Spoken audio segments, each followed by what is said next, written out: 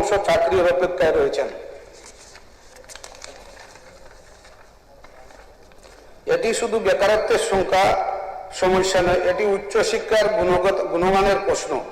Police ও স্বাস্থ্য দপ্তরের ব্যবস্থায় বিপুল শূন্যপদ।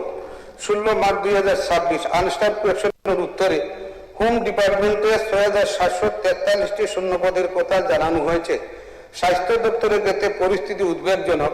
25 মার্চ 2026 তথ্য অনুসারে ডক্টর 1367টি শূন্যপদ, নার্স 5,112টি শূন্যপদ, টেকনিক্যাল স্টাফ 1,191টি পদ শূন্য রয়েছে। মাননীয় উপাধ্যক্ষ মহোদয়, যখন হাসপাতালে ডাক্তার নেই, নার্স নেই, টেকনিক্যাল স্টাফ নেই, তখন সাধারণ মানুষ স্বাস্থ্য পরিষেবা পাবেন কিভাবে? সরকারি হাসপাতালের পরিকাঠামো তৈরি করলে হবে না, সেই পরিকাঠামো চালানোর জন্য মানব সম্পদ দিতে হবে। অন্যান্য দপ্তরে একই চিত্র। সরকারি তথ্য অনুসারে পিডব্লিউডি 3,605টি শূন্যপদ, এগ্রিকালচার 2,075টি, এআরডিডি 1533টি, রেভিনিউ ডিপার্টমেন্ট 1,134টি। এগুলি কেবল কয়েকটি দপ্তরের পরিসংখ্যান। আরও বহু দপ্তর, অধীনস্থ প্রতিষ্ঠান ও সরকারি সংস্থার শূন্যপদ রয়েছে। পাবলিক লাইব্রেরি, গভর্নমেন্ট কলেজ লাইব্রেরিগুলিতে প্রায় 90% পর্যন্ত শূন্যপদ থাকার অভিযোগ অত্যন্ত উদ্বেগজনক। 11,000 টাকা চুক্তির ভিত্তিতে চাকরি, তাও আবার বেতন অনিশ্চিত। আইসিএডি প্রজেক্টের অধীনে 1,079 জন শিক্ষক ডিজিটাল এডুকেশনের কাজে চুক্তিভিত্তিক নিয়োজিত রয়েছেন। তাদের মাসিক পারিশ্রমিক মাত্র 11,000 টাকা।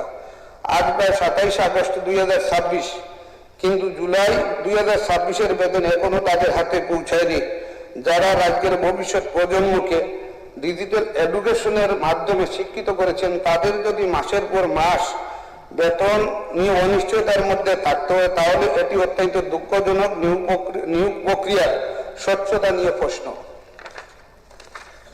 মাননীয় উপাধ্যক্ষ মহোদয়, গত কয়েক বছরে বিভিন্ন প্রক্রিয়া শুরু হয়েছে, আবার বাতিল হয়েছে, পরীক্ষার বিজ্ঞপ্তি হয়েছে, আবার পরীক্ষা দীর্ঘায়িত হয়েছে। এর ফলে হাজার হাজার চাকরি প্রার্থী সময়সীমা অতিক্রম করার আশা আমরা দেখলাম। এই সময়ে আমাদের রাজ্যের বিধানসভায় 8.5 বছরে বিধানসভায় 38 জন সেখানে নিয়োগের ক্ষেত্রে ইন্টারভিউ দিয়েছেন গত 4.5 বছর পূর্বে, সেটাও পরবর্তী সময় বাতিল করা হয়েছে।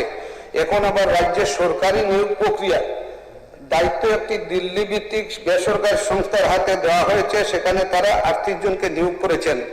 তো আমি প্রশ্ন করতে চাই যে ত্রিপুরার বিধানসভার প্রতিষ্ঠার পর থেকে সরকারি নিয়োগের ইতিহাসে প্রথমবার যদি বিধানসভার বাইরে একটি বেসরকারি সংস্থার মাধ্যমে নিয়োগ প্রক্রিয়া পরিচালিত হয়, তাহলে স্বচ্ছতা, জবাবদেহি ও মেধার ভিত্তিতে নিয়োগের নিশ্চয়তা কিভাবে নিশ্চিত করা হবে? এটি ব্যক্তিগত আক্রমণের প্রশ্ন নয়, এটি হাজার হাজার চাকরি প্রার্থীর ভবিষ্যতের প্রশ্ন। আমাদের দাবি 90 দিনের মধ্যে নিয়োগের বিজ্ঞপ্তি। তাই আমি এই মাননীয় বিধানসভার মাধ্যমে সরকারের কাছে কয়েকটি সুস্পষ্ট দাবি জানাচ্ছি। প্রথমত, রাজ্য সরকারের সমস্ত দপ্তর, অধীনস্থ প্রতিষ্ঠানের সমস্ত শূন্যপদের তালিকা প্রকাশ করতে হবে। দ্বিতীয়ত, শূন্য পদগুলির মধ্যে যেগুলি নির্ভরযোগ্য সেগুলির জন্য 90 দিনের মধ্যে নিয়োগ বিজ্ঞপ্তি প্রকাশ করতে হবে। তৃতীয়ত, নিয়োগ প্রক্রিয়ার জন্য একটি নির্দিষ্ট সময়সীমা নির্ধারণ করতে হবে। চতুর্থত, নিয়োগ হতে হবে স্বচ্ছ, মেধাভিত্তিক, দুর্নীতিমুক্ত, সম্পূর্ণ জবাবদেহিমূলক পদ্ধতিতে। পঞ্চমত, দীর্ঘদিন ধরে নিয়োগ প্রক্রিয়া বিলম্বিত হওয়ার কারণে যেসব চাকরি প্রার্থীর বয়সের সীমা অতিক্রম হয়েছে বা হতে চলছে, তাদের ক্ষেত্রে বয়স ছাড়ের ব্যবস্থা করতে হবে। ষষ্ঠত, অবসর গ্রহণের ফলে যে পদগুলি শূন্য হচ্ছে সেগুলি বিপরীতে সময় মতো নিয়োগের জন্য একটি ম্যান পাওয়ার রিক্রুটমেন্ট ক্যালেন্ডার প্রকাশ করতে হবে। সপ্তমত, চুক্তিভিত্তিক কর্মীদের ন্যায্য সম্মানী ও সময় মতো বেতন নিশ্চিত করতে হবে। দীর্ঘদিন ধরে কর্মরত চুক্তিভিত্তিক কর্মীদের ভবিষ্যৎ নিয়ে সুস্পষ্ট নীতি সেখানে গ্রহণ করতে হবে।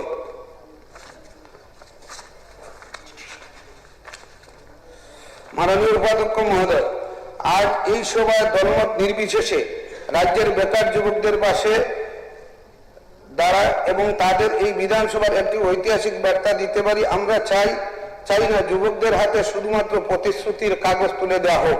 আমরা চাই চাকরি, আমরা চাই স্বচ্ছ নিয়োগ, আমরা চাই মেধার মর্যাদা, আমরা চাই দুর্নীতিমুক্ত নিয়োগ ব্যবস্থা, আমরা চাই বেকার যুবকদের বয়স ভবিষ্যৎ নষ্ট না করে সময় মতো নিয়োগ করা। মাননীয় উপাধ্যক্ষ মহোদয়, একদিকে হাজার হাজার সরকারি পদ খালি, অন্যদিকে হাজার হাজার শিক্ষিত যুবক যুবতী চাকরির জন্য হাহাকার। এই দুই বাস্তবতাকে পাশাপাশি রেখে সরকার আরো কতদিন নীরব থাকবে? সরকারি পদ খালি রেখে বেকার যুবকদের বেসরকারি চাকরির নামে অনিশ্চয়তার দিকে ঠেলে দেওয়ার কোনো সমাধান নয়। আর তাই এই বিধানসভা থেকে আমাদের স্পষ্ট বার্তা, শূন্য পদ থাকবে না, নিয়োগ প্রক্রিয়া ঝুলে থাকবে না, মেধাবী যুবকদের ভবিষ্যৎ নষ্ট হবে না। আমি আশা করি এই বিধানসভায় দলীয় রাজনীতির ঊর্ধ্বে উঠে সর্বসম্মতিক্রমে এই প্রস্তাব গ্রহণ করবেন।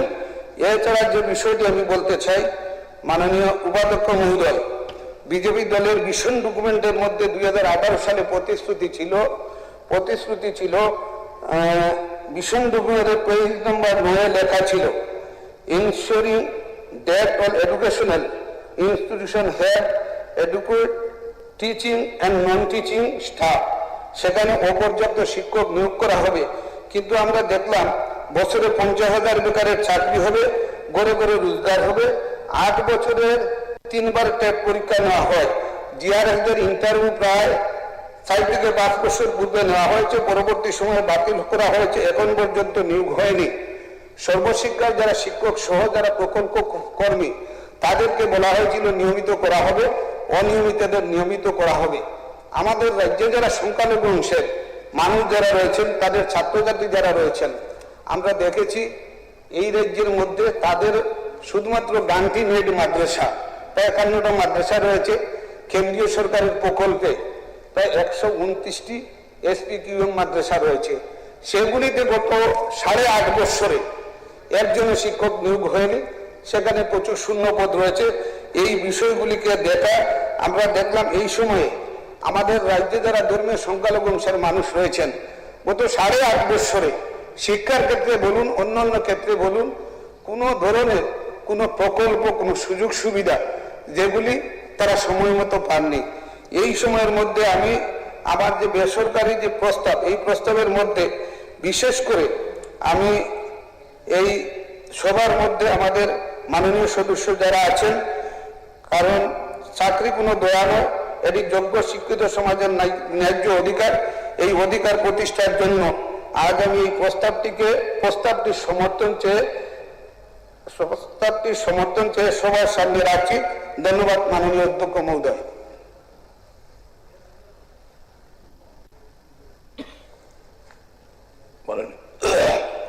মানে এই বিষয়ে বলবেন?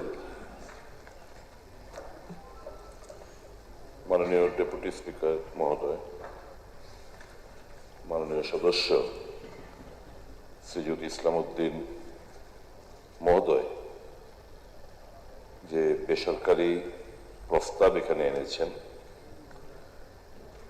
প্রস্তাবের বিষয়বস্তু এই বিধানসভা সর্বসম্মতিক্রমে প্রস্তাব করছে যে অবিলম্বে রাজ্য সরকারের দপ্তরগুলিতে বিভিন্ন শ্রেণীর সমস্ত শূন্য পদ দ্রুত পূরণের উদ্যোগ গ্রহণ করুক। এই প্রস্তাবকে সমর্থন শুধু নয়, সবাই যেন আমরা অ্যাডপ্ট করতে পারি, ট্রেজারি বেঞ্চের মাননীয় সভ্যদের কাছেও আমার বিনম্র অনুরোধ থাকবে। আমি জানতে পারলাম,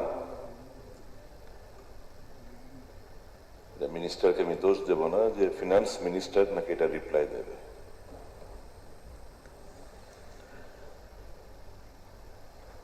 একই বিষয়বস্তু 5-6 মাস আগে এই হাউস যখন এখানে চলছিল, এই শূন্য পদের ব্যাপারেই রিপ্লাই দিয়েছিলেন আমাদের মাননীয় মন্ত্রী শ্রী টিঙ্কু রায় মহোদয়। কেন ফিনান্স মিনিস্টার দপ্তর কাছে পাঠানো হলো আমি জানি না অ্যাসেম্বলি থেকে, কারণ পদ ক্রিয়েশনের ব্যাপারে, নতুনভাবে পদ তৈরির ব্যাপারে কোনো উল্লেখ নেই। এখানে শূন্য পদ মানে ফিনান্সের কনকারেন্স আছে, পদ ক্রিয়েশন ফিনান্সের অনুমতি লাগবে। তো শূন্য পদ রয়েছে, 1 বছর বাদে অবলুপ্তি ঘটে যায়, ওই পদটাকে আবার পুনরুজ্জীবিত করতে গেলে ফিনান্সে নিশ্চয়ই কনকাস লাগবে।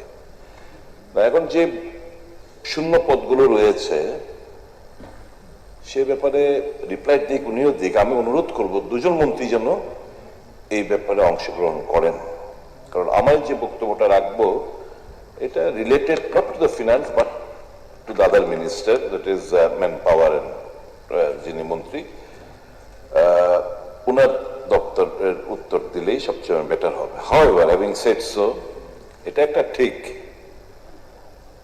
প্রচন্ড নিষ্ঠুর রসিকতার সম্মুখীন হতে হচ্ছে আমাদের রাজ্যের শিক্ষিত যুব সমাজকে, এবং বিভিন্ন দপ্তরের বিভিন্ন পোস্টগুলো, শূন্য পদগুলো পড়ে রয়েছে, রিটায়ারমেন্ট যাচ্ছে। আপনারা মাননীয় যারা নতুন বিধায়ক দ্বয়রা রয়েছেন, আপনাদের কাছে অনুরোধ থাকবে 18 সালে 18-19 কিংবা 17-18 এরকম যে বাজেট একটা গ্ল্যান্স আপনাদের লাইব্রেরিতে পাওয়া যাবে। বাজেট একটা গ্ল্যান্সের লাস্টের দিক দেখবেন যে 10 বছর প্রত্যেক বাজেট একটা গ্ল্যান্সই থাকে, কিন্তু ওই পিরিয়ডটা আপনারা দেখবেন 17-18 পিরিয়ড আপনারা দেখবেন আগামী নেক্সট 10 বছরে কি পরিমাণ রিটায়ারমেন্টে যাবে, অবসরপ্রাপ্ত হবেন বিভিন্ন দপ্তরের, তার একটা বর্ণনা থাকে। তো সেটা হিসেব করে যদি আমরা দেখি যে ইনটেক মানে কর্মচারী যারা বেকার, যারা কর্মচারী হিসেবে রূপান্তরিত চাকরির মাধ্যমে, আর যারা রিটায়ারমেন্টে গেছে, there is a huge difference। অর্থাৎ যে পরিমাণ লোক রিটায়ারমেন্টে গেছে সম পরিমাণ লোক অ্যাবজর্পশন হয়নি। এটা বাজেট একটা গ্লান্স দেখলে আপনারা রিফ্লেকশন পাবেন। নিয়োগ হয়েছে, রেগুলার পোস্টে হয়েছে, অস্থায়ীভাবে বেশি। যাদের কোনো আজ আছে তো কাল একটা অনিশ্চয়তা সবসময় ঝুলে বেড়াচ্ছে।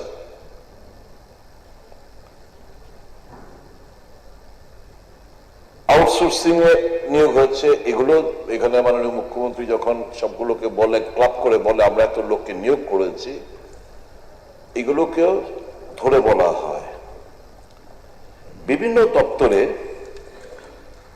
যে কিছু কিছু পরীক্ষা কারা কারা নেয়, হয় Tripura public service commission, TRBT, JRBT, মূলত এরা এই দপ্তরগুলোই পরীক্ষা। আরেকটা হচ্ছে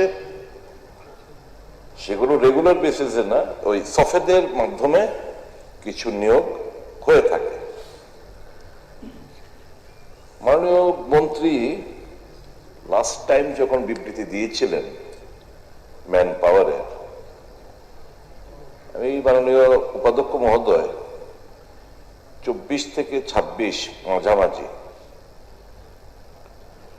মাননীয় মুখ্যমন্ত্রী 216 জন সাব ইন্সপেক্টর অফ পুলিশের জন্য ক্যাবিনেট সিদ্ধান্ত হয় সেপ্টেম্বর 2024-এ। 164 তহসিলদার এবং 29টি আমিন রেভিনিউ ডিপার্টমেন্টের আন্ডারে সেপ্টেম্বর 2025-এ সিদ্ধান্ত হয় ক্যাবিনেট। 140টি অডিটর ফিনান্স দপ্তরে সেপ্টেম্বর 2024-এ ক্যাবিনেট অ্যাপ্রুভাল হয়। 30টি auditor oblique statistical investigator under cooperation department February 2025-এ হয়। 14টি জুনিয়র ইঞ্জিনিয়ার আরবান দপ্তরের নভেম্বর 2025-এ হয়। 110টি ত্রিপুরা ভেটেরিনারি সার্ভিসের আন্ডারে রেগুলার ক্যাডার পোস্টের আন্ডারে টিসিএস, টিপিএস, টিফিএস এক্সেট্রা অ্যাডভার্টাইজমেন্ট হয়। তো এই জিনিসগুলো যখন আমি মাননীয় মুখ্যমন্ত্রীকে চিঠি লিখলাম বেশ কয়েক মাস আগে, মাননীয় মুখ্যমন্ত্রী একটু ব্যাপারটা নজর দিন। মাননীয় মন্ত্রী বলছে অ্যাসেম্বলিতে যে আমরা প্রসেস পাঠিয়ে দিয়েছি টিপিএসসির কাছে। আর ইন দ্য মিন টাইম এটা যখন খবরের কাগজে আসলো, ত্রিপুরা পাবলিক সার্ভিস কমিশন থেকে আমার এই চিঠির প্রেক্ষিতে একটা ক্লারিফিকেশন ওনারা দেন। কবে দেন? July 2026। The attention of Tripura Public Service Commission has been drawn to a news item published in a section of local newspapers on 18 July 2026 under the headline আমলাতন্ত্রের বাড়াবাড়িতে আটকে 2110 পদে নিয়োগ, এবং 23 July 2026 under the headline TPSC ধীর গতিতে ঝুলছে 2110টি চাকরি, alleging that the recruitment against 2110 posts has remained pending due to inaction on the part of the commission। খবরের কাগজে সেরকম ভাবে উঠে এসেছিল। ওরা ক্লিয়ারিফাইংলি বলছে, in this regard the commission considers it necessary to place the following facts on record in order to dispel the misleading impression created by the publication। Key number one, the newspaper report has presented an incorrect and incomplete picture of the recruitment process undertaken by the commission। A substantial number of posts mentioned in the articles are either already under various stages of recruitment or have not been requisitioned to the commission by the government। Number two, out of the posts mentioned in the newspaper report, 11 posts have already been received by the commission from the concerned department and recruitment action has been initiated। The status of some of the major recruitment is as follows: assistant professor higher education, agriculture officer, Tripura engineering service, এরকম করে করে একটা দিয়ে বলছে recruitment by the commission can be initiated only after receipt of a valid requisition from the concerned administrative department।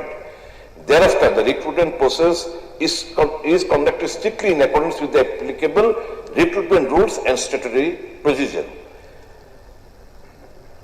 No requisition has been received by the Tripura Public Service Commission from the government without receipt of a formal requisition from the competent authority. The commission has no legal authority to initiate recruitment। These include among others kiki ujame pollam fishery assistant professor under higher education, fishery officer, election inspector, sub inspector of police, weights and measurement officer, lecturer for technical education, LDAACT under GSA, Tripura Judicial Service grade 2, Tripura Forest Service grade 2, TPS grade 2, TCS grade 2।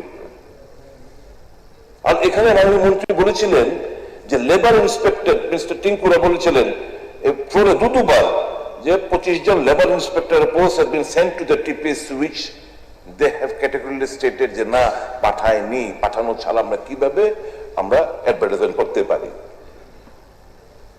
এই মর্মে আমি আরো এখানে বলতে চাই, তেলেঙ্গানাতে আমাদের মহামান্য রাজ্যপালের প্রেসিডেন্ট অফ ইন্ডিয়ার উপস্থিতিতে আমাদের যেখানে আমাদের দিদেন গভর্নর ছিল জিষ্ণু দেববর্মা, একটা অল টিপিএসসি মানে টিপিএসসি না পাবলিক সার্ভিস কমিশনের যারা চেয়ারম্যান রয়েছেন তাদেরকে নিয়ে একটা মিটিং 2025 সালে national conference of chairperson of state public service commission তেলেঙ্গানাতে হয়েছিল ডিসেম্বর 19, 19 এবং 20-তে। এখানে বিভিন্ন রিফর্মসের কথা বলা হয়েছে যে এই যে পাবলিক সার্ভিস কমিশন রিফর্মস আনতে হবে। যেমন আমি ধরুন আমি একটা উদাহরণ দিয়ে বলি কিরকম রিফর্ম। ইঞ্জিনিয়ারদের ত্রিপুরা ইঞ্জিনিয়ারিং সার্ভিস তাদের যা গ্রেড পে আর অন্যান্য আরেকটা এই গ্রেড পেতে বাকি পরীক্ষাগুলো 2 ধাপে হয়। আর ত্রিপুরা ইঞ্জিনিয়ারিং মানে হচ্ছে প্রিলি এবং মেইনস। আর ত্রিপুরা ইঞ্জিনিয়ারিং সার্ভিসের পরীক্ষা হলে একই গ্রেড পে 5 বার পরীক্ষার মধ্যে বসতে হয়। কাজে এই যে বিভিন্ন আমি একটা উদাহরণ দিয়ে বলছি, এই সমস্ত যে বিভিন্ন ধরনের যে রয়েছে সেই ব্যাপারে এখানে উল্লেখ করেছেন। উল্লেখ করে বলছেন যে টাইম বাউন্ড রিক্রুটমেন্ট, সময়ের মধ্যে ক্যালেন্ডার 5 বছরের ক্যালেন্ডার তোমরা তৈরি করো। 5 বছর তোমাদের কাছে স্ট্যাটিস্টিক্স আছে যে বাজেটেড গ্রান্টস কারা কারা রিটায়ারমেন্টে যাবে, তোমরা ক্যালেন্ডার তৈরি করো। 5 বছরের ক্যালেন্ডার তৈরি করছে পুরো পাবলিক মানে ইউপিএসসি মানে সরি পাবলিক সার্ভিস কমিশন গুলোকে বলছে। তাহলে তাহলে কি হবে, রেগুলার ইন্টারভিউ যদি পরীক্ষাগুলো হয়, ছাত্র মানে যারা স্টুডেন্ট, যারা বেকার, যারা শিক্ষা অর্জন করে বসে রয়েছেন, এবং এবং পাবলিক সার্ভিস কমিশনে ক্যাডার এবং ফিডার পরীক্ষা একসঙ্গে নেওয়ার জন্য আমি বলবো, একই পরীক্ষায় বিভিন্ন জায়গায় অধিকাংশ স্টেট গুলো রপ্ত করে ফেলেছে। আমরা সেই জামানার অতীতে কবে কি হয়েছিল সেটা এখনো আমরা ঘুরে বেড়াচ্ছি। যুগ পাল্টাচ্ছে, দিন পাল্টে, এটা হচ্ছে কি জানেন, ব্যাঙের ছাতার মতো গজিয়ে গেছে কোচিং সেন্টার গুলো। মাসের পর মাস, মাসের পর মাস, মাসের পর মাস তারা ব্যবসা করে বেড়াচ্ছে। বিভিন্ন পরীক্ষার্থী ছাত্রছাত্রীদের ভিড় হয়, কম্পিটিটিভ এক্সাম, এবং এতে করে দারুণ ভাবে ঠকছে আমার ত্রিপুরার বেকার যুবকগুলো। তো এখানে বলছি infrastructure, structural reforms, time bound recruitment, transparency and timeliness, database integration, question paper pattern updates. Question paper update এর কথা বলতে গেলে এখানে বলা উচিত টিপিএসসি একটা পরীক্ষা যে নিয়েছিল, দেখুন আমরা কিরকম 2000 কম্বাইন্ডে 2023 কম্বাইন্ডে 5টা আনসার ভুল, 2025 কম্বাইন্ডে 6টা আনসার ভুল, এসআই সাব ইন্সপেক্টর এক্সাইজ 2026 6টা আনসার ভুল, ফিশারি অফিসার 2025 8টা আনসার ভুল, এগ্রিকালচার অফিসার 15টা আনসার ভুল, তারপরে হচ্ছে টিইএস পিডব্লিউডি 2024 15টা আনসার ভুল, টিএসআরডি 2026 12টা আনসার ভুল। এবং মাননীয় বিধায়ক জি, নাম অনেকের আছে, এই বিষয়ে আলোচনা করবে। আচ্ছা, আমি ছোট করে কমুকে। তো এখন এখানে পার্লামেন্টের মধ্যে এই বিভিন্ন ইউপিএসসি এসএসসির মধ্যে রিফর্মস এর কথা বলা হয়েছে। আমরা এখনো আমাদের রাজ্যে দেখুন কি পিকুলিয়ার, আমাদের দুর্ভাগ্য, আমরা এখনো গ্রুপ সি গ্রুপ ডি পরীক্ষার মধ্যে আমরা নাম্বার যাই পাই লিখিত ছাড়া 15 নম্বর রেখা দেওয়া হয় ইন্টারভিউর লিগে। আচ্ছা, আমরা তো সেন্ট্রাল গভর্নমেন্টের মানি না, ডাবল ইঞ্জিন সরকারের মানি না। ডাবল ইঞ্জিন সরকারের ঘোষণা সিদ্ধান্ত হয়েছে গিয়া গ্রুপ বি নন গেজেটেড থেকে আরম্ভ কইরা group C group D no interview, absolutely on written examination result. কেন আমরা এটা অ্যাডপ্ট করি না? গ্রুপ বি নন গেজেটেড থেকে group C group D there is no interview, no 15 নম্বর আলাদা, only strictly on লিখিত। কেন আমাদের রাজ্যে সেটা আমরা অ্যাডপ্ট করব না? তো টাইম হ্যাজ কাম। এই যে বিভিন্ন স্টেটে, এই যে ঝাড়খণ্ডের যে আন্দোলনটা কিসের থেকে, এই রিফর্ম তাদের কোনো কিছু না, দে ওয়ান্ট রিফর্ম, हमको রিফর্ম চাই, এটা আন্দোলন ঝাড়খণ্ডের। আমরা আজকে এখানে বলে দাঁড়াচ্ছে যে পার্লামেন্টে বলছে, সেন্ট্রাল গভর্নমেন্ট বলছে 23টা state and 8 union territories interview for jobs abolished in 23 states and 8 union territories in India. Dr. Jitendra Singh, Union Minister. এই প্রেসিডেন্টে আর আমাদের এখানে এখনো গ্রুপ ডি 15 নম্বর, গ্রুপ সি 15 নম্বর oral, group B non gazetted 15 নম্বর। Why? For that reforms is a must. মাননীয় উপাধ্যক্ষ মহোদয়, আমার কিছু প্রস্তাবনা, শুধু ক্রিটিসাইজ করে গেলাম আর কিছু প্রস্তাব দিলাম না এটা হতো। আমি সবসময় কনস্ট্রাকটিভ আলোচনায় করি। আমার অনুরোধ থাকবে 2024 সালের মার্চ সময় থেকে মন্ত্রী পরিষদ অনুমোদিত সমস্ত শূন্য পদের ফাইল টিপিএসসি জিআরবিটির কাছে পাঠিয়ে নিয়োগ প্রক্রিয়া অবিলম্বে শুরু করতে এবং 2027 সালের আগে তা সম্পন্ন, মানে 27 সালের মধ্যে যেন সম্পন্ন করা হয়। টিপিএসসি কে প্রতি বছর একটি বার্ষিক নিয়োগ ক্যালেন্ডার প্রকাশ যেন করতে পারে সেটা সুনিশ্চিত করা। 10-12 মাসের মধ্যে প্রত্যেক নিয়োগ প্রক্রিয়া সম্পন্ন যাতে করা হয় সেটা সুনিশ্চিত করা।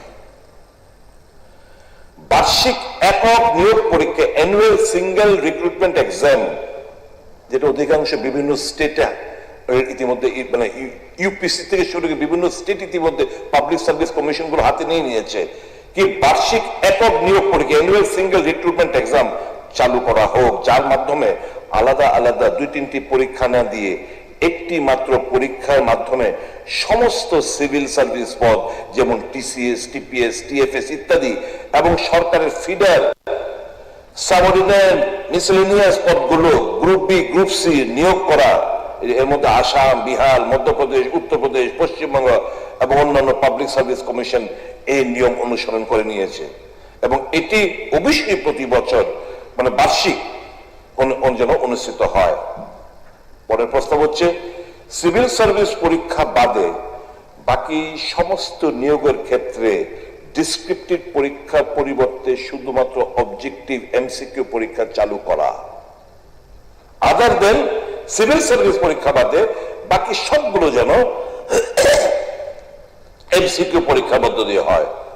নেক্সট প্রস্তাব, কর্মী ও প্রশিক্ষণ দপ্তরে ডিওপিটি চিঠি নাম্বার ডিওপিটি 167398827123 মেনে দেশে 23টি রাজ্য, 8টি কেন্দ্র শাসিত অঞ্চল এবং এসএসসি, আইবিপিএস ও রেলওয়ে রিক্রুটমেন্ট বোর্ডের মতো রাজ্যেও সমস্ত group B, non gazetted, group C এবং গ্রুপ ডি পদ থেকে ইন্টারভিউ বা মৌখিক পরীক্ষা পুরোপুরি তুলে নেওয়া হোক। এর ফলে নিয়োগ প্রক্রিয়া আরো 5 থেকে 6 মাস সময় কম লাগবে। টিপিএসসি পরের প্রস্তাব, টিপিএসসি 2024-25 সালের বার্ষিক প্রতিবেদন অনুযায়ী তাদের শূন্য পদগুলো পূরণের মাধ্যমে জনবল বৃদ্ধি করতে হবে এবং হাইটেক প্রযুক্তি ও কৃত্রিম বুদ্ধিমত্তা, আর্টিফিশিয়াল ইন্টেলিজেন্স ব্যবহার নিশ্চিত করে সম্পূর্ণ পরিকাঠামোকে আরো শক্তিশালী করতে হবে। Last but not the least, আমার পরবর্তী প্রস্তাব, জিআরবিটির প্রতি 5-6 বছর ব্যবধানে একসঙ্গে 4-5 হাজার পদ নিয়োগের জন্য যেটি প্রক্রিয়া শেষ করতে আরো 4-5 বছর সময় নিয়ে যায়, পরিবর্তে প্রতি বছর নিয়মিত 1-2 হাজার করে লোক নিক না, প্রতি বছর নিক না। বিভিন্ন দপ্তরের রিকুইজিশন যেটা যা আপনারা জিআরবিটির কাছে 1000, যে মাত্র 1000 উপর দেন পরীক্ষাগুলো নিয়ে, ইনস্টেড অফ ওয়েটিং ফর আমরা 4-5 হাজার এক লোক নেব, সেটা না করে প্রতি বছর আমরা নিতে পারি। এটা এই জিনিসগুলো আপনারা যদি সুনিশ্চিত করেন তাহলে এই যে frustration that has been mounting up on unemployed youths, অনেকটা রিলিফ আপনারা দিতে পারবেন। এই সরকার এলাকার সরকার যেই থাকুক এই বেকার কুল তো আমাদের ছেলে মেয়েরা, তো we have to think for the bright future. আমরা এই হতাশা থেকে তাদেরকে বেরিয়ে করে আনতে হবে এবং বাস্তবসম্মত ও যে চলতে থাকুক, নো রিফর্মস আনেন, বন রিফর্মস আইন না, একটা গতিশীল মানে গতি যাতে থাকে সমস্ত কিছুর মধ্যে।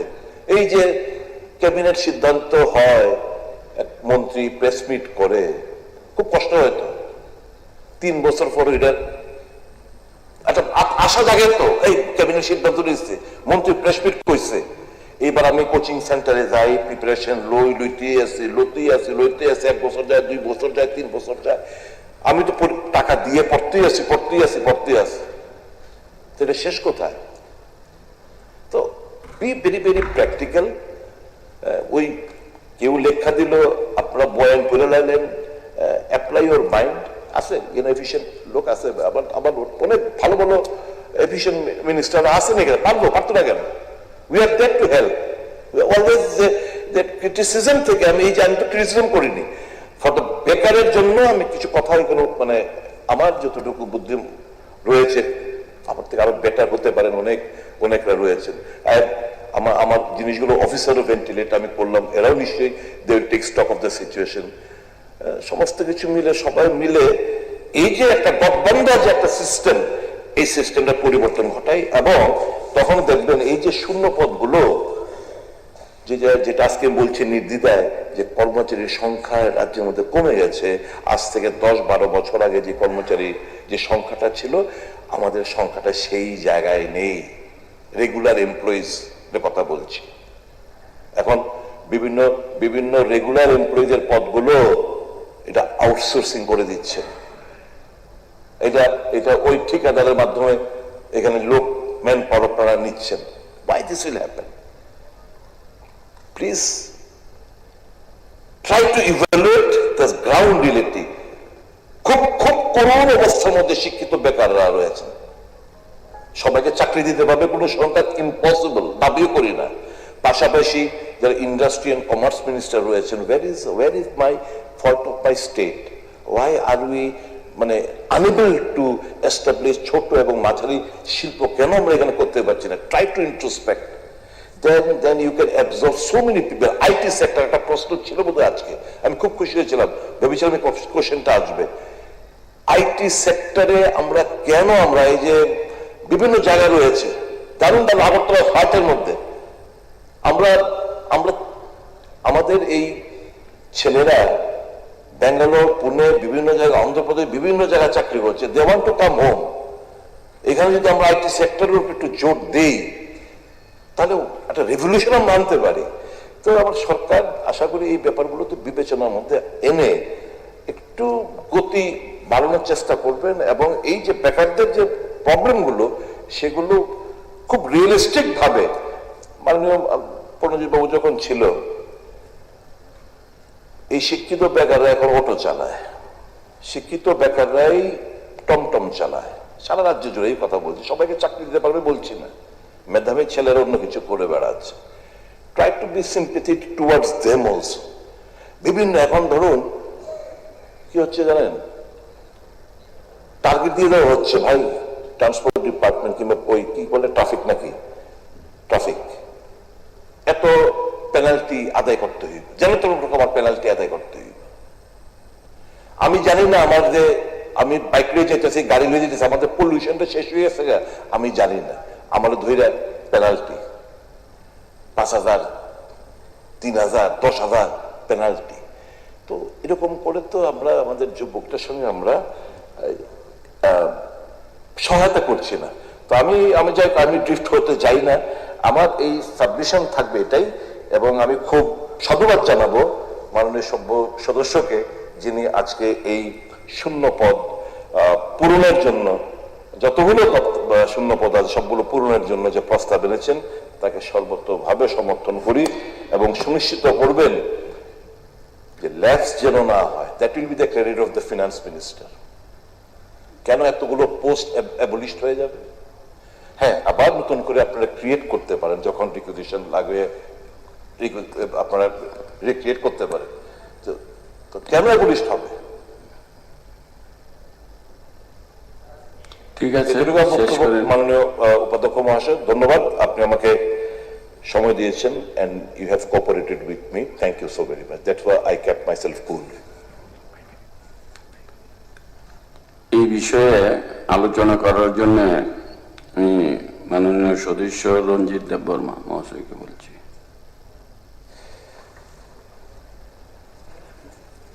মাননীয় ডেপুটি স্পিকার স্যার, মাননীয় বিধায়ক ইসলাম উদ্দিন মহোদয় এই বিধানসভায় যে প্রাইভেট রেজুলেশনে এনেছেন, এটার উপর আমার কিছু বক্তব্য আমি রাখতে চাই।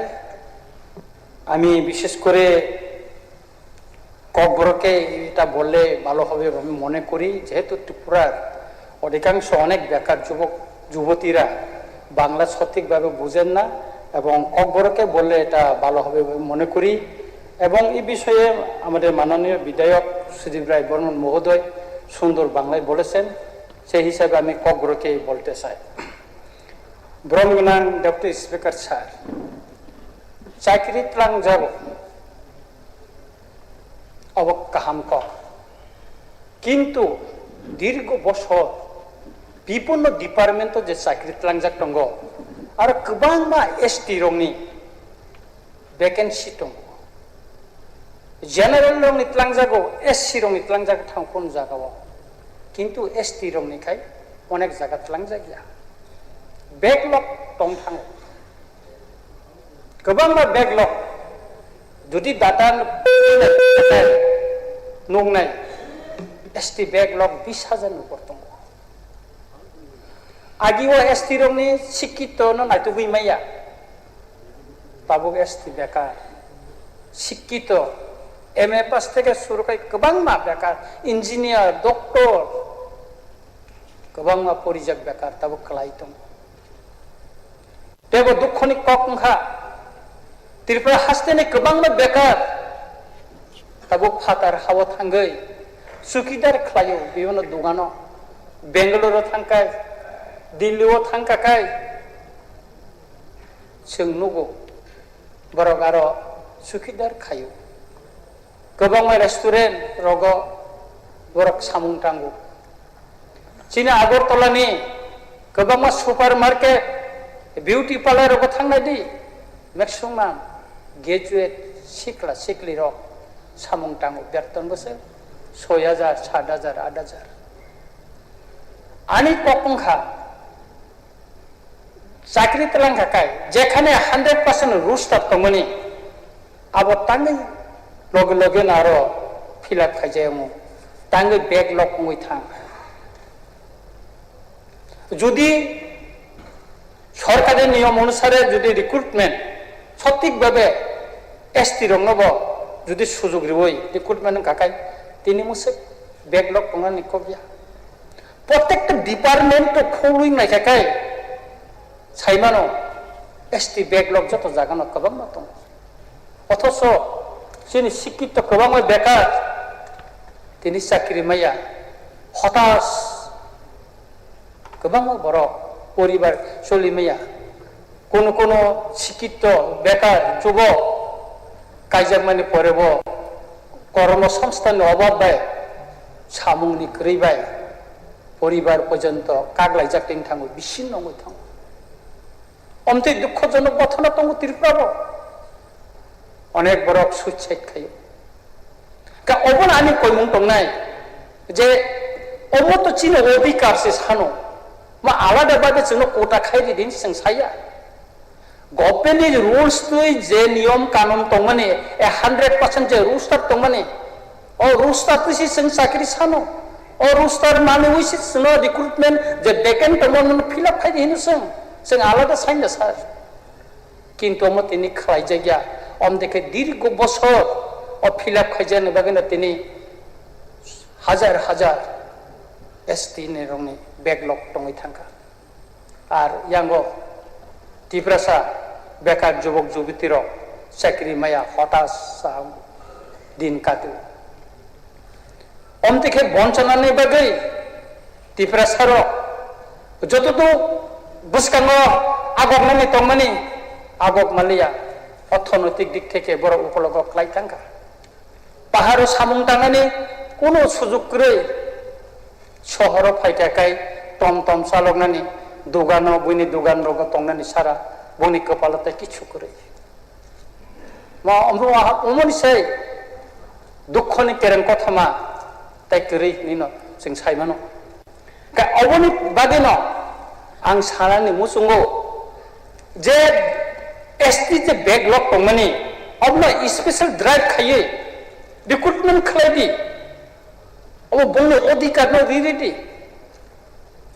ओ अधिकार न कासुइ तो नवै मुथागै तो नै तो लाभ करे रिरेदि जों अमसि सानो जों बिसि सान्या only 31% अपनी बिसि मोनसे बैकलग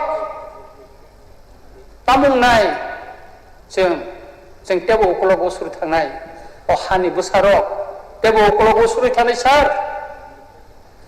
टेबो दुख घटना आवर सोर्सिंनि माध्यमे जे ताबुकसे बुकलांजाक दङ बिभिन्न डिपार्टमेंट इनक्लुडिं त्रिपुरा विधान सभायाव जे रिक्रुटमेंट आवर सोर्सिंनि माध्यमे खालामनानै आरो एसटी रंनि कोनो कोटा मानि जायगा एसटी कयजन मान आउटसोर्सिंनि বিভিন্ন एजेन्सिनि माध्यम जे लांजाक माने आरो कोनो रुस्टार टस्टार किच्छु माने जायगा आर दाबो जों सायमानखा जे ओ जे आउटसोर्सनि माध्यमे जे बरं रंनाय रिक्रुटमेन्ट खालायजाखा बरनो ताबो रेगुलार खायनायनि बागै गभर्नमेन्टनि सार्भिस नायनि बागै ताबो सायतक जागै दङ इनके आरो एसटी कोटा करे इनके काबो बेके नों थांनाय बेकलग कमि थांनाय के अमति खैबो गोबां मा कौशले गभर्नमेन्टनि साख्रि तलांथिनि वो चिनि बरर माया चिनि एमएलए हस्टेल गोबां मा आउटसोर्सिंनि साख्रि तलांखा विभिन्न सिंखौबो नक फारनानै साफाय खायनानै विभिन्न करगो थांनाय दे एसटी कयता खरक बसखौ आनि मखलो तो कलाई को आंगे एमएलए हस्टेल 3.5 বছর तंखा सर कलाया के ओइ बागे खाय एक बंचना एक अवहेला खाय जागै तंगो ओ हानि तिप्रा सारो आं कयनाय गभर्नमेन्ट जे कोनो सार्भिस आउटसोर्सिंग फन नंथन बा गभर्नमेन्ट डाइरेक्ट नेने रिक्रुटमेन्ट फन नंथन प्रत्येकटा जागायावनो जाहाते काय ओ हानि एसटी रक जारा शिड्यूल ट्राइब जानाय रक बरंनि चाकरिनो सঠিক भाबे बंनि जे मानथाय जे अधिकार अमो सफुंनानै उंथन अमानि कायसा सरकारनि थानि कयमुं दंनाय ताय कायसा क अतीतबो जोंनुखा गोबांमा जागा जखनते बिनि योग्यता अभाब फिनै एसटी रिजार्भ न डि रिजार्भ खायरि माने हमते गोबांमा जागा खायजाखा गोबांमा विशेष करे हायर लेवल जे पोस्ट आरो रगो दाम खायजाखा योग्यता न अभाबे ओ एसटी कोटा रंग अबरंग डि रिजार्भ खायरि जागो ताते बंचना साबो तिप्रा सारकंगो एसटी बरंगो सार इनका जाहाते आबोनबो जाहाते बिनि योग्यता करिखानो आबरंग रिजार्भ करना नंथन ताजे डि रिजार्भ ता खायलायतुन अमो आनि कायसा कयमुं दंनाय अमो सिमिया सर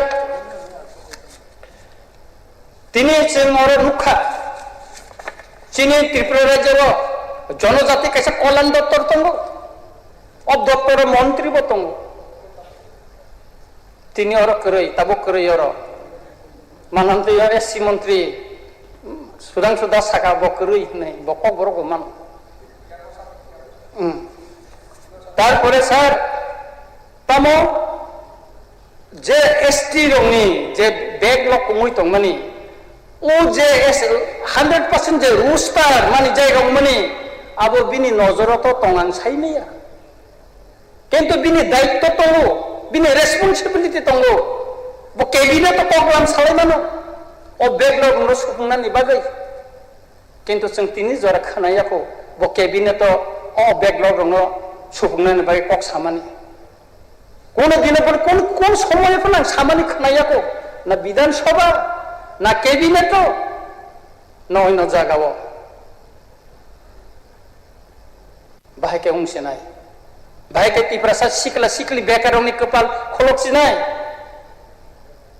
आबोना आनि कायसा कयमुं दंनाय जे जनजाति कल्याण मंत्री जाहाते अ बेकलग 100% रोस्टार आउटसोर्सिंग माध्यमे जे साख्रि खालामनानै आरो जाहाते काय एसटी रंनि जे संरक्षण दंमानि आबोनो ठीक ठीक भाबे मानि मादा मानि जायगा आबो बिनि मखल कायसंनानै बागै आनि कयमुं बिन थानि दंनाय एवं आनि कप्पारिनानि सिगां गभर्नमेन्टनि थानि कायसानि अनुरोध दंनाय जे एसटी जे बेकलग दंमानि आबो स्पेशल ड्राइवनि माध्यमे खूब ताड़ाताड़ी आबोनो रिक्रुटमेंट खायना नंथन ताते दीर्घ बছর जे हाजार हाजार जे बेकलग दंमानि अवश्य बुंजाखाय त्रिपुरा सारक बेकार सिकला सिकलिर सेबुंमानानै सेबुंनाय आउटसोर्सनि माध्यमे जत डिपार्टमेन्ट जे चाकरि तलांजाक दङ बा रिक्रुटमेन्ट खालायजागै दङ आरो जाहाते 100% रुल्स न जे आइन गभर्नमेन्ट जे रुल्स न आरो फोनांनानै उंथन अमानानि कयमुं दंनाय ताय आं तामो सानाय आं पाइखागो आं गभर्नमेन्टनि थाखाय अमानानि आपिल दंनाय एसटी बेकलग न दाति दाति स्पेशल ड्राइव माने सुफुंनांथन मानोना डेपुटी स्पिकार सार नन ब्लाइ ब्लाइके हामबाय ধন্যবাদ মাননীয় সদস্য রঞ্জিত বাবু।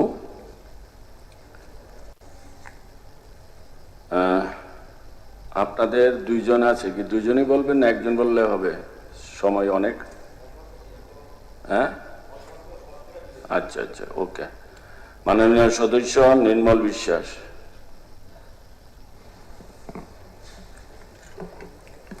মাননীয় উপাধ্যক্ষ মহোদয়,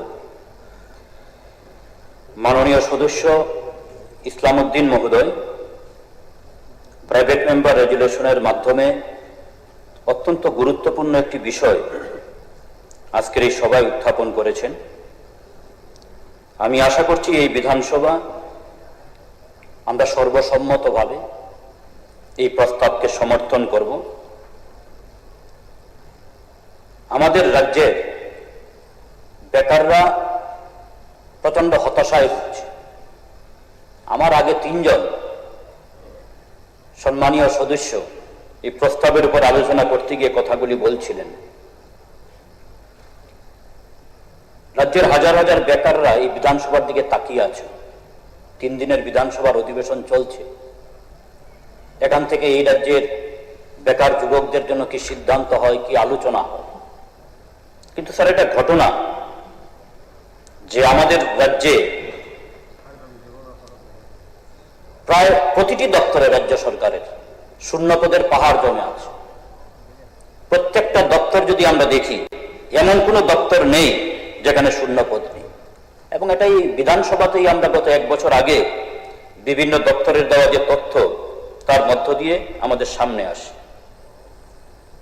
অন্যান্য দপ্তরের কথা স্যার বাদই দিলাম, আমার চেয়ে মাননীয় উপাধ্যক্ষ মহোদয় আপনি আরো বেশি করে বলতে পারবেন এই পবিত্র বিধানসভার কথা, যেখানে দাঁড়িয়ে আমরা কথা বলছি।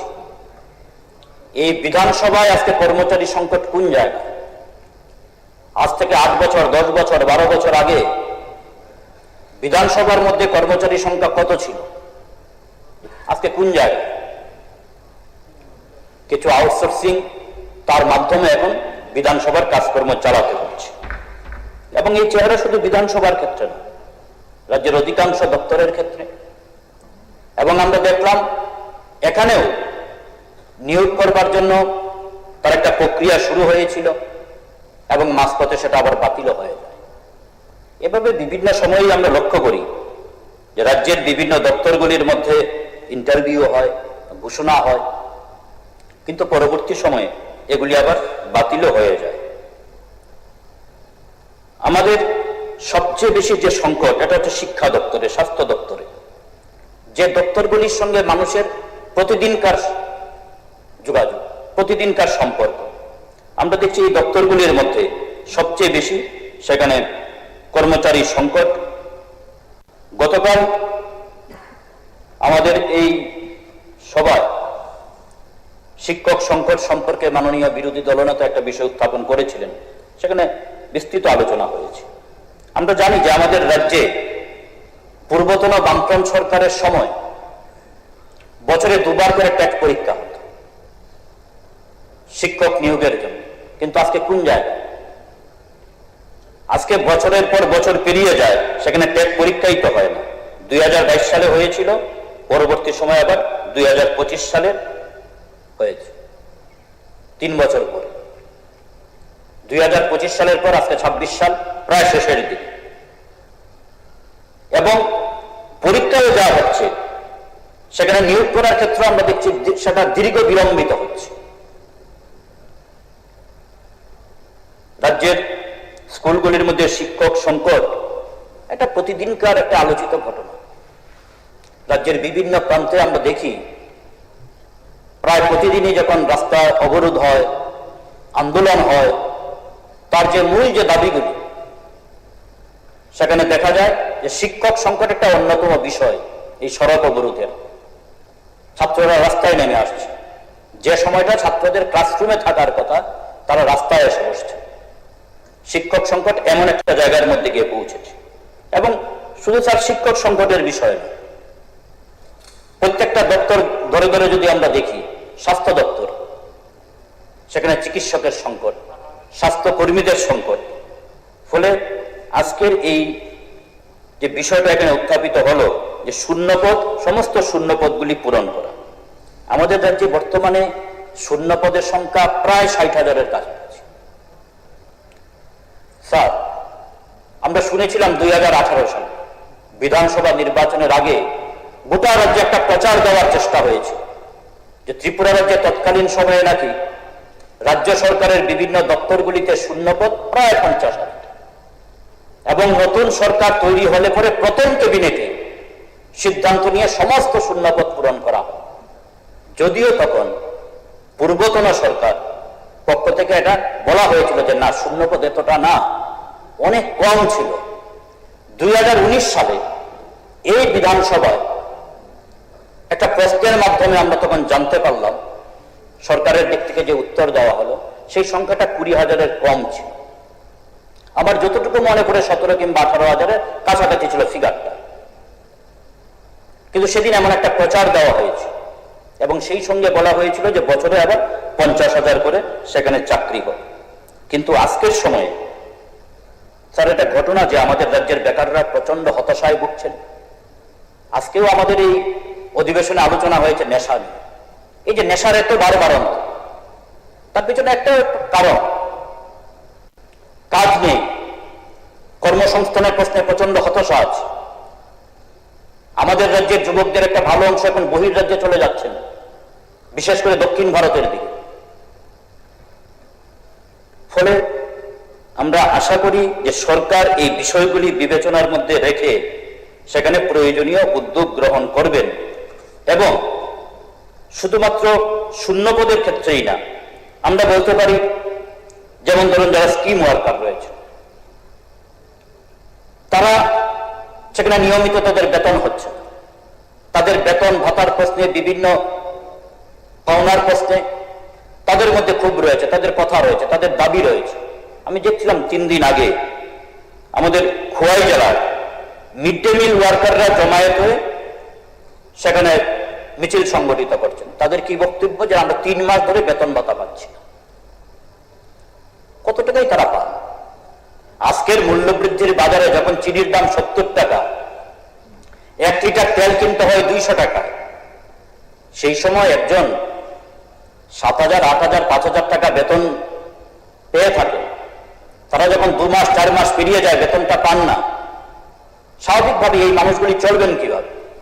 এর নাম তো স্যার সবকা সাথ সবকা বিকাশ হতে পারে না।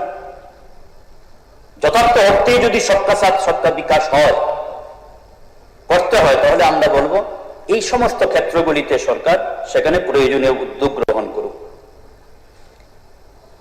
এবং এই সময়ের মধ্যে আমরা যেটা দেখছি যে বিভিন্ন সময় যে ঘোষণা দেওয়া হয় সরকার থেকে, নিয়োগ করা হয়, সেগুলিও একটা প্রক্রিয়া শুরু হয়, মাঝপথে সেটা বন্ধ হয়ে যায়, খুব ধীর গতিতে চলছে।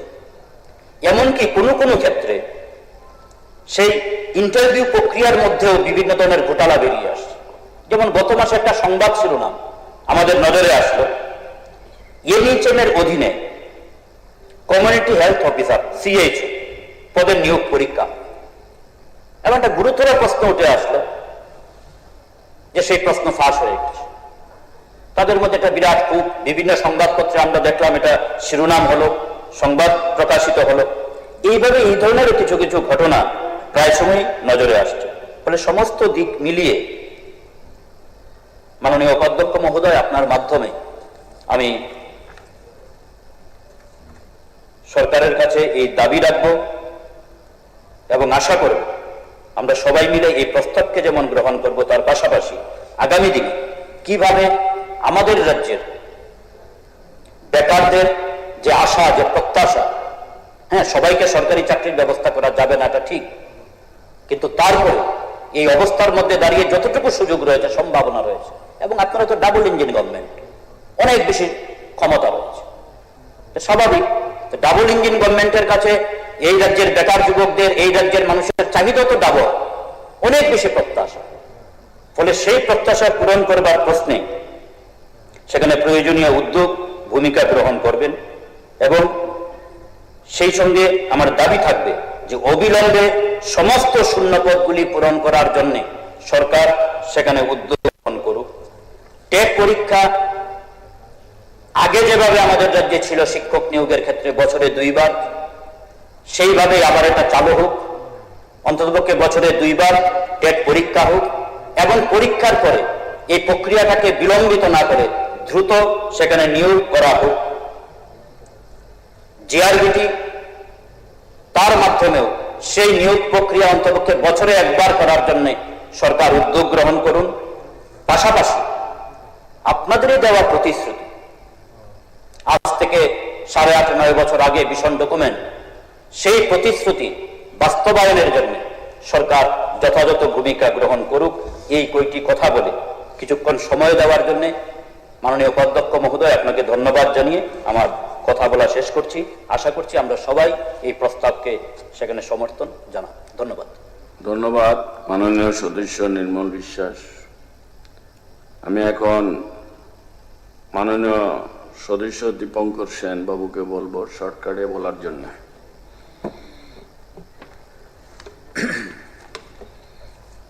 মাননীয় ডেপুটি স্পিকার স্যার, যে প্রস্তাব মাননীয় বিধায়ক ইসলাম উদ্দিন এখানে এনেছেন, কোনো সুস্থ মানুষ তার বিরোধিতা করতে পারে না। কাজে তার সমর্থন জানিয়েই আমি 2-1টি কথা সেখানের মধ্যে শুধু তুলে ধরতে চাই। আপনারা জানেন যে আমাদের রাজ্যের কর্মসংস্থান একটা বিশেষ অবস্থার মধ্যে সেখানে আছে, মানুষ যে আছে। আমরা যখন এই বিধানসভা অধিবেশনের জন্য বাসে করে আসছিলাম, তখনও 2 জন যুবক বলছেন, স্যার বিধানসভা তো হবে, আমাদের কথা একটু বলবেন। উদ্বিগ্ন হয়ে আছে সবাই। তার কারণ হচ্ছে আমাদের রাজ্যের অর্থ কমিশনের চেয়ারম্যান রাজ্য সফরে যখন এসেছিলেন, ডাক্তার অরবিন্দ পানাগড়িয়ার, তার যে তথ্য সেখানে, সে তথ্য অনুসারে সেখানের মধ্যে দেখাচ্ছে যে ত্রিপুরা রাজ্যগুলোর মধ্যে এটা গরিবতম রাজ্য। এখানে 13.11% মানুষ দরিদ্র সীমার নিচে, অর্থাৎ দরিদ্রতার কবলে সেখানের মধ্যে রয়েছে। এবং মাথাপিছু গড়ায় যেটা, এটাও সেখানের মধ্যে আমাদের রাজ্যে সেখানের মধ্যে কমছে। কিন্তু ভাইরাস আমাদের রাজ্যে শিক্ষার হার অনেক, শিক্ষিত লোকের সংখ্যা সেখানের মধ্যে অনেক সেখানে আছে। কাজে সেদিক থেকে এটা অনেকটা বিপরীত ধর্মী। সেদিক থেকে আমি শুধু একটা তথ্য সেখানের মধ্যে দিতে চাই। 2017 সালের 31 ডিসেম্বর পর্যন্ত গ্রুপ এ কর্মচারী ছিল আমাদের 4741 জন। ভাইরাস এটা 2000 এই সময়ের মধ্যে এসে সেটা দাঁড়িয়েছে 6239 জন। গ্রুপ বি 7117 জন, সেটার সংখ্যা এসে দাঁড়িয়েছে 4391 জন। গ্রুপ সি সবচেয়ে বেশি, 92,738 জন ছিল, সেই সংখ্যাটা এখন এসে দাঁড়িয়েছে 75,640 জন। সর্বশেষ গ্রুপ বি দারুণভাবে কমেছে, 48,235 জন ছিল, যেটা 48,000 থেকে কমে 18,799 জনে এসে সেখানের মধ্যে দাঁড়িয়েছে। অর্থাৎ প্রায় 58,000-এর উপরে এখন সেখানে এই ধরনের একটা শূন্য পদ এসে দাঁড়িয়েছে। আমাদের রাজ্যে কি বেকার নেই? বেকার প্রচুর সংখ্যায় সেখানের মধ্যে আছে।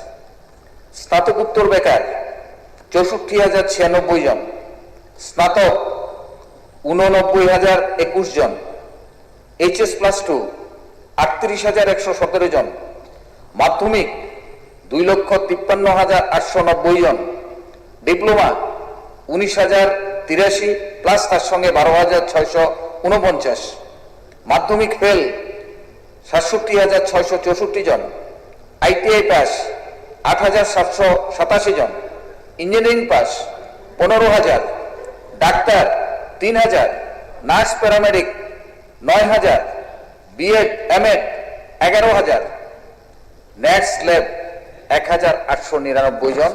সংখ্যাটা যদি আমরা যোগ করি তাহলে দেখা যাবে যে 5 লক্ষের মতো বেকার আমাদের এই রাজ্যের ভেতরে রয়েছে, যারা কর্মসংস্থান চায়, এবং এই কর্মসংস্থানের ব্যবস্থা করাটা আমাদের রাজ্য সরকারের সেখানের মধ্যে একটা নৈতিক দায়িত্ব।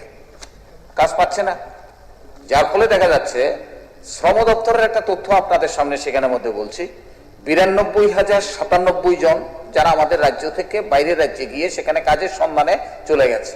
শ্রম দপ্তরের তথ্য, এটা আমার কোনো তথ্য নয়। এর মধ্যে 17,053 জন হচ্ছে মহিলা যারা কাজের সন্ধানে বাইরে চলে যেতে সেখানে মধ্যে বাধ্য হচ্ছে। এখন এই জায়গার মধ্যে দাঁড়িয়ে আমাদের সরকারের কাছে সবচাইতে একটা বড় চ্যালেঞ্জ, যেই সময়ের ভেতরে তাদের জন্য একটা ব্যবস্থা আমাদের সেখানে মধ্যে করতে হবে। আমি খুব ছোট্ট পরিসরেই বলছি। এবং এখানে দেখেছেন যে বাম আমলে একটা ইন্টারভিউ হয়েছিল, সেই ইন্টারভিউটা সম্পর্কে অনেকদিন স্থবিরতা ছিল। 10,323 যাদের একটা আইনি জটিলতা, তাদেরকে কর্মসংস্থানের মধ্যে নিয়ে আসার জন্য সে সুযোগ সেখানে মধ্যে তৈরি করা, তার সঙ্গে আরো কিছু মিলে লাভ করে একটা ইন্টারভিউ নেওয়া হয়েছিল। এবং সেই ইন্টারভিউটা সেখানে মধ্যে এই গভর্নমেন্ট আসার পরে সেটাকে স্টপ করে রাখা হয়েছে। তার পরবর্তী সময় সেটা কোর্টের নির্দেশে দেখা গেল যে না, এই প্রক্রিয়াটা পুনর্বহাল আছে। তখনই আমরা দাবি করেছিলাম যে এই সংখ্যাটাও যদি সেখানে মধ্যে নিয়োগ করা হয় তাহলে আমাদের রাজ্যের কর্মসংস্থানের একটা বিরাট সুযোগ সেখানে মধ্যে হবে। এবং এটা যে বৈধ সেখানে মধ্যে আমি বলি যে 1 সেপ্টেম্বর 2025 আমাদের পত্রিকাগুলোতে সেটা প্রকাশিত হয়েছিল যে এটা বৈধ এবং সেইভাবে তার কর্মসংস্থানের সুযোগ সেখানে মধ্যে করা হোক। কাজে এই জায়গার মধ্যে দাঁড়িয়ে আরো অনেকগুলো আইনি জটিলতা, বিভিন্ন পদ্ধতি সেখানে হচ্ছে, যেখানে সরকার আরো বেশি গুরুত্ব সেখানে মধ্যে দেওয়া দরকার।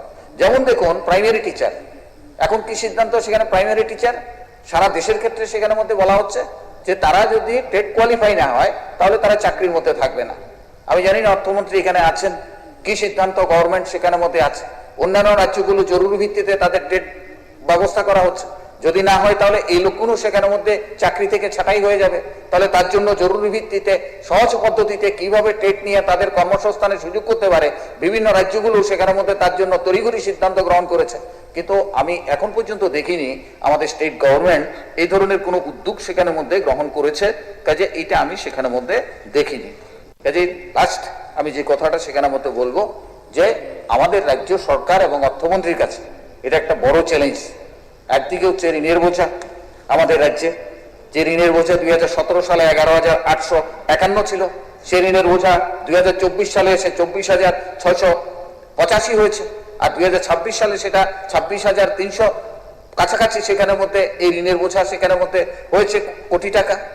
আরেকদিকে সেখানের মধ্যে দেখা গেছে কর্মসংস্থানের চাপ, আরেকদিকে সেখানের মধ্যে ভীষণ ডকুমেন্টের সেখানের মধ্যে কমিটমেন্ট পালন করা, সামনে নির্বাচন আসছে। কাজে অর্থমন্ত্রী এবং এই সরকারের সামনে এই ত্রিমুখী চাপ কিন্তু সেখানের মধ্যে রয়েছে। তার মধ্যে দাঁড়িয়ে সুপরিকল্পিতভাবে সরকার যদি সেখানের মধ্যে সিদ্ধান্ত গ্রহণ করে এই কর্মসংস্থানের জন্য সেখানে মধ্যে পথ তৈরি না করে, তাহলে আমাদের বেকার যুবকদের সামনে এটা বলতে হবে যে হতাশা ছাড়া আর তার সামনে সেখানে কোনো কিছু নেই। কাজে সেই দিক থেকে আমি বলবো যে মাননীয় বিধায়ক শ্রদ্ধেয় ইসলামউদ্দিন যে প্রস্তাব সেখানে মধ্যে এনেছেন একেবারে সময় উপযোগী এবং আমাদের ভাবনার মধ্যে সেখানে মধ্যে আঘাত করার মতো, সরকারকে দৃঢ় সিদ্ধান্ত গ্রহণ করার মতো। তাই আমার দৃঢ় বিশ্বাস যে এই প্রস্তাবকে শুধু সমর্থনের প্রশ্ন না, সরকার তাকে বিবেক দিয়ে দেখে এটাকে কি করে ইমপ্লিমেন্ট করে তড়িঘড়ি তার সংস্থানের ব্যবস্থা করা যায় সেই উদ্যোগ সেখানের মধ্যে গ্রহণ করবেন। আমি আমার আলোচনা এখানেই শেষ করছি। আমি ডেপুটি স্পিকার মহোদয়কে ধন্যবাদ জানাচ্ছি আমাকে সময় দেওয়ার জন্য। ধন্যবাদ মাননীয় সদস্য দীপঙ্কর বাবু। এখন আমি মাননীয় সদস্য শ্রী ইসলামউদ্দিন কর্তৃক উত্থাপিত রেজলিউশনটি ভোটে দিচ্ছি। রেজলিউশনটি হলো মন্ত্রী মহোদয় না করলে কি ভোটের পরে দিবে? আচ্ছা আচ্ছা,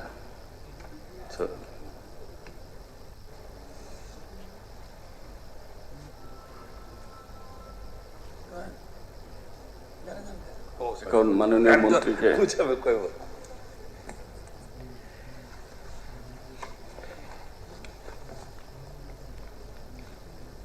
মাননীয় উপাধ্যক্ষ মহোদয়, মাননীয় সদস্য শ্রী ইসলামউদ্দিন মহাশয় যে বেসরকারি প্রস্তাব এখানে উত্থাপন করেছেন এবং এই প্রস্তাবে বিধানসভা সর্বসম্মতিক্রমে প্রস্তাব করছে যে অবিলম্বে রাজ্য সরকারের দপ্তরগুলিতে বিভিন্ন শ্রেণীর সমস্ত শূন্যপদ পূরণে উদ্যোগ গ্রহণ করুক। এই পরিপ্রেক্ষিতে এখানে ইসলামউদ্দিন মহাশয় বলার পরেও সেখানে বেশ কয়েকজন মাননীয় সদস্যরা তার পক্ষে বক্তব্য রেখেছেন এবং আমাদের সরকার এর আগেও বিভিন্ন সময়ে এই শূন্যপদ পূরণের জন্য বিভিন্ন সভাতে আলোচনা করা হয়েছে এবং এই শূন্যপদগুলো কিসের কিভাবে হয়, যেমন ধরুন অবসর গ্রহণ বা অন্য কারণে ক্যাডার সার্ভিস এবং স্থায়ী পদ থেকে যে শূন্যপদ সৃষ্টি হয় সেগুলিকেই কেবল শূন্যপদ হিসাবে গণ্য করা হয়। অস্থায়ী পদের ক্ষেত্রে যদি কোনো পদ 1 বছরের বেশি সময় ধরে খালি থাকে তবে সেই পদটি লুপ্ত হয়ে যায় এবং পুনরায় সে পদ সৃষ্টি করতে হয়। পদ সৃষ্টি এবং শূন্যপদ পূরণ একটি ধারাবাহিক প্রক্রিয়া। কোনো পদ প্রথম সৃষ্টি হয়, এরপর ফিলিং আপ, পারমিশন পাওয়ার পর প্রার্থী বাছাইয়ের জন্য রিক্রুটমেন্ট বোর্ডকে দায়িত্ব দেওয়া হয় এবং রিক্রুটমেন্ট বোর্ড থেকে সুপারিশ পাওয়ার পর অফার অফ অ্যাপয়েন্টমেন্ট দেওয়া হয়। আমি প্রক্রিয়াটার কথা বলছি। আমাদের সরকার কেবল ক্যাডার সার্ভিস ও স্থায়ী পদ শূন্য পদের ক্ষেত্রেই নিয়োগ সীমাবদ্ধ রাখেনি, বরং প্রয়োজন অনুযায়ী নতুন পদও সৃষ্টি করে নিয়োগ করে থাকে। আমাদের সরকার সবচেয়ে বড় সাফল্য হচ্ছে এই স্বচ্ছ নিয়োগ নীতি প্রণয়ন এবং এর মধ্যে কোথাও যাতে কোনো প্রশ্ন না থাকে এই নিয়োগের ক্ষেত্রে, এবং সেটা সরকার আসার পর থেকে আমরা বরাবর সেটা আমরা মান্যতা দিয়ে চলেছি এবং স্বাভাবিকভাবেই এই স্বচ্ছ প্রক্রিয়াটাকে জারি রাখার জন্য অর্থ দপ্তর থেকে যে সমস্ত এবং এই ক্রিয়েশন এবং ফিলিং আপগুলো আমরা দিয়ে থাকি সেগুলো বিভিন্ন মাধ্যমে সেগুলো যখন সিলেকশন হয় তখনই এগুলো হয়। যেমন এখানে আমরা 2018-19 থেকে এই এ গ্রেডে 101 জন আমাদের নিয়োগ পেয়েছে, বি গ্রেডে 1 জন হয়েছে, সি গ্রেডে 981 জন হয়েছে এবং ডি গ্রেডে 87 জন হয়েছে। মোট 1170 জন 2018-19 সালে এটা আমরা নিয়োগ দিতে পেরেছি। 2019-20 সালে এ গ্রেডের 4 জন, বি গ্রেড 3 এবং সি গ্রেডের 917 এবং ডি গ্রেডে 159 জন। এভাবে এখানেও ওই বছরে 1083 জন হয়েছে। 2020-21 সালে, এটা সবাই জানেন যেটা কোভিডের সময় সারা দেশ যখন আমরা জর্জরিত আমাদের, সে ওই 20-21 এই গ্রেডে 41 জন এবং বি গ্রেডে 5 জন, সি গ্রেডে 517 এবং ডি গ্রেডে 117 জনের নিয়োগ হয়েছে, মোট 680 জন। 2021-22 সালে এ গ্রেডে 225 জন এবং বি গ্রেডে 14 জন, সি গ্রেডে 2648 জন এবং ডি গ্রেডে 115 জন, মোট 3002 জন সেখানে নিয়োগ প্রাপ্ত হয়েছে। 2022-23 সালে এ গ্রেডে 107 জন এবং বি গ্রুপ গ্রেডে 67, সি গ্রেডে 3425 এবং ডি গ্রেডে 110, টোটাল 3709 জন। 23-24 এ গ্রেডে 35, বি গ্রেডে 215, সি গ্রেডে 3371 এবং ডি গ্রেডে 190, টোটাল 3811। 24-25 এ গ্রেডে 40 জন, বি গ্রেডে 393 এবং সি গ্রেডে 1425 এবং ডি গ্রেডে 2241, মোট 4099 জন। ঠিক তেমনি 2025-26 সালে এ গ্রেডে 321 জন, বি গ্রেডে 445 এবং সি গ্রেডে 2037 এবং ডি গ্রেডে 488, মোট 3291 জন। 26-27 এই মুহূর্ত পর্যন্ত আমাদের কাছে রেকর্ড অনুযায়ী, যেখানে এ গ্রেডে 3 জন, বি গ্রেডে 0, সি গ্রেডে 1512 এবং ডি গ্রেডে 5 জন, মোট 1520। এই টোটালি যদি এই গ্রেডকে আমরা টোটাল করি এই পর্যন্ত আমাদের এই সময়কাল পর্যন্ত 877 জন, এবং বি গ্রেডে 1143 এবং সি গ্রেডে 16,833 এবং ডি গ্রেডে 3,512, টোটাল 22,365 জন অলরেডি হয়ে গেছে। নতুন যে এর মধ্যে যেখানে অফার অফ অ্যাপয়েন্টমেন্ট দেওয়া হয়ে গেছে অলরেডি বা টিপিএসসি রিকমেন্ড করেছে এবং যাদের অফার অফ অ্যাপয়েন্টমেন্ট অতি সত্ত্বর দেওয়া হচ্ছে, যেমন 131 জন এগ্রিকালচারাল অফিসার্স এবং 42 জন জেনারেল ডিউটি মেডিকেল অফিসার্স, এবং এছাড়া 74 জন সরকারি অধ্যাপককে নিয়োগের প্রস্তাব দেওয়া হয়েছে এবং আরো 127 জন সরকারি অধ্যাপক এবং অফার অ্যাপয়েন্টমেন্ট সুপারিশ করে দেওয়া হয়েছে। এই টোটাল এই সংখ্যার সঙ্গে 374 জন যুক্ত হবে নতুন করে। এবং প্রমোশন পোস্টগুলি এই ভ্যাকেন্সি ফিল আপের মধ্যে নেই। প্রমোশন পোস্টের জন্য পোস্ট ক্রিয়েশনের যেখানে প্রয়োজন হয় সেই ক্ষেত্রে অর্থ দপ্তরের অনুমোদন দেওয়া হয়। প্রমোশন পোস্ট ফিলিং আপের জন্য অর্থ দপ্তরের অনুমোদনের কোনো প্রয়োজন হয় না। এবং বিভিন্ন সময়ে আমরা আগেও বলেছি, বারবার বলেছি যে এই নিয়োগ নীতির ক্ষেত্রে স্বচ্ছতা ট্রান্সপারেন্সি বজায় রাখার জন্য সরকার আমরা যে সিদ্ধান্ত নেওয়া হয়েছে তাতে স্বাভাবিকভাবে বিগত সময় যেভাবে নিয়োগ প্রক্রিয়া ছিল সেখানে বর্তমান আমাদের সরকারের সেই নিয়োগ প্রক্রিয়া আমরা পরিবর্তন করেছি এবং সেটা অবশ্যই স্বচ্ছতার মাধ্যমে হয়, মেধার ভিত্তির মাধ্যমে হয় এবং যারা এর যোগ্য তারা প্রপারলি ইন্টারভিউর মাধ্যমে কিন্তু তাদের চাকরি পাচ্ছে। কে পাচ্ছে সে পরিচয় তার একমাত্র তার যোগ্যতা তাকে বিবেচিত করে। কে চাকরি পাচ্ছে তাকে নির্দিষ্ট করে কেউ দেওয়ার কোনো সুযোগ এই সরকারের মধ্যে আমাদের রাখেনি। সুতরাং এই চাকরি অনেকে পাচ্ছে, তাদের কোনো পরিচিতি, তাদের ব্যাকগ্রাউন্ড কি সেটা কোনো বিবেচ্য বিষয় সরকারের মধ্যে নেই। সরকার একটা বিবেচ্য বিষয়, যেই যাবত চাকরি পেয়েছে তাদের যোগ্যতা বলে পেয়েছে, কারোর দয়ায় তারা চাকরি পায়নি। আমি মনে করি তারা এই সম্পর্কে যথেষ্টভাবে এভাবে মানসিক একটা শক্তিও তাদের মধ্যে পায়। কারণ দয়া দেওয়া এক জিনিস, আর কারণ নিজের সক্ষমতা বজায় রেখে যোগ্যতা বজায় রেখে চাকরি পাওয়া সেটা অন্যতম অংশ।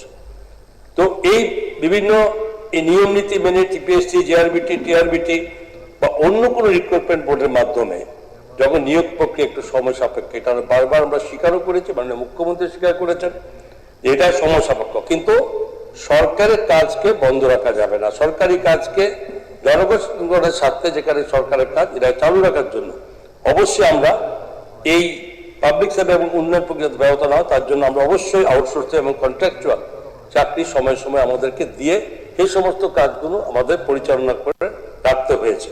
এবং তারও একটা বিবৃতি আমি দিচ্ছি, অনেকে বলেছেন, আমরা নিশ্চয়ই দিয়েছি।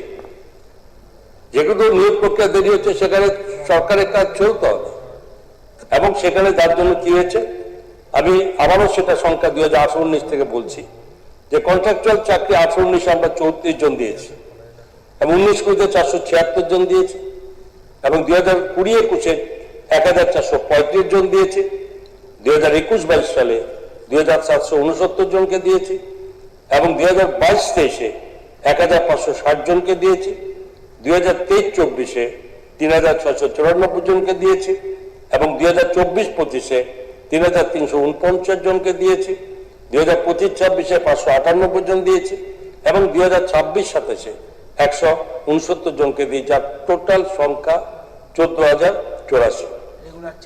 রেগুলার ছাড়া এগুলো আমি বলেছি তো, এগুলো সমস্ত কন্ট্রাকচুয়াল। এবার আউটসোর্সিং আসুন, সেই 18-19 আমরা 1408 জন দিয়েছি, 2019-20 399 জন দিয়েছি এবং 2020-21 1610 জনকে দিয়েছি, 2021-22 891 জন, 2022-23 1081, 2023-24 1752 এবং 2024-25 1674 এবং 2025-26 1297, 2026-27 2032। এই টোটাল মিলে আমরা 26,228 জনকে আমাদেরকে এই কন্ট্রাকচুয়াল এবং আউটসোর্সিং আমরা নিযুক্ত করতে হয়েছে। এবং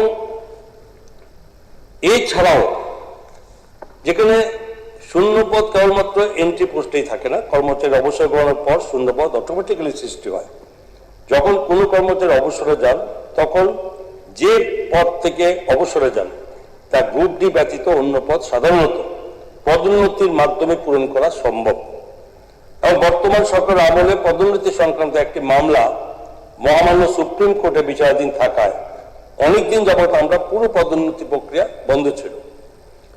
কিন্তু আমাদের সরকার ক্ষমতা আসার পর এই প্রমোশন প্রক্রিয়ার জটিলতা নিরসনে আমরা অ্যাডহক প্রমোশন পলিসি আমরা চালু করতে হয়েছে আমাদেরকে, যাতে কর্মচারী কুল একদিকে প্রমোশন পায়, অন্যদিকে যাতে অধিকতর শূন্যপদ এটা সৃষ্টি হয় এবং রাজ্যের বেকারদের কর্মসংস্থানের সুযোগ তৈরি হয়।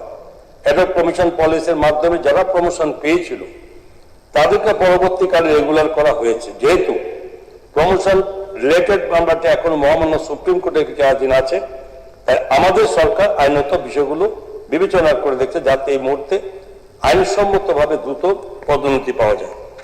এছাড়াও যে বর্তমানে যে প্রত্যেকটি দপ্তরে আমাদের কাছে তথ্য মোতাবেক কোন কোন জায়গাতে কোন কোন দপ্তরে কিভাবে নিয়োগের প্রক্রিয়া জারি চলছে, যেমন ধরুন গ্রাম উন্নয়ন দপ্তর টিপিএসসির মাধ্যমে 198 জন জুনিয়র ইঞ্জিনিয়ার এবং ডিগ্রি 105 জন ডিপ্লোমা এবং 93 জন এই নিয়োগ প্রক্রিয়া চলছে। ডিগ্রিতে 105, ডিপ্লোমাতে 93 জন। এটা জুনিয়র ইঞ্জিনিয়ার ইলেকট্রিক্যাল 8টি পদে, ডিগ্রি এবং 5টি এবং ডিপ্লোমা 3টি। এটা টিপিএস এর মাধ্যমে বর্তমানে চলছে। ত্রিপুরা পুলিশের 6700টি স্পেশাল এক্সিকিউটিভ পদে অন্তর্ভুক্তি অলরেডি আমাদের অর্থ দপ্তর সেখানে অনুমোদন দিয়ে দিয়েছে, প্রক্রিয়া চলছে। যুব বিষয়ক ও ক্রীড়া দপ্তর youth organizer, junior PI, coach ইত্যাদি 326টি পদ পূরণের প্রক্রিয়া চলছে। পিডব্লিউডি আরএনবি টিএস গ্রেড 5 এ জুনিয়র ইঞ্জিনিয়ার ডিগ্রি এর 195টি পদ এবং TS group 5B junior engineer diploma এর 115টি পদ পূরণের প্রক্রিয়া চলছে। Land records and settlement department, land records and settlement department দপ্তরে অ্যাসিস্ট্যান্ট সার্ভে অফিসার, কানুনগো ও আমিনে 141টি পদের লোক নিয়োগের প্রক্রিয়া চলছে। শিল্প বাণিজ্য দপ্তর 42টি সিনিয়র ইন্সপেক্টর পদে নিয়োগের জন্য বিজ্ঞপ্তি ইতিমধ্যে প্রকাশিত হয়ে গেছে। 6টি এলডিসি ও 6টি ড্রাইভার পদ পূরণের প্রক্রিয়া চলছে। তাছাড়া এক্সটেনশন অফিসারের 6টি, ফিল্ড অ্যাসিস্ট্যান্ট 38টি, স্টোর কিপারের 4টি পদে নিয়োগের উদ্যোগ নেওয়া হয়েছে। কৃষি দপ্তর এগ্রিকালচার অফিসার 136টি পদ পূরণের প্রক্রিয়া টিপিএসসির মাধ্যমে চলছে। Printing and stationery department machineman, chargeman, binder 15 পদে এটি নিয়োগ প্রক্রিয়া চলছে। এবং স্বরাষ্ট্র দপ্তরের আরেকটা স্বরাষ্ট্র কারা দপ্তরের ওয়ার্ডার, পুরুষ ও মহিলা কম্পিউটার অ্যাসিস্ট্যান্ট ইত্যাদি পদে মোট 283 জনকে নিয়োগের প্রক্রিয়া চলছে। ট্যাক্সেস অ্যান্ড এক্সাইজ অর্গানাইজেশন অর্থ দপ্তরের অধীন কর সংস্থার মধ্যে 3টি সুপারিনটেন্ডেন্ট অফ ট্যাক্সেস এবং 9টি সিনিয়র কম্পিউটার অ্যাসিস্ট্যান্ট পদে টিপিএসসির মাধ্যমে নিয়োগের প্রক্রিয়া বর্তমানে চলছে। কমিশনার অফ এক্সাইজ দপ্তরে টিপিএসসির মাধ্যমে 88টি সাব ইন্সপেক্টর অফ এক্সাইজ পদে নিয়োগের প্রক্রিয়া বর্তমানে চলছে। সেকেন্ডারি এডুকেশন দপ্তরের অধীনে 700টি গ্র্যাজুয়েট টিচার পদে পূরণের প্রক্রিয়া টিচার্স রিক্রুটমেন্ট বোর্ডের মাধ্যমে প্রক্রিয়াধীন। হায়ার এডুকেশন দপ্তর, উচ্চশিক্ষা দপ্তর, সরকারি সাধারণ ডিগ্রি কলেজগুলিতে 201টি assistant professor group A gazetted পদে শূন্য পূরণের জন্য টিপিএসসির কাছে রিকুইজিশন পাঠিয়েছে। সম্প্রতি টিপিএসসি তাদের ইন্টারভিউ পার্সোনালিটি টেস্ট পরীক্ষার প্রথম পর্বে সরকারি অধ্যাপক পদের জন্য 74 জন প্রার্থীকে সুপারিশ করেছে এবং ইন্টারভিউ পার্সোনালিটি টেস্টের দ্বিতীয় পর্বের প্রক্রিয়া ইতিমধ্যে শুরু হয়ে গেছে। ইন্সট্রাক্টর মিউজিক কলেজে 19টি পদ পূরণের জন্য জিআরবিটির কাছে পাঠানো হয়েছে। এলিমেন্টারি এডুকেশন দপ্তর 1036টি আন্ডার গ্রাজুয়েট টিচার এবং 1020টি গ্রাজুয়েট টিচার এবং 352টি প্রি প্রাইমারি টিচার নিয়োগের উদ্যোগ নেওয়া হয়েছে। সমাজ কল্যাণ ও সমাজ শিক্ষা দপ্তর 42টি সুপারভাইজার পদ এবং 4টি সিডিপিও পদ পূরণের প্রক্রিয়া টিপিএসসির মাধ্যমে চলছে। রাজস্ব দপ্তর 14টি রেভিনিউ ইন্সপেক্টরের পদ পূরণের প্রক্রিয়া টিপিএসসির মাধ্যমে চলছে। তাছাড়া তহসিলদার, জুনিয়র সার্ভেয়ার, আমিন ও মহলের 240টি পদ পূরণের উদ্যোগ নেওয়া হয়েছে।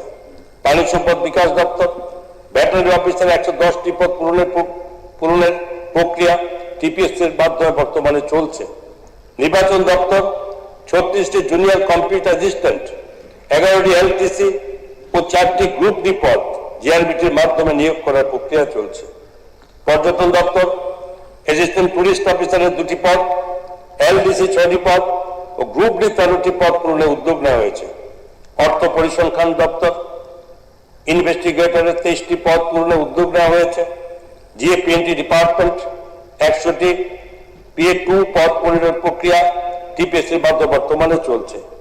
তথ্য ও প্রযুক্তি দপ্তর 220টি অ্যাসিস্ট্যান্ট টেকনিক্যাল অফিসার এবং 2টি সিনিয়র কম্পিউটার অ্যাসিস্ট্যান্ট নিয়োগের প্রক্রিয়া টিপিএসসির মাধ্যমে চলছে। তাছাড়া 7টি এডিসির পদ ও 2টি এমটিএস এর পদ জিআরবিটির মাধ্যমে নিয়োগ করা হবে। একটি ড্রাইভারের পদে নিয়োগ করা হবে। বন দপ্তর 104 জন ফরেস্টার এবং 167 জন ফরেস্ট গার্ড নিয়োগের প্রক্রিয়া বর্তমানে চলছে। খাদ্য দপ্তরের সাব ইন্সপেক্টর এবং assistant, junior store keeper, senior store গার্ডের 56টি পদ পূরণ প্রক্রিয়া বর্তমানে চলছে। তথ্য সংস্কৃতি দপ্তর reporter, LDC, cultural assistant, script writer, folk artist ইত্যাদি পদে 50 জনকে নিয়োগ করা হবে। ডাইরেক্টর অফ ইনস্টিটিউশনাল ফাইন্যান্স দপ্তরে 5টি ইন্সপেক্টর অফ স্মল সেভিংস পদে নিয়োগ করা হবে এবং হোম ফায়ার এমার্জেন্সি সার্ভিসেস দপ্তর 329টি পদে, ফায়ারম্যান 304টি ও ড্রাইভার 25টি নিয়োগ প্রক্রিয়া চলছে। ডাইরেক্টর অফ প্রসিকিউশন 8টি ডেপুটি ডাইরেক্টর ও 1টি ডাইরেক্টর পদ টিপিএসসি এর মাধ্যমে পূরণের প্রক্রিয়ার মধ্যে চলছে। রাজ্য সৈনিক বোর্ডে welfare officer, LDC head clerk পদে 11 জনকে নিয়োগ করা হবে। আইন দপ্তরের LDC library, driver, multitasking staff পদে 16টি পদ পূরণের সিদ্ধান্ত নেওয়া হয়েছে। সমবায় দপ্তর audit, cooperative, investigator, cooperative, statistical investigator ইত্যাদি 127টি পদ পূরণ করার সিদ্ধান্ত নেওয়া হয়েছে এবং জিএসএ দপ্তর মাল্টিটাস্কিং স্টাফের 88টি পদ জিআরবিটির মাধ্যমে পূরণের সিদ্ধান্ত নেওয়া হয়েছে। ইন্সপেক্টর অফ ফ্যাক্টরিজের 2টি পদ পূরণের প্রক্রিয়া টিপিএসসির মাধ্যমে চলছে এবং ট্রেজারি ডাইরেক্টরেটের গ্রুপ বি, গ্রুপ সি এর প্রায় 81টি পদ পূরণের প্রক্রিয়া চলছে। স্বাস্থ্য দপ্তর professor super facility Agartala government medical কলেজের 18টি পদ, মেডিকেল অফিসার ডেন্টালের 6টি পদ ও বায়োমেডিক্যাল ইঞ্জিনিয়ারের 2টি পদ এবং ফুড সেফটি অফিসারের 16টি পদ পূরণের প্রক্রিয়া টিপিএসসি এর মাধ্যমে চলছে। স্বাস্থ্য দপ্তরের অধীনে 50 জন কর্মরত, 100 জন পুরুষ এবং মহিলা এমপিডব্লিউডি নিয়োগ করার প্রক্রিয়া শুরু হয়েছে। এগুলো অলরেডি অর্থক্ষেত্রে অনুমোদন হয়েছে এবং এই টোটাল সংখ্যাটা 13,338টি পদ টোটাল অনলাইনে পাইপলাইনে আছে, এগুলো হলে এগুলো আমাদের পাবে। এখন প্রশ্ন হচ্ছে যে সরকার শূন্যপদ পূরণে কোথাও অন্যায়ের জায়গা নেই। আপনারা বারবার বলেছেন, এখানে আলোচনা হয়েছে, শুধু একটা জায়গায় অবশ্যই আপনারা বলেন, সেটা আমরা অস্বীকারও করি না, যে প্রক্রিয়াতে যে সিস্টেম, যে পদ্ধতি ট্রান্সপারেন্ট করার জন্য, স্বচ্ছতা বজায় রাখার জন্য যে সরকার যে সিদ্ধান্ত নিয়েছে, তাতে নিয়োগ প্রক্রিয়া একটা বিলম্বিত, এটা অবশ্যই এটা আপনারা বলেন, সেটা আমরা অস্বীকার করি না। এবং সেই সঙ্গে যাতে সরকারের কোনো কাজ যাতে কোথাও না বাধাপ্রাপ্তি হয় এবং তার জন্য কন্ট্রাকচুয়াল বা আউটসোর্সিং এর মাধ্যমে আমরা সেই কাজটুকু পরিচালনা করার ব্যবস্থা আমরা নিয়েছি। তো এখানে আমরা দিচ্ছি, এরপরে আরো আসবে না, প্রতি মাসে বা বছরের বিভিন্ন সময়ে এখানে রিটায়ারমেন্টে যাচ্ছে, অটোমেটিক্যালি শূন্যপদ আমরা সৃষ্টি হবে এবং সময় যখন এগুলো ঠিক প্রসেস অনুযায়ী কমপ্লিট হবে তো অটোমেটিক্যালি বাইরে এখন এরকম নয় যে আর এগুলো কেন দেওয়া হচ্ছে না, আসলে এগুলো কমপ্লিট করা, কারণ এখানে যদি আমরা দিয়ে দিই সবকটা প্রসেস করে যদি দেরি হয় তাহলে অটোমেটিক্যালি সেগুলো আবার ওই ল্যাপস হয়ে যায়। তো সেই কারণে এগুলো আমরা দফায় যখনই ছাড়ছে তার সঙ্গে আবার পরে নেক্সট স্টপে আবার সেখানে আমাদের দাঁড় করে দেওয়া হচ্ছে এবং এগুলো এই শূন্যপদ বা যেখানে রিক্রুটমেন্টের যে প্রশ্নটা আসে সেটা অবশ্যই ডিপার্টমেন্ট ওয়াইজ অর্থোত্তর আসে, অর্থোত্তর আসার পরে সেগুলো আমরা যদি পদ থাকে ক্রিয়েশন করা হবে ফিলিং আপের সঙ্গে সঙ্গে আমরা একসঙ্গে দিয়ে দিই। আগে একটা সময় শুধু ক্রিয়েশন করো, আবারও ঘুরে ক্যাবিনেটে আসবে, সেখানে ফিলিং আপের প্রশ্ন থাকতো, সেখানে একটা টাইম আপনার লাগতো অনেক বেশি, যাতে তড়িঘড়ি হয়। ফাইন্যান্স দপ্তরে আমরা সেটা নতুন করে দিচ্ছি ক্যাবিনেটে যে ফিলিং এবং ক্রিয়েশন এবং ফিলিং আপ একসঙ্গে যাতে ফাইল ডিপার্টমেন্ট গুলো পাঠায় এবং সঙ্গে সঙ্গে ফাইন্যান্স ডিপার্টমেন্ট সেটা ছেড়ে দেয়। এরপরে যে প্রসেস প্রক্রিয়ার মাধ্যমে যায় তখন কিন্তু ফাইন্যান্স দপ্তরের এই ম্যাটারটার মধ্যে কোন রকম অতএব থাকে না। হ্যাঁ, অনেকে এখানে বলেছেন যে সরকার এগুলো দেখা উচিত, যে এগুলো আরো ত্বরান্বিত করার জন্য সময়ে সময়ে আমরা মাননীয় মুখ্যমন্ত্রীর নেতৃত্বে আমাদের মন্ত্রিসভার সদস্যরা এই নিয়ে বারংবার আমরা বিভিন্নভাবে চেষ্টা করেছি যাতে এটা প্রসেস পদ্ধতি করা যায়, কিন্তু এর বাইরে আমরা অনধিকার চর্চা করার মতো আমরা করতে পারি না। এবং সেই সঙ্গে এটাও ঠিক কথা উঠেছে যেখানেও বলেছে যে টিপিএসসির এই যে এরা যে পরিচালনা এই যে কমিটি তার জন্য লোক সংখ্যা বাড়িয়ে দেওয়া হোক, বা জিআইপিটি বিভিন্ন সময় যেখানে সংখ্যা যদি কম হয় এই প্রক্রিয়াটাকে তড়িঘড়ি করার জন্য সেখানে সরকার আপত্তি, সেখানে সব জায়গাতে আমাদের সরকারের তরফ থেকে সেগুলো আমরা অনুমোদন দেওয়া হয়েছে। তেমনি ধরুন এখানে মাননীয় সদস্য ওনারা যা বলেছেন সবাই একটু রকম প্রস্তাব ইসলাম বাবু যেটা রেখেছেন বা আপনাদের যা রেখেছে বা সুদীপ বাবু যেন রেখেছে সবাই মোটামুটি আছে। সুদীপবাবু বলেছেন সবাইকে চাকরি দেওয়া সম্ভব না, এটা আপনারাও বলেছেন, এটাও সত্যি কথা যে ভ্যাকেন্সি আছে বলেই তো আমরা এগুলো আমরা ফিল আপের জন্য দিয়েছি, আছে বলেই তো চাকরি দিচ্ছি, এরকম তো অস্বীকার করছে যে ভ্যাকেন্সি নেই। আজকে এই যে প্রত্যেকটা ডিপার্টমেন্ট ওয়াইজ আমি ব্যাখ্যা দিয়েছি এবং যা করেছি সেটাও বলেছি, এখন এগুলো আমাদের টোটালি সরকার যদি তাকে না দেওয়ার কোনো পরিকল্পনা থাকতো তাহলে অবশ্যই বারবার এই শূন্যপদ পূরণের জন্য আপনাদের বলা, কোথাও তার কোনো ইয়ে থাকতো না। বলেছেন ঠিক আছে, আমরা করছি, আপনারা চাইছেন আমরা করছি, কিন্তু আমরা করছি না যে শব্দটা হচ্ছে সেটা তো আমরা সরকার সমর্থন করতে পারি না। তেমনি আমাদের মাননীয় সদস্য রঞ্জিত বাবু একটা কথা বলেছেন যে ব্যাকলগের ব্যাপারে, অবশ্যই যদিও ব্যাকলগ ব্যাপারটা আমাদের ফাইন্যান্স ডিপার্টমেন্টের কাছে এটা আসে না, এটা আসে ডিপার্টমেন্টের কাছে, যে ডিপার্টমেন্টগুলো যদি এখানে কোথাও ব্যাকলগ হয়ে থাকে সেই ডিপার্টমেন্ট। তো আপনি যখন রেখেছেন, আমি এটাও বলি যেটা আমাদের কাছে সরাসরি ফাইন্যান্সের রিপোর্ট থাকে না, তবে এটা অবশ্যই যখন বলেছেন আমরা আমাদের তরফ থেকে ফাইন্যান্সের তরফ থেকে আমরা সমস্ত কনসার্ন ডিপার্টমেন্টগুলোকে এই ধরনের ব্যাকলগ থাকলে যাতে এগুলো তারা এগুলো আবার এখানে পাঠায়। আর সেই সঙ্গে এসটি এবং এসসি এই ওয়েলফেয়ার ডিপার্টমেন্ট মাধ্যমে সেগুলো তো এগুলো আসবে। তবে একটা কথা আপনি বলেছেন যে আউটসোর্সিং এর নেওয়া যে নেওয়া হয় তাদের মধ্যে আপনাদের এখানে এসটি যেখানে রোস্টার মেনটেন করা হয় না, যেটা আপনি বলেছেন এটা ঠিক যে এই যে আউটসোর্সিংটা নেওয়া হয় সেটা কিন্তু একটা কোনো এজেন্সির মাধ্যমে নেওয়া হয়, তো সেখানে এজেন্সি সেখানে ঠিক করে নেয়, তারপরেও আমাদের থাকে যেটা রোস্টার মেনটেন করা যাতে প্রক্রিয়াটা চালু রাখে 31%, 17% যাতে এটা মেনটেন করা হয়। এমন নয় যে সরকার বলে না যে এমনি একতরফা দিয়ে দাও, সেখানে ইন্টারভিউ হয়, তারা করে যেসব এজেন্সিগুলো শপথের মাধ্যমে করা হয় সেটা কিন্তু মেনটেন করা হয়। তারপরেও আপনি বলছেন যদি হয় এরকম আউটসোর্সিং এর ক্ষেত্রে, সেটাও আগামী সময় আমাদের নেক্সট এটা অবশ্যই আরো ভালো করে ফলো আপ করা হবে, কারণ এখানে কোনো সরকারি চাকরি কি আউটসোর্সিং কি কন্ট্রাকচুয়াল। পার্মানেন্টের কথা ছেড়ে দিন, ওটা তো মানে কম্পালসারি সেখানে রোস্টার মেনটেন করতে হবে, এখানে কোথাও কোনো গ্যাপ দেওয়ার জায়গা নেই। তো সুতরাং এই জায়গার ক্ষেত্রে যদি কোথাও কোথাও তাকে ডিসপুট থাকে, আপনি বলেছেন প্রস্তাব রেখেছেন, সেটা অবশ্যই আমরা এই সময় পরবর্তী সময় আলোচনা করে আমরা দেখে নেব যাতে এটা মেনটেন করা হয়। আমি এই মুহূর্তে বলবো না যে হয় না, কিন্তু আপনি বলেছেন যেহেতু সেটা আমরা মাথায় রাখলাম, সেটা আমরা অবশ্যই আলোচনা করে নেবো কেন কোথায় এটা গ্যাপ হচ্ছে।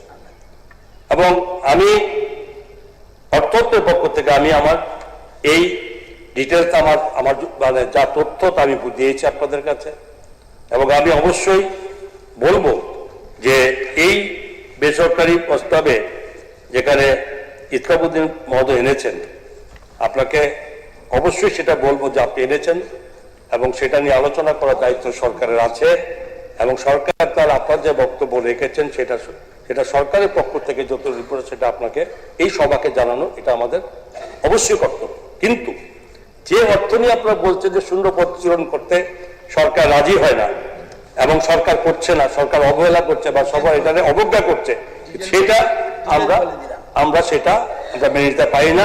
তারপরে বেসরকারি ব্যবস্থা যেহেতু বলছেন যে এই বক্তব্য আমি সমর্থন করি না, আমি এটাকে অবশ্যই আমাদের তরফ থেকে আমি এটাকে খারিজ করলাম। মাননীয় অধ্যক্ষ মহোদয়, আমার বক্তব্য আমি এখানে শেষ করলাম। এখন আমি মাননীয় সদস্য শ্রী ইসলামউদ্দিন একটু ক্লারিফিকেশন।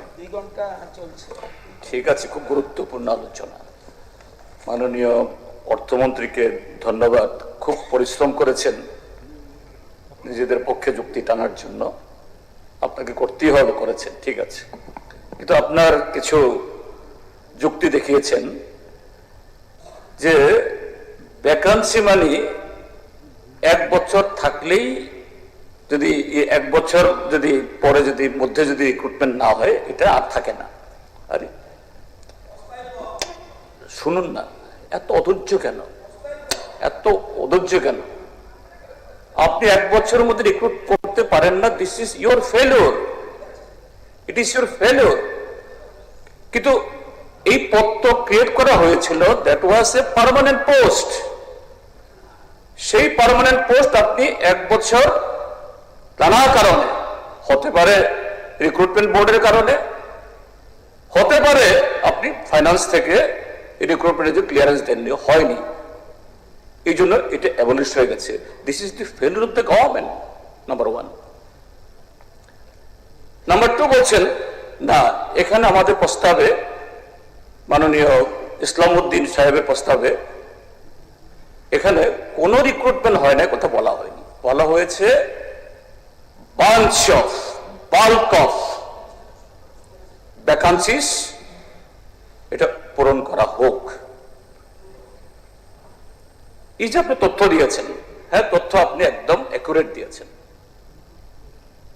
সব টেনে টুনে 2018 থেকে মাত্র উঠতে পেরেছেন 22,000। ঠিক আছে, তাহলে আরো আপনাকে 5,000 দিয়ে দিলাম। আচ্ছা, ঠিক আছে, হ্যাঁ, ঠিক আছে, ঠিক আছে, ঠিক আছে, ঠিক আছে। আমি জয়েন করেছেন তো, এইভাবে পাল্টাপাল্টি করতে থাকলে আপনাকে ডিস্টার্ব করছি না আমি। আপনি বলুন, আপনি যেটা বলেছেন 22,000 তো অবশ্যই বলেছে আপনাকে 1-2 করে সবই, আরো যেটা হচ্ছে সেটাও বলুন। না না, এটা না বলে এখনো 22,000 বলেছেন। আপনি আপনার কথা তো বলছি, আরে আপনাকে তো আমি আপনাকে সাপোর্ট করে তো বলছি। ঠিক আছে, হয়েছে 22,000। কিন্তু এই 8.5 বছরে রিটায়ারমেন্ট কথা হয়ে গেছে, একমাত্র শিক্ষা দপ্তরে 16,000 টিচার রিটায়ারমেন্টে গেছে। তা আপনি ঠিক আছে, আপনি বলছেন সবাই শুনুন, আরে এত ইম্পর্টেন্ট একটা ম্যাটার। থার্ড বলছেন যে স্বচ্ছতা, তাহলে আমার নতুন আলোচনা শুরু হয়েছে কি? আপনি বারবার 2 ঘন্টা আলোচনা হয়েছে, 2 আওয়ার্স। আরে আরে না, ফাইন্যান্স মিনিস্টার প্লেস করেছে হাউসকে অনেক বলেছেন, রাজ্যবাসীকে বিভ্রান্ত করার জন্য কৌশল, রাজ্যবাসীকে বিভ্রান্ত করার জন্য কৌশল। আমি তো বলছি, বলেছেন তো, যদি থাকে অনেকভাবে হয়েছে তো না সফেদের মাধ্যমে নিয়োগ হচ্ছে সফেদটা কি society for point of commission ব্যাপার আছে, এটা কি পয়েন্ট অফ কমিশন ব্যাপার আছে, এটা প্রাইভেট অর্গানাইজেশন, এটা স্কোপে নেই। কোন স্কোপে কথা বলছে উল্লেখ করা হয়েছে, কোন অধিকারের কথা বলছে? উল্লেখ করা হয়েছে, অনেকগুলো মিনিস্টার বললো স্যার, মিনিস্টারের পরে ওনার স্কোপ নেই, আগে বলতে হবে না, অনেকগুলো করা হয়েছে, অনেকগুলো বলছি নেই নেই অনেক করা হয়েছে। বন্ধ করবে, চলে যান, চলে যান। এখন আমি মাননীয় রাজ্যবাসীকে বিভ্রান্ত করার জন্য কৌশল, রাজ্যবাসীকে বিভ্রান্ত করার জন্য কৌশল, রাজ্যবাসীকে বিভ্রান্ত করার জন্য কৌশল। অর্থমন্ত্রী এত সুন্দর করে প্লেস করেছে, জানে হাইলাইট হবে কালকে, সেই জন্য রাজ্যবাসীকে বিভ্রান্ত করার জন্য কৌশল। চলে যান, বিভ্রান্ত করলে হবে না। এটা জানি যাবে স্যার, এটা জানি যাবে। ওয়ার্ক আউটের জন্য প্ল্যান, ওয়ার্ক আউটের জন্য প্ল্যান, ওয়ার্ক আউট করার জন্য প্ল্যান। কারণ ইম্পর্টেন্ট দুটা বিজনেস আছে, সেটাতে পার্টিসিপেট করবে না, এটা কৌশল, রাজ্যবাসীকে কৌশল, এটা রাজ্যবাসীকে বিভ্রান্ত করার কৌশল। মাইকটা কোথায় আছে দেখেন, মাইকটা মন্ত্রীর পরে স্যার, মন্ত্রীর পরে অনেক বড় হয়েছে, মন্ত্রীর পরে পারে কিনা? আরে নেই পারবে?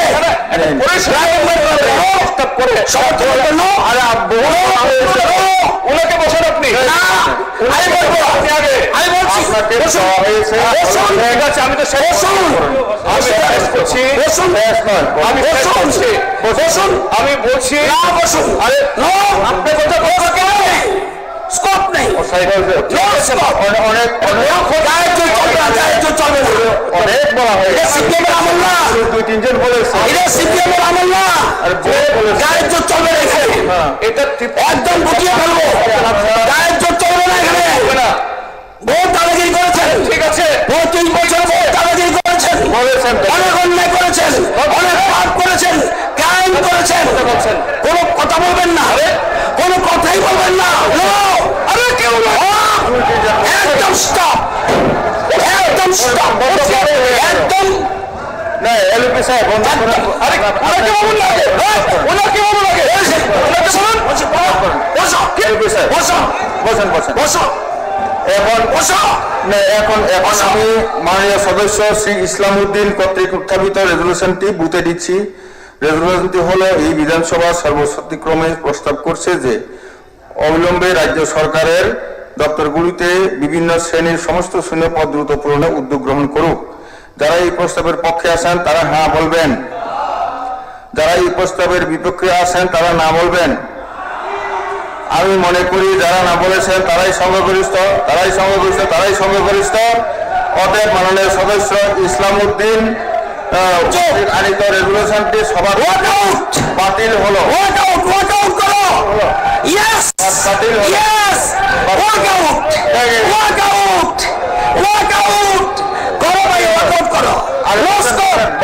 রাজ্যবাসী দেখে যা, আরো রয়েছে, আরো রয়েছে, রাজ্যবাসী দেখে যা, আরো রয়েছে, থাকো।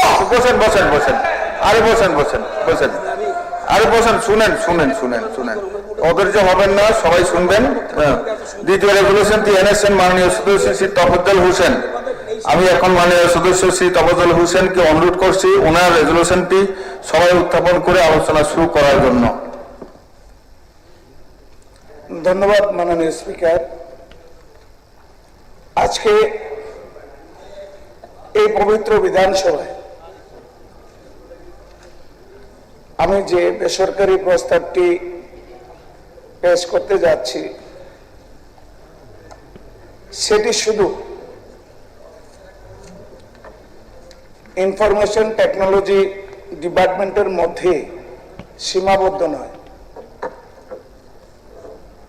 এই প্রস্তাবটি আগামী দিনের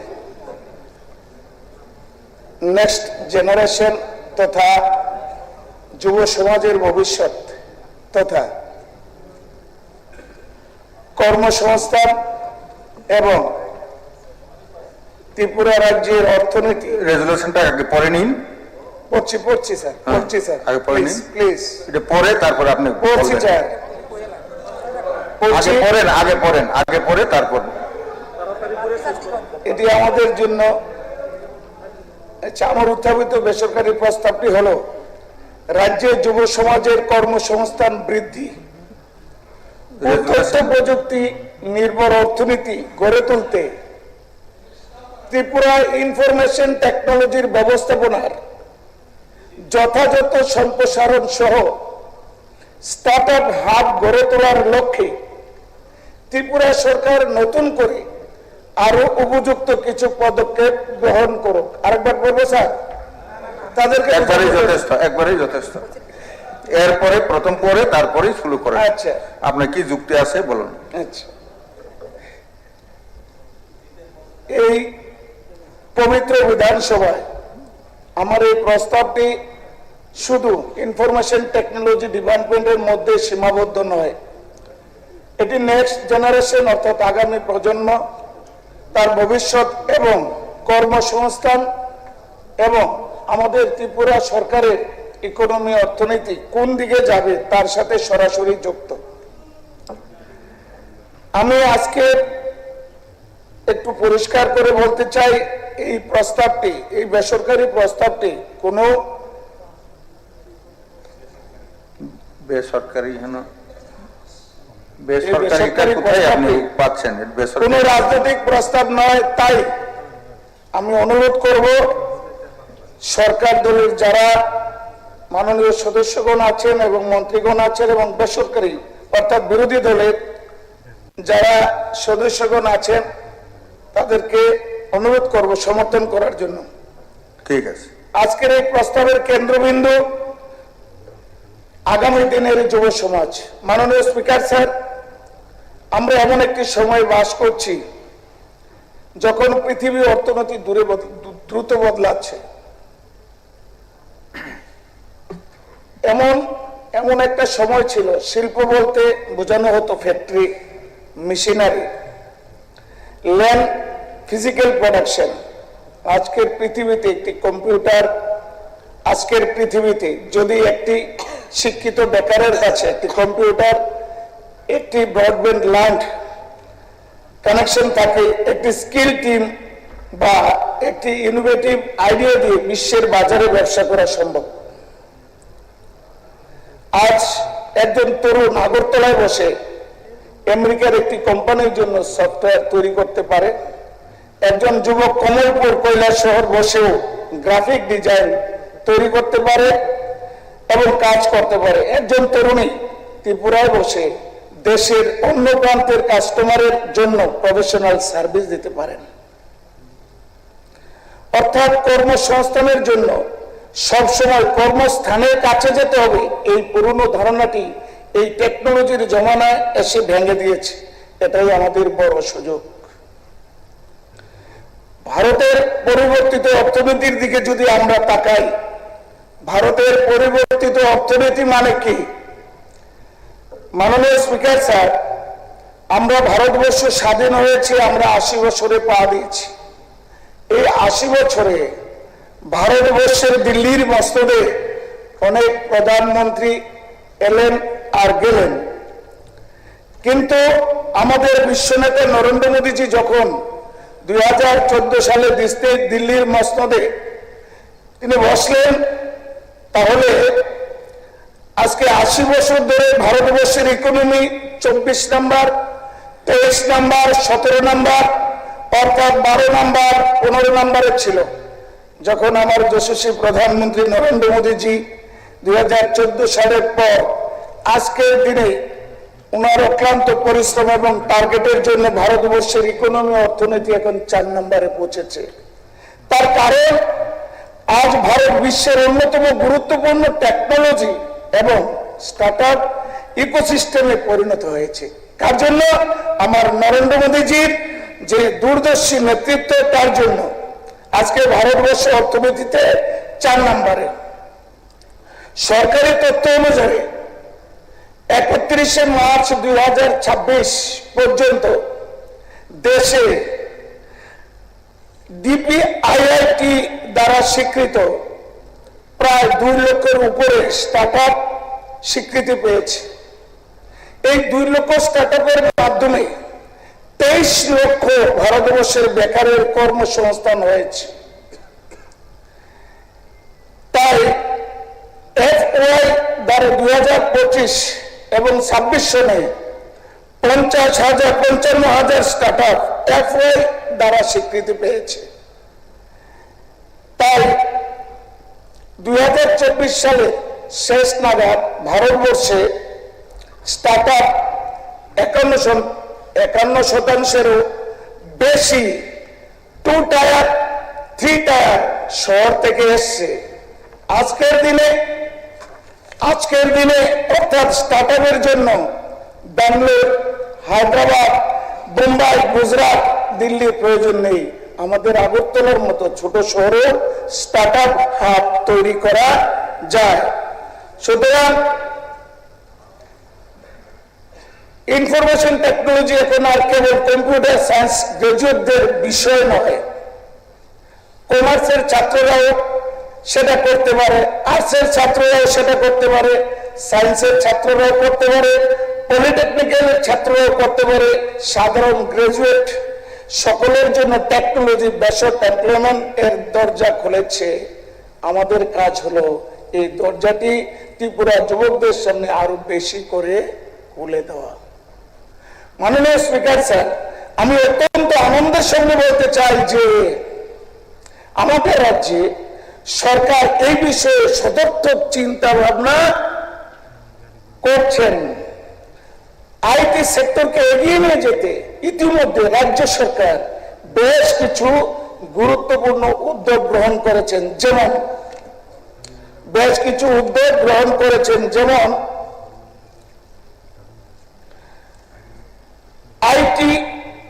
ITS policy 2022 digital transformation of government services, digital infrastructure development, capacity building, training and skilled development এবং ত্রিপুরাকে ITS ইনভেস্টমেন্টের জন্য অ্যাট্রাকটিভ লোকেশন হিসেবে গড়ে তোলা হচ্ছে।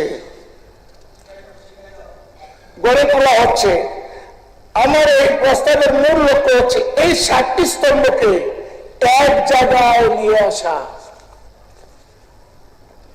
আমি এই হাউস থেকে ত্রিপুরা সরকারের কাছে প্রস্তাব রাখতে চাই, আগরতলা একটি পূর্ণাঙ্গ Tripura start up and innovation hub স্থাপন করা হোক। রাজ্যে একজন তরুণ যেন এটা না বলতে পারে যে আমার একটা আইডিয়া আছে, একজন তরুণ যেন বলতে পারে আমার একটা কোম্পানি আছে। শুধু আগরতলা কেন্দ্রিক আইটি ডেভেলপমেন্ট করলে চলবে না।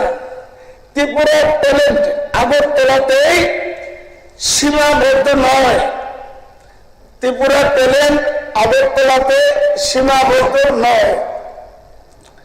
ধর্মনগর, কাঞ্চনপুর, আমবাসা, খোয়াই, উদয়পুর, বিলোনিয়া সহ রাজ্যের প্রতিটি অঞ্চলে আমাদের মেধাবী তরুণী রয়েছে। তাই আমি প্রস্তাব করছি প্রতিটি জেলা সদর পর্যায়ক্রমে district digital and startup facilitation centre তৈরি করা হোক, যেখানে থাকবে high speed internet, computer working facilities, online training, digital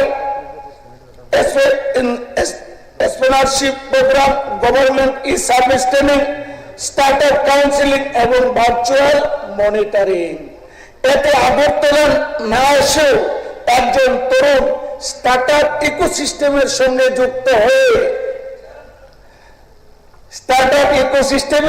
যুক্ত হতে পারেন। আমি মনে করি এটি ত্রিপুরার জন্য অত্যন্ত গুরুত্বপূর্ণ একটি উদ্যোগ হতে পারে। আমরা আইটি কোম্পানিগুলোকে আহ্বান জানাতে পারি, come to Tripura and hire from Tripura. মাননীয় স্পিকার স্যার, আজকে আইটি ইন্ডাস্ট্রিগুলো আগামী দিনের জন্য যে স্কিল চাইছে তা 5 বছর আগে স্কিলের সঙ্গে এক নয়। আর্টিফিশিয়াল ইন্টেলিজেন্স দ্রুত ইন্ডাস্ট্রির চরিত্র বদলে দিচ্ছে। Scout technology, cyber security, data analytic, automation, blockchain এসব এখন আর শুধু বড় শহরের বিষয় নয়।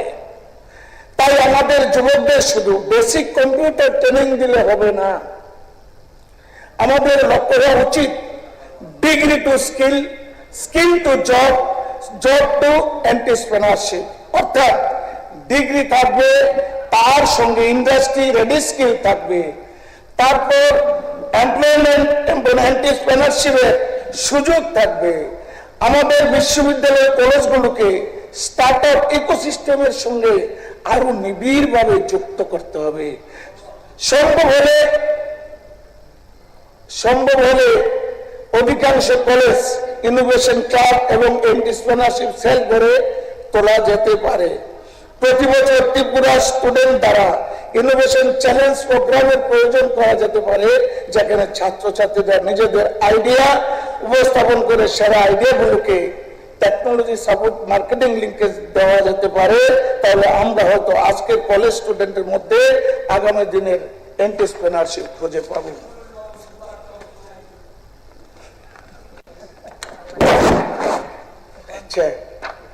আমাদের 10টা লক্ষ্য শুধু বলে শেষ করবো মাননীয় স্পিকার স্যার। আচ্ছা, লাস্ট, আমি বিশ্বাস করি আমাদের সামনে দুটি পথ রয়েছে। একটি হলো আমরা বলবো ত্রিপুরা ছোট রাজ্য, আমাদের সুযোগ কম, আর অন্যটি হলো আমরা বলবো ত্রিপুরা ছোট রাজ্য, তাই আমরা স্মার্ট টেস্ট হব। আমাদের কাছে বড় মেট্রোপলিটন সিটি নেই, কিন্তু আমাদের কাছে মেধাবী যুবক আছে, আমাদের কাছে শিক্ষিত তরুণ প্রজন্ম আছে, আমাদের কাছে ইংলিশ এবং কম্পিউটার লিটারেচার একটি শক্তি ভিত্তি আছে, আমাদের কাছে প্রাকৃতিক সৌন্দর্য আছে, আমাদের কাছে শান্তিপূর্ণ পরিবেশ আছে, আমাদের কাছে নর্থ ইস্টের গেটওয়ে হওয়ার সম্ভাবনা আছে। তাই এই প্রস্তাবটি ত্রিপুরা যুব সমাজের হয়ে এখানে আমি উত্থাপন করেছি। একজন তরুণী যেন নিজের বাড়ি থেকে একটি ডিজিটাল এন্টারপ্রাইজ পরিচালনা করতে পারে, একজন কলেজ স্টুডেন্ট যেন গ্রাজুয়েশনের আগে নিজের স্টার্ট আপের স্বপ্ন দেখতে পারেন। আর সব থেকে বড় কথা, আমাদের ছেলেমেয়েরা যেন ত্রিপুরা থেকে পৃথিবীর সঙ্গে যুক্ত হতে পারেন। এটি একটি সময় ছিল যখন আমরা বলতাম চাকরি কোথায়। আমি চাই আগামী দিনে আমাদের যুবকরা বলুক, চাকরি চাই না, আমি একটি এন্টারপ্রাইজ তৈরি করতে চাই। আমি চাই এমন একটি দিন আসুক দেশের অন্য প্রান্তের তরুণরা কাজের সন্ধানে ত্রিপুরা আসে।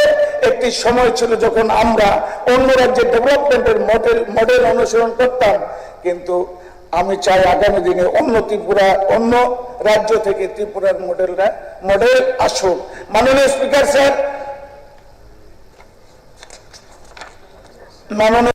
স্যার, ত্রিপুরা আইটি সেক্টরকে শুধু একটি ডিপার্টমেন্ট অ্যাক্টিভিটি হিসাবে না দেখে একটি ইকোনমিক মিশন হিসাবে দেখতে হবে। স্টার্টআপ হাবকে শুধু একটি বিল্ডিং হিসাবে না দেখে একটি নতুন প্রজন্মের কর্মসংস্থান সৃষ্টির কেন্দ্র হিসাবে দেখতে হবে। আর আমাদের যুব সমাজকে শুধু চাকরির প্রার্থী হিসাবে না দেখে future entrepreneur, innovator or employer এবং গ্লোবাল প্রফেশনাল হিসেবে দেখতে হবে।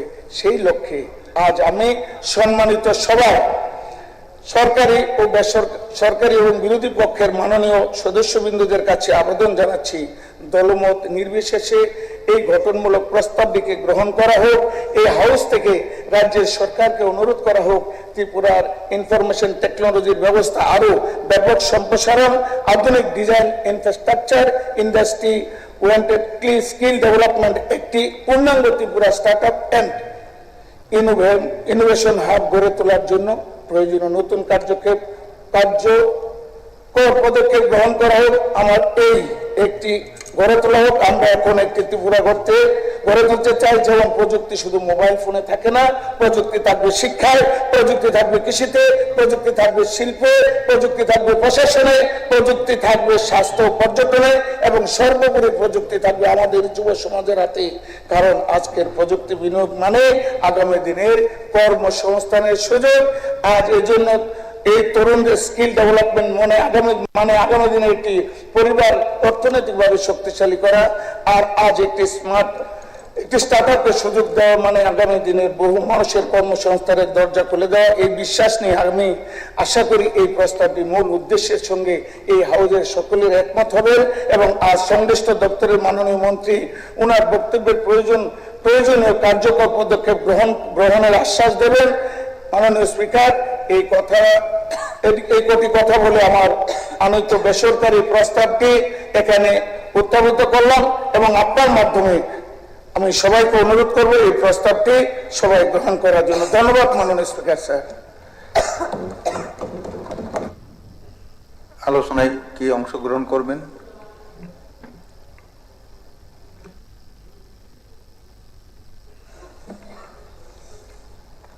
মাননীয় স্পিকার স্যার, আজ মাননীয় সদস্য শ্রী তফাজ্জল হোসেন মহাশয় প্রাইভেট মেম্বার রেজলিউশনের যে প্রস্তাবটি উত্থাপন করেছেন, রাজ্যের যুব সমাজের কর্মসংস্থান বৃদ্ধি ও তথ্য প্রযুক্তি নির্ভর অর্থনীতি গড়ে তুলতে ত্রিপুরায় ইনফরমেশন টেকনোলজির ব্যবস্থাপনার যথাযথ সম্প্রসারণ সহ স্টার্ট আপ গড়ে তোলার লক্ষ্যে রাজ্য সরকার আরও উপযুক্ত পদক্ষেপ গ্রহণ করুক। আমি এই প্রস্তাবকে সম্পূর্ণরূপে সমর্থন করছি। এই সমর্থনের সঙ্গে আমি আমার কয়েকটা যুক্তি এটাকে আরো যাতে শক্তিশালী করা যায় এবং বর্তমানে আমাদের ত্রিপুরার সরকারের যে তথ্য প্রযুক্তি দপ্তর রয়েছে সেখানে আমরা কোন জায়গায় রয়েছি এবং আগে কি কি করা যেতে পারে তার আমি কয়েকটা সাজেশন দিচ্ছি। তথ্য প্রযুক্তির যুগে ত্রিপুরার মতো একটি রাজ্যে IT enabled services, startup, artificial intelligence, data analytics, cyber security, BPO এবং ই কমার্স এবং ডিজিটাল সার্ভিসের মাধ্যমে নতুন কর্মসংস্থানের সৃষ্টি যথেষ্ট সম্ভাবনা রয়েছে। কিন্তু প্রশ্ন হচ্ছে, স্টার্টআপ হাব এর ঘোষণা করলে কি যুবকদের কর্মসংস্থান হবে? তার জন্য একটি সম্পূর্ণ আইটি ইকোসিস্টেম গড়ে তোলা দরকার। আমি মনে করি আমাদের আলোচনার কেন্দ্রবিন্দু হওয়া উচিত ঘোষণা নয়, কতজন যুবকের স্থায়ী ও পদমর্যাদাপূর্ণ কর্মসংস্থানের সৃষ্টি হলো সেটি। প্রথমত, আইটি শিক্ষার সঙ্গে কর্মসংস্থানের সরাসরি সংযোগ তৈরি করতে হবে। রাজ্যে প্রতি বছর বহু ছাত্রছাত্রী কম্পিউটার সায়েন্স, আইটি, ইঞ্জিনিয়ারিং এবং অন্যান্য প্রযুক্তিগত বিষয় নিয়ে পড়াশোনা করছেন, কিন্তু তাদের বড় অংশ চাকরির সন্ধানে বেঙ্গালুরু, হায়দ্রাবাদ, পুনে, চেন্নাই, দিল্লি, অন্য রাজ্যে চলে যেতে হচ্ছে। আমাদের লক্ষ্য হওয়া উচিত study in Tripura, work in Tripura. কিন্তু রাজ্যের কলেজ, বিশ্ববিদ্যালয়, এনআইটি এবং অন্যান্য কারিগরি শিক্ষা প্রতিষ্ঠানের সঙ্গে আইটি ইন্ডাস্ট্রির সরাসরি সংযোগ নেই। ফাইনাল ইয়ার থেকে ইন্টার্নশিপ, এন্টারপ্রেনিয়ারশিপ এবং ইন্ডাস্ট্রি ওরিয়েন্টেড ট্রেনিং এবং ক্যাম্পাস রিক্রুটমেন্টের ব্যবস্থা এখানে না বললেই চলে। দ্বিতীয়ত, স্টার্টআপ মানে শুধু রেজিস্ট্রেশন নয়। কতগুলি স্টার্টআপ রেজিস্ট্রেশন হয়েছে এই সংখ্যা দিয়ে সাফল্য বিচার করলে হবে না। সরকারকে বিধানসভায় জানাতে হবে কতগুলি স্টার্টআপ বর্তমানে কাজ করছে, কতগুলি স্টার্টআপ গত 3 বা 5 বছরের পরেও এখনো টিকে রয়েছে, কাজ করছে। কতজন যুবককে প্রকৃতপক্ষে কর্মসংস্থান দেওয়া হয়েছে, কতগুলি স্টার্টআপ রাজ্য সরকারের আর্থিক সহায়তা পেয়েছে এবং সেই স্টার্টআপগুলির মধ্যে কতগুলি আগরতলার বাইরে কাজ করছে। স্টার্টআপের সাফল্যর আসল মাপকাঠি রেজিস্ট্রেশন নয়, সার্ভাইভাল, ইনভেস্টমেন্ট, টার্নওভার এবং এমপ্লয়মেন্ট জেনারেশনের মধ্যে দিয়ে। তৃতীয়ত হচ্ছে, স্টার্টআপ হাবগুলি আগরতলা কেন্দ্রিকই হলে চলবে না, যেটা মাননীয় বিধায়ক বলেছেন ওনার আলোচনাতে। ত্রিপুরা মানে আগরতলা নয়, ধর্মনগর, কৈলাসহর, রামবাসা, খোয়াই, উদয়পুর, বিলোনিয়া, অন্যান্য মহকুমার শিক্ষিত যুবক যুবতীরা যাতে সমান সুবিধার অধিকারী হন। তাই আমি প্রস্তাব করছি প্রতিটি জেলায় পর্যায়ক্রমে district startup IT facilitation centre গড়ে তোলা হোক।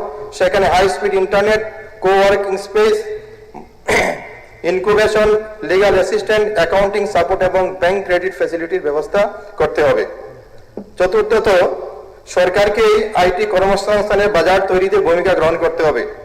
রাজ্য সরকার বিভিন্ন দপ্তরে software development, data management, digitisation, GIS mapping, website maintenance, cyber security, call centre এবং হেল্প ডেস্ক এবং অন্যান্য আইটি রিলেটেড কাজের যে বিপুল অর্থ ব্যয় করা হচ্ছে, এই কাজগুলির একটি নির্দিষ্ট অংশ ত্রিপুরা বেসড আইটি কোম্পানিজকে এবং এলিজিবল স্টার্টআপকে দেওয়ার জন্য একটা স্বচ্ছ প্রকিউরমেন্ট পলিসি আমাদেরকে করতে হবে। অর্থাৎ government should not only promote startup, government should also create a market for the startups in Tripura. এর ফলে রাজ্যের অর্থ রাজ্যের মধ্যে থাকবে এবং স্থানীয় যুবকদের কর্মসংস্থান সৃষ্টি হবে। পঞ্চমত, বিপিও এবং ওয়ার্ক ফ্রম হোম ত্রিপুরার সম্ভাবনাকে কাজে লাগাতে হবে। ত্রিপুরার শিক্ষিত যুব সমাজ বাংলা, ইংরেজি, হিন্দি সহ একাধিক ভাষায় কাজ করতে সক্ষম। এই মানব সম্পদকে কাজে লাগিয়ে BPO, customer support, back office service, accounting service, medical transcription, digital content এবং রিমোট আইটি সার্ভিসের ক্ষেত্র গড়ে তোলা সম্ভব। বড় আইটি ও বিপিও সংস্থাগুলিকে ত্রিপুরায় আনার জন্য ত্রিপুরা সরকারকে ইনসেন্টিভের ব্যবস্থা করতে হবে। কোম্পানিগুলি যদি ত্রিপুরায় 100, 200 বা 500 যুবক বা যুবতীকে কর্মসংস্থান দেয়, তাহলে সেই কর্মসংস্থানের ভিত্তিতে তাদের সেই সুবিধাটুকু দেওয়া বিবেচনা করা দরকার। ষষ্ঠত, নতুন প্রযুক্তির জন্য এখন থেকে যুবকদের প্রস্তুত করতে হবে। বিশ্বের আইটি সেক্টরে দ্রুত পরিবর্তন হচ্ছে। আর্টিফিশিয়াল ইন্টেলিজেন্স এবং মেশিন লার্নিং এবং ক্লাউড কম্পিউটিং এর যে বিস্তার হচ্ছে, সেটার জন্য যে ধরনের ব্যবস্থা আমাদের এডুকেশন সিস্টেমের মধ্যে করা দরকার, সেখানে দুটো উদাহরণ আমি দিতে চাই।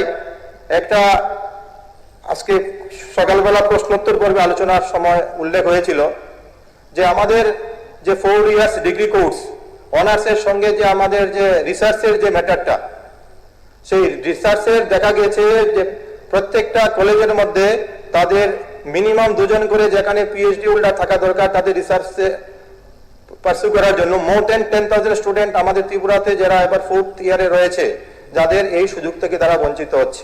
এবং এটা যদি তারা করতে পারো, ডাইরেক্টলি তারা আপনার পিএইচডি করার সুযোগ পেত। আরেকটা বিষয় উল্লেখ করব, আমার ত্রিপুরা এখন মোর দেন 1000 আইসিটি প্রজেক্টের মাধ্যমে বিভিন্ন স্কুলে তারা কম্পিউটার এডুকেশনের সার্ভিস দিচ্ছেন।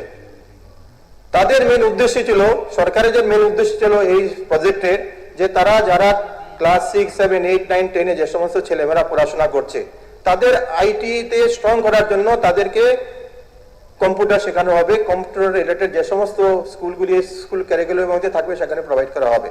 কিন্তু অত্যন্ত দুঃখের সঙ্গে বলতে হচ্ছে, আমি নিজে প্র্যাকটিক্যালি করেছি, বিভিন্ন স্কুলে যখন ভিজিট করেছি, যাদেরকে রিক্রুট করা হচ্ছে তারা স্কুলে গিয়ে তারা কম্পিউটারের রানিং এর কাজ করে না। 10% মতো হচ্ছে তারা স্কুলের মধ্যে শুধু কম্পিউটার শেখায়, বাকি কাজগুলি যেহেতু স্কুলের মধ্যে শিক্ষক নেই, তারা অন্যান্য সাবজেক্ট পেপারগুলি পড়ানো হয় তাদের মাধ্যমে। যখন স্কুলে ভিজিট করার সময় এই আইসিটি টিচারদেরকে জিজ্ঞেস করি, তখন বলছে এখানে স্কুলের শিক্ষক নেই, হেডমাস্টার মশাই আমাকে এই দায়িত্ব দিয়েছে, তাই আমি কম্পিউটার পড়াচ্ছি না, আমি এই ক্লাসগুলি করাচ্ছি। শুধু তাই নয়, এই তাদেরকে 11 মাসের জন্য রিক্রুটমেন্ট করা হচ্ছে, কখনো কখনো 2 মাস 3 মাস পরে তাদেরকে বেতন দেওয়া হচ্ছে। এইভাবে যদি আমাদের বাস্তব অবস্থা হয়, তাহলে আমরা এই যে আইটির কথা বলছি, হাবের কথা বলছি, ইনফ্রাস্ট্রাকচার ডেভেলপমেন্টের কথা বলছি, কল সেন্টারের কথা বলছি, সেটা হবে কি করে? সেই জন্য বাস্তবের দিকে আমাদের দেখতে হবে। তো উনি যে প্রপোজালটা দিয়েছেন, এটা খুব সময় উপযোগী, খুব ভালো প্রপোজাল, কিন্তু শুধুমাত্র সেটা পেপারের মধ্যে করলে হবে না, সেটা যাতে বাস্তবে সেটা করার জন্য আমাদের সরকার যাতে সদর্থক ভূমিকা গ্রহণ করে, সেই আবেদনটুকু রেখে এই প্রস্তাবকে সমর্থন করে আমার চলে এখানে শেষ করছি। নমস্কার। এখন পরবর্তী কেউ যদি আলোচনা কিছু না থাকে, তাহলে পরে বুটে দিচ্ছি। না, মিনিস্টার, কনসার্ন মিনিস্টার করুন, বলেন। মাননীয় অধ্যক্ষ মহোদয়, আজকে একটি প্রাইভেট রেজুলেশন এনেছেন মাননীয় বিধায়ক শ্রী তপজ্জল হোসেন।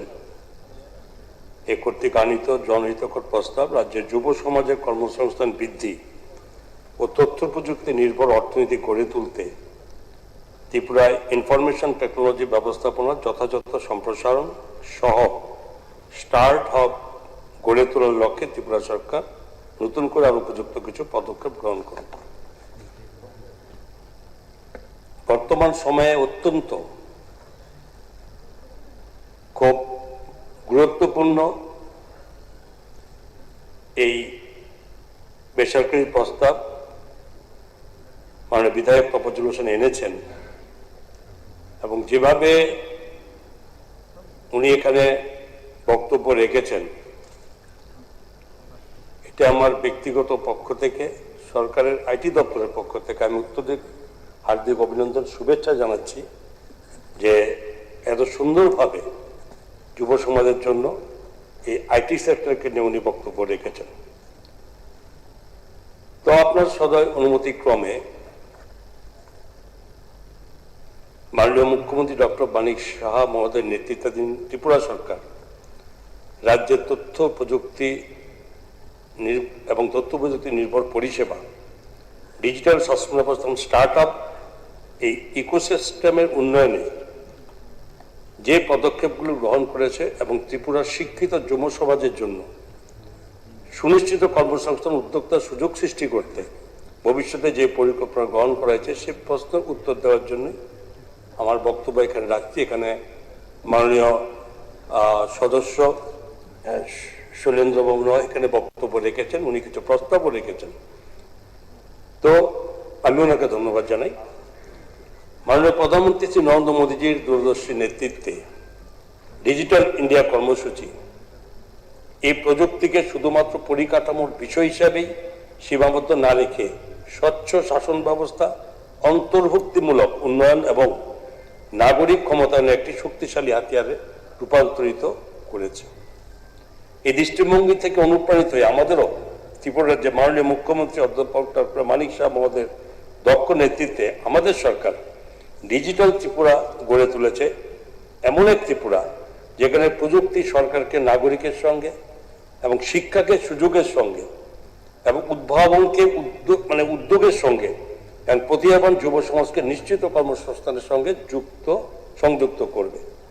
ডিজিটাল ত্রিপুরা শুধুমাত্র কম্পিউটারাইজেশনের নাম নয়, এটা একটি প্রত্যেকটি নাগরিকের জন্য ডিজিটাল শাসন ব্যবস্থা, প্রতিটি প্রতিষ্ঠানের জন্য সংযোগ, প্রতিটি জেলার জন্য সুযোগ এবং সমগ্র রাজ্যের জন্য প্রযুক্তি নির্ভর উন্নয়ন নিশ্চিত করাই আমাদের অঙ্গীকারের প্রতিফলন।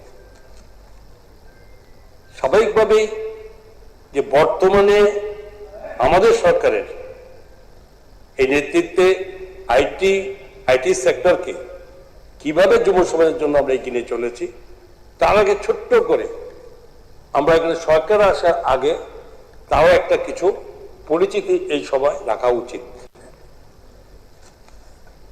মাননীয় মুখ্যমন্ত্রী রাজ্যের সামগ্রিক উন্নতি যে ধরাপথের পরিপ্রেক্ষিতে 2018 সালের পূর্ববর্তী পরিস্থিতি আমাদের এখানে কি ছিল, এটা অত্যন্ত গুরুত্বপূর্ণ আলোচনা।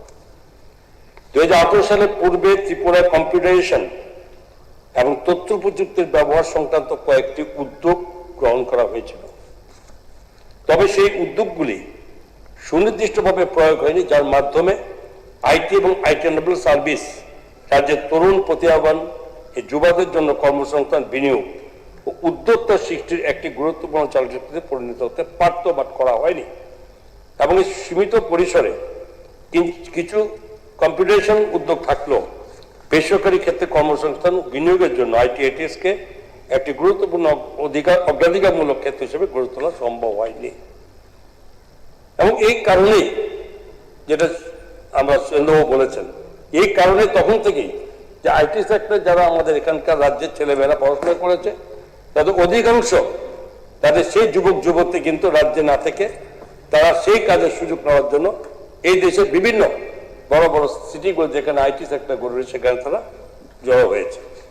একটি প্রাণবন্ত স্টার্ট আপ ইকোসিস্টেম, যার জন্য সুসংগঠিত ইনকিউবেশন বা প্রাথমিক অর্থায়ন, বিনিয়োগকারীদের সঙ্গে সংযোগ এবং রাজ্যের সঙ্গে সংযোগ, এসবের কোনো সুসংহত ব্যবস্থা তখনও গড়ে করেনি। প্রযুক্তি সংস্থা বিপিও, কেপিও এর অন্যান্য আধুনিক জনভিত্তিক শিল্পকে ত্রিপুরা আকৃষ্ট করার জন্য একটি সুসংগত দীর্ঘমেয়াদী কৌশলও প্রতিষ্ঠিত হয়নি। এমনকি ডিজিটাল শাসন ব্যবস্থার ক্ষেত্রে 2017 সালে যখন অফিস চালুর যে প্রাথমিক উদ্যোগ নেওয়া হয়েছিল, তাও রাজ্যব্যাপী দীর্ঘস্থায়ী বাস্তবায়নের কাঙ্ক্ষিত লক্ষ্যে পৌঁছাতে পারেনি। ফলে এখন যখন ভারতের প্রযুক্তি নির্ভর অর্থনীতি ছাড়া দেশে নতুন কর্মসংস্থান, পেশাগত সুযোগ সৃষ্টি করেছিল, এবং তখন ত্রিপুরার বহু প্রতিভাবান যুবক যুবতী কর্মসংস্থান ও পেশাগত বিকাশের জন্য রাজ্যে স্বাভাবিক চলে যেত। মাননীয় মহোদয়, এটি শুধুমাত্র পরিকাঠামো প্রশ্ন ছিল না, এর সঙ্গে এক নতুন প্রজন্ম আকাঙ্ক্ষা পূরণের জন্য উচ্চাবিলাসী ও ভবিষ্যৎমুখী দৃষ্টিভঙ্গির অভাবও জড়িত ছিল। আমরা কি করেছি 2018 পরে, যেখানে এই প্রযুক্তি এই 2018 সালে বর্তমান সরকার গঠনের পর এই প্রযুক্তি নির্ভর শাসন ব্যবস্থা, স্বচ্ছতা, উদ্যোক্তা সৃষ্টি এবং কর্মসংস্থানকে রাজ্যের প্রধান উন্নয়ন কর্মসূচি হিসাবে আমরা বিবেচিত করি। সরকার ডিজিটাল শাসন ব্যবস্থা, আইটি পরিকাঠামো উদ্যোক্তা সৃষ্টি, স্টার্টআপ সহায়তা, দক্ষতার বিকাশ এবং বেসরকারি বিনিয়োগ বৃদ্ধির সমন্বয়ে একটি সমন্বিত ইকোসিস্টেম গড়ে তুলতে আমরা সক্রিয় হই।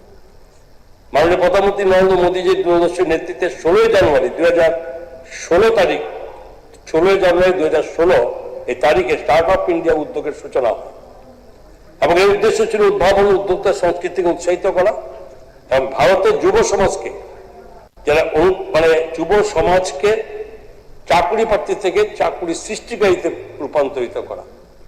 এবং এই চিন্তাধারা অনুপ্রাণিত আমরা মাননীয় প্রধানমন্ত্রীর দৃষ্টিভঙ্গিকে ত্রিপুরায় এগিয়ে নিয়ে যাওয়ার লক্ষ্যে রাজ্য সরকার আইটিআই স্টার্ট আপ স্কিম 2019 আমরা চালু করি এবং এই প্রকল্প রাজ্যের প্রযুক্তি নির্ভর স্টার্ট আপগুলির জন্য একটি গুরুত্বপূর্ণ প্রাথমিক সুযোগ সৃষ্টি করে এবং এর আওতায় প্রায় 26টি স্টার্ট আপ স্বীকৃতি পায়, যেখানে 1 কোটিরও বেশি সহায়তা বিতরণ করা হয় এবং 130টি কর্মসংস্থানের সুযোগ সৃষ্টি হয় 2019 সালে।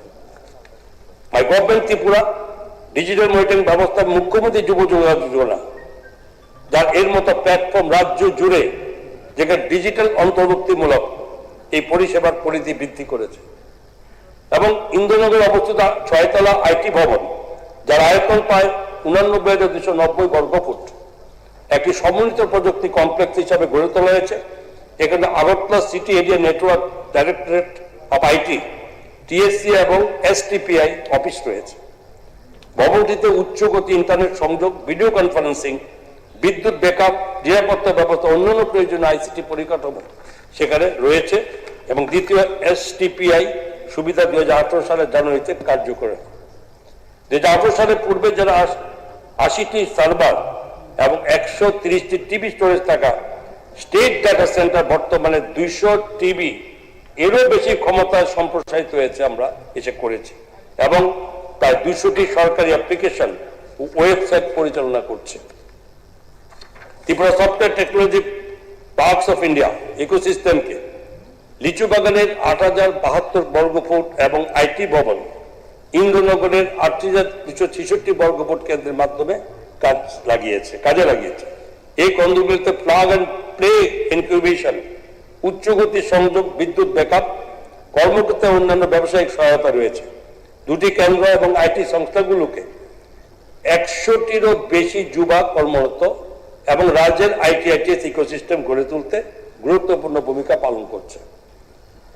তবে সীমিত 120টি প্লাগ অ্যান্ড প্লে আসন স্টার্ট আপ প্রযুক্তি সংস্থা সম্ভাব্য বিনিয়োগকারীদের ক্রমবর্ধমান চাহিদা পূরণের জন্য যথেষ্ট নয় এবং 2022 সাল থেকে বর্তমান সরকারের প্রধান সাফল্য সমূহ মাননীয় আইটি ও স্টার্ট আপ ইকোসিস্টেমের জন্য সরকার নীতি প্রাতিষ্ঠানিক কাঠামোকে আরো শক্তিশালী করেছে। ডিজিটাল শাসন ব্যবস্থার বড় সাফল্য আমরা অর্জন করতে পেরেছি। কি করেছি? ই অফিস বাস্তবায়ন। যে ডিজিটাল শাসন ব্যবস্থা ক্ষেত্রে বর্তমান সরকারের অন্যতম গুরুত্বপূর্ণ সাফল্য হলো বৃহৎ পরিসরে ই অফিস বাস্তবায়ন করা এবং 2017 সালের একটি প্রাথমিক উদ্যোগ নেওয়া হয়েছে রাজ্যের জন্য প্রয়োজনীয় পরিসর ব্যাপ্তি এবং দীর্ঘস্থায়ী বাস্তবায়ন লক্ষ্যে পৌঁছাতে পারেনি। আমাদের সরকার বর্তমান 3 লক্ষেরও বেশি ই ফাইল আবার তৈরি হয়েছে আর 75 লক্ষেরও বেশি ই ফাইল ইলেকট্রনিক পদ্ধতিতে স্থানান্তরিত হয়েছে এবং ই অফিস এখন রাজ্য সরকার থেকে পঞ্চায়েত স্তর পর্যন্ত আবার সমগ্র প্রশাসনিক কাঠামো সম্প্রসারিত হয়েছে এবং ই অফিসের ফলে ফিজিক্যাল ফাইল পরিবহন উল্লেখযোগ্যভাবে হ্রাস পেয়েছে, জবাবদিহিতা বৃদ্ধি পেয়েছে এবং সিদ্ধান্ত গ্রহণের প্রতি খুব ত্বরান্বিত হয়েছে যে ই ক্যাবিনেট, ই বিধানসভা ত্রিপুরা ডিজিটাল শাসন ব্যবস্থাকে আরো শক্তিশালী করেছে এবং আমাদের নেক্সট লক্ষ্য যে আমরা এটা ডিসি লেভেল পর্যন্ত আমাদের গিয়ে পৌঁছানোর জন্য সরকারের আমাদের লক্ষ্য নিয়ে আমরা কাজ করার আমরা এগিয়ে চলেছি। ত্রিপুরা আইটিআইটিএস পলিসি 2022 এর সফটওয়্যার উন্নয়ন, বিপিও কেপিও পরিষেবা, e commerce, animation, data processing, hardware অন্যান্য প্রযুক্তি নির্ভর উদ্যোগকে উৎসাহিত করার জন্য একটি শিল্পমুখী কাঠামো প্রদান করেছে। এখন পর্যন্ত 60টি আইটি সংস্থা এই নীতির অধীনে সুবিধা গ্রহণ করছে এবং ত্রিপুরার 80টিরও বেশি যুবকের কর্মসংস্থান সৃষ্টি হয়েছে এর কারণে এবং এই নীতির লক্ষ্য হল ত্রিপুরাকে প্রযুক্তির ভোক্তা থেকে ধীরে ধীরে প্রযুক্তি, ডিজিটাল পরিষেবা এবং উদ্ভাবনের একটি উদীয়মান উৎপাদক রাজ্যে পরিণত করা। Sector agnostic Tripura startup policy 2024 পরবর্তী সরকার sector agnostic Tripura startup policy প্রবর্তন করে এই নীতিতে 5 বছরের একটি কাঠামো নির্ধারণ করা হয়েছে এবং যার আনুমানিক আর্থিক বরাদ্দ 50 কোটি টাকা এবং যোগ্য স্টার্টআপের জন্য পর্যায়ক্রমে যেখানে প্রায় 25 লক্ষ পর্যন্ত সহায়তা প্রদানের ব্যবস্থা করা হয়েছে। 24শে জানুয়ারি 2025 তারিখে চালু হওয়া এই নীতি বিভিন্ন ক্ষেত্রে উদ্ভাবনকে সহায়তা করে এবং অন্যান্য সুবিধা প্রদান করে। প্রুফ অফ কনসেপ্ট এর জন্য 10 লক্ষ টাকা পর্যন্ত সহায়তা করা হয় এবং মার্কেটিং অ্যাসিস্ট্যান্সের জন্য 5 লক্ষ টাকা পর্যন্ত সহায়তা করা হয় এবং এরপরে ভারতীয় পেটেন্টের জন্য 2 লক্ষ টাকা পর্যন্ত এরা খরচের ফেরত পায়। বিদেশি পেটেন্টের জন্য 10 লক্ষ টাকা পর্যন্ত সহায়তা পায় এবং যোগ্য জিএসটি রিইনভার্সমেন্টের অন্যান্য স্টার্টআপের সহায়তা নিহিত আরো রয়েছে। 50 কোটি ত্রিপুরা ভেঞ্চার ক্যাপিটাল ফান্ড এর মাধ্যমে সম্ভাবনা স্টার্টআপকে 25 লক্ষ থেকে 2 কোটি পর্যন্ত বিনিয়োগের সহায়তা প্রদানের প্রস্তুতি অলরেডি রয়েছে। 191টি স্টার্টআপ অ্যাপ্লিকেশন এর মধ্যে 149টি অনুমোদিত হয়েছে, 70টি স্টার্টআপ আনুষ্ঠানিকভাবে স্বীকৃত হয়েছে এবং 28টি প্রুফ অফ কনসেপ্ট প্রপোজাল অনুমোদিত হয়েছে এবং ট্রাইসিট ফান্ডের আওতায় 1.34 কোটি টাকা বিতরণ করা হয়েছে এবং অপারেশনাল কস্ট সাপোর্ট হিসাবে 79.72 লাখ প্রদান করা হয়েছে। প্রুফ অফ কনসেপ্ট অ্যাসিস্ট্যান্স হিসাবে 1.68 কোটি টাকা অনুমোদিত হয়েছে। সম্প্রসারণ স্টার্টআপ ইকোসিস্টেমে প্রায় 140টি নিবন্ধিত ব্যবসায়িক সংস্থা প্রায় 900 কর্মসংস্থানের সুযোগ সৃষ্টি করেছে। সেক্টর এগনোস্টিক ত্রিপুরা স্টার্টআপ পলিসির অধীনে নারী নেতৃত্বাধীন স্টার্টআপগুলিকে অনুমোদিত অপারেশনাল কস্ট সাপোর্টের ক্ষেত্রে অতিরিক্ত 10% রিইনভার্সমেন্টে অনুমোদিত এই প্রোটোটাইপ স্টেজ অ্যাসিস্ট্যান্সের ক্ষেত্রে অতিরিক্ত 10% রিইনভেস্টমেন্ট প্রদান করা হয়। মানে যুবদের মধ্যে মহিলাদেরকেও পিছিয়ে রাখা হয়নি, তাদেরকে সমানভাবে আমরা এগিয়ে নিয়ে চলার চেষ্টা করেছি। উদ্দেশ্য হল প্রাথমিক পর্যায়ে প্রতিরোধ দূর করা এবং নারীদেরকে সফল উদ্যোগ গড়ে তুলতে সক্ষম করা। কারণ আমরা বাইরে দেখেছি, বারবার বলি আমরা এখান থেকে সমস্ত ছেলে মেয়েরা বাইরে চলে যায়, প্রচুর যারা মেয়েরা এরা যে বাইরেও তারা বাইরে বিভিন্ন ব্যাঙ্গালোর, দিল্লি, বম্বে, পুনে, হায়দ্রাবাদ তারা কাজ করে। তো তাদেরকে এখানে কাজের তাকে ফিরিয়ে আনার চেষ্টা এবং সেই সঙ্গে নতুন যারা তৈরি হচ্ছে তাদেরকে বাইরে না যাওয়ার জন্য যাতে এটাকে এখানেই রাখা যায় কাজের মাধ্যমে, সেই চেষ্টা যেটা বলেছেন আপনারা অলরেডি সরকার শুরু করে দিয়েছে এবং তার বিনিময়ে এগুলো হচ্ছে। 2024 সালে স্টার্টআপ ইন্ডিয়া রিপোর্ট অনুযায়ী গত 5 বছরে স্টার্টআপ স্বীকৃতি ক্ষেত্রে ত্রিপুরা 66% বৃদ্ধির হার বজায় রেখেছে। ত্রিপুরা উত্তর পূর্বাঞ্চল নারী নেতৃত্বাধীন স্টার্টআপের ক্ষেত্রে শীর্ষস্থান দখল করেছে। নর্থ ইস্টের মধ্যে যদি স্টার্টআপ ক্ষেত্রে এই রাজ্যের মহিলারা সর্বোচ্চ স্থানে আছে। এটা জানবেন যে সরকার কোথাও পিছিয়ে নেই, এটার জন্য আমরা এগিয়ে রেখেছি এবং সেটা আমাদের লক্ষ্য আছে। এবং টিনেজ অলরেডি জানেন Tripura nurturing entrepreneurship and startups already এর উদ্বোধন 26 ফেব্রুয়ারি 2026 আগরতলায় হাপানিয়া রাজ্যের ফ্ল্যাগশিপ ইনকিউবেশন হাব হিসাবে করা হয় এবং এটি উদ্যোক্তা সৃষ্টির বিকাশ, স্টার্টআপকে পরামর্শ প্রদান, বিনিয়োগকারীদের সঙ্গে সংযোগ স্থাপন এবং রাজ্যের উদ্ভাবনমূলক ইকোসিস্টেমকে শক্তিশালী করার জন্য একটি প্রাতিষ্ঠানিক প্ল্যাটফর্ম প্রদান করে। পিছিয়ে নেই, যখন যেটা করা যায় ডেভেলপ তাতে আমরা দিই। ত্রিপুরা এনআইটি আয়োগের অটল ইনোভেশন মিশনের সঙ্গে সহযোগিতা স্টেট ইনোভেশন মিশন চালু করা দেশের প্রথম রাজ্য হিসাবেও আমাদের রাজ্যে গুরুত্বপূর্ণ সাফল্য অর্জন করেছে। এটি যুব সমাজের উদ্ভাবন ও উদ্যোক্তা সংস্কৃতির প্রসার একটি গুরুত্বপূর্ণ পদক্ষেপ। টিরাইজ পোর্টাল 17 আগস্ট, এ বেশি দিন হয়নি, 17 আগস্ট 2026 তারিখে চালু হওয়া টিরাইজ পোর্টাল হলো একটি সমন্বিত সিঙ্গেল উইন্ডো প্ল্যাটফর্ম যা স্টার্টআপ, বিনিয়োগকারী, মেন্টর, শিক্ষা প্রতিষ্ঠান এবং সরকারি সংস্থাগুলিকে একটি প্ল্যাটফর্মে সংযুক্ত করে। এটি ব্যবসার গুরুত্বপূর্ণ ক্ষেত্রগুলিতে অন ডিমান্ড এন্টারপ্রেনারিয়াল সাপোর্ট প্রদান করে এবং বিশ্বের বিভিন্ন প্রান্তে থাকা ত্রিপুরার প্রবাসী প্রযুক্তিবিদ ও পেশাজীবীদের সঙ্গে সংযোগ স্থাপন করে রাজ্যের স্টার্টআপ ইকোসিস্টেমকে আরো শক্তিশালী করা উদ্যোগ গ্রহণ করে।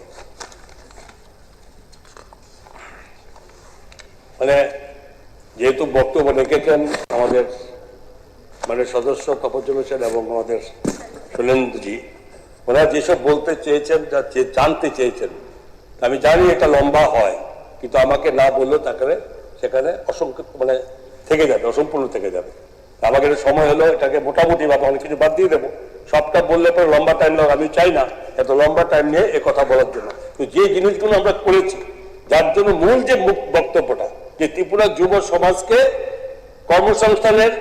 কর্মসংস্থানের ব্যবস্থার পাশাপাশি কর্মসংস্থান সৃষ্টি করা, মানে ওইটাই আসল যাবে। একজন পাবে চাকরি, তার আন্ডারে 10 জন 20 জন পাবে, সেটা হচ্ছে আমাদের মূল রাজ্য সরকার লক্ষ্য। তো এরকম মেমোরেন্ডাম অফ আন্ডারস্ট্যান্ডিং হয়েছে, কার সঙ্গে হয়েছে?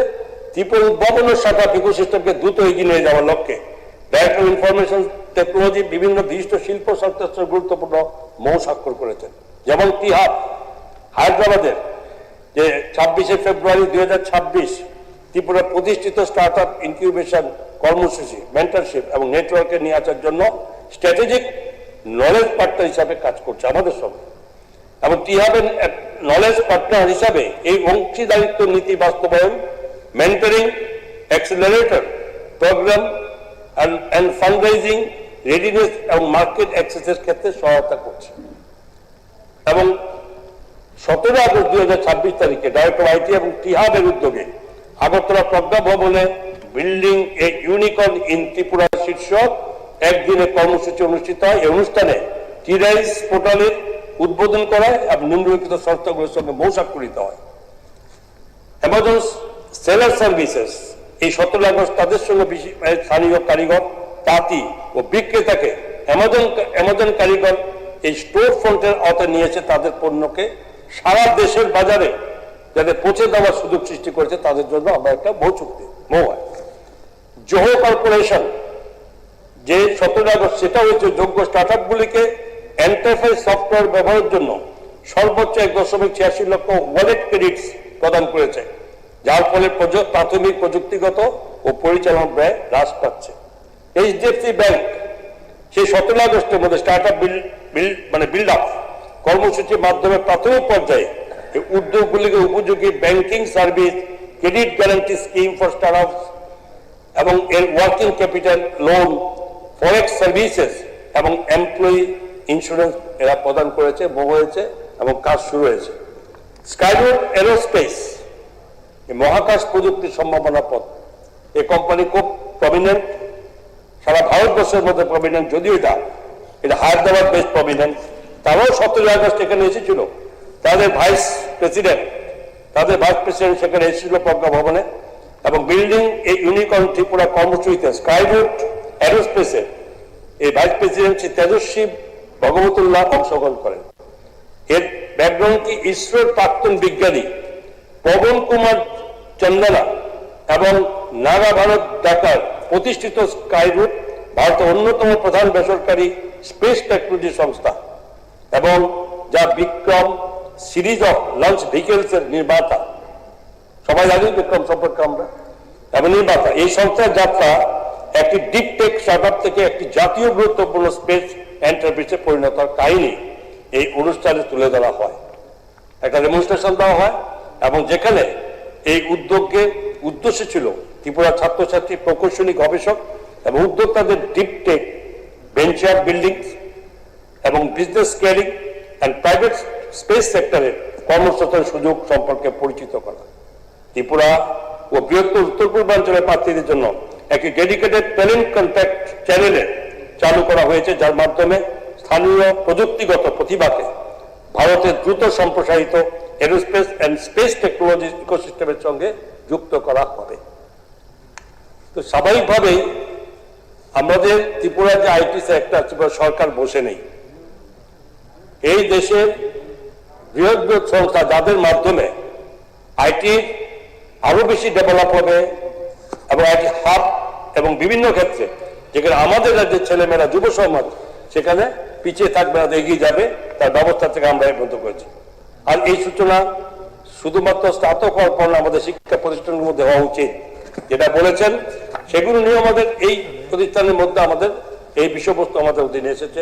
নিউ জেনারেশন ইনোভেশন নেটওয়ার্কের অধীনে যেখানে 12টি প্রতিষ্ঠানকে অনবোর্ড করা হয়েছে 1.7 কোটি ইনকিউবেশন অপারেশন সাপোর্টের জন্য প্রদান করা হয়েছে এবং 81টি স্টুডেন্ট প্রজেক্ট অনুমোদিত হয়েছে এবং এই উদ্যোগের অধীনে নির্বাচিত প্রতিটি হোস্ট ইনস্টিটিউশন পেতে পারে এক ইনকিউবেশন সেন্টার প্রতিষ্ঠার জন্য এককালীন 10 লক্ষ টাকা অনুদান দেওয়া হবে এবং অপারেশনাল সাপোর্টের জন্য প্রতি বছর পার্থক্য যেটা বলেছি এবং নির্ধারিত যোগ্য প্রকল্প সীমা সাপেক্ষে প্রতি অনুমোদিত স্টুডেন্ট প্রজেক্টের জন্য 1 লক্ষ টাকা পর্যন্ত সহায়তা করা হবে।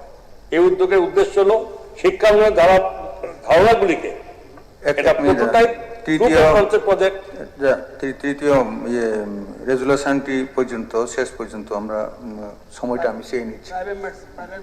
হ্যাঁ হ্যাঁ, প্রাইভেট মেম্বারদের রেজুলেশন তৃতীয়টি পর্যন্ত চেয়ে নিচ্ছি। এটা দ্বিতীয় চলছে, এটা পরে আরেকটা আমরা কন্টিনিউ করে আজকে মুলতবি করব।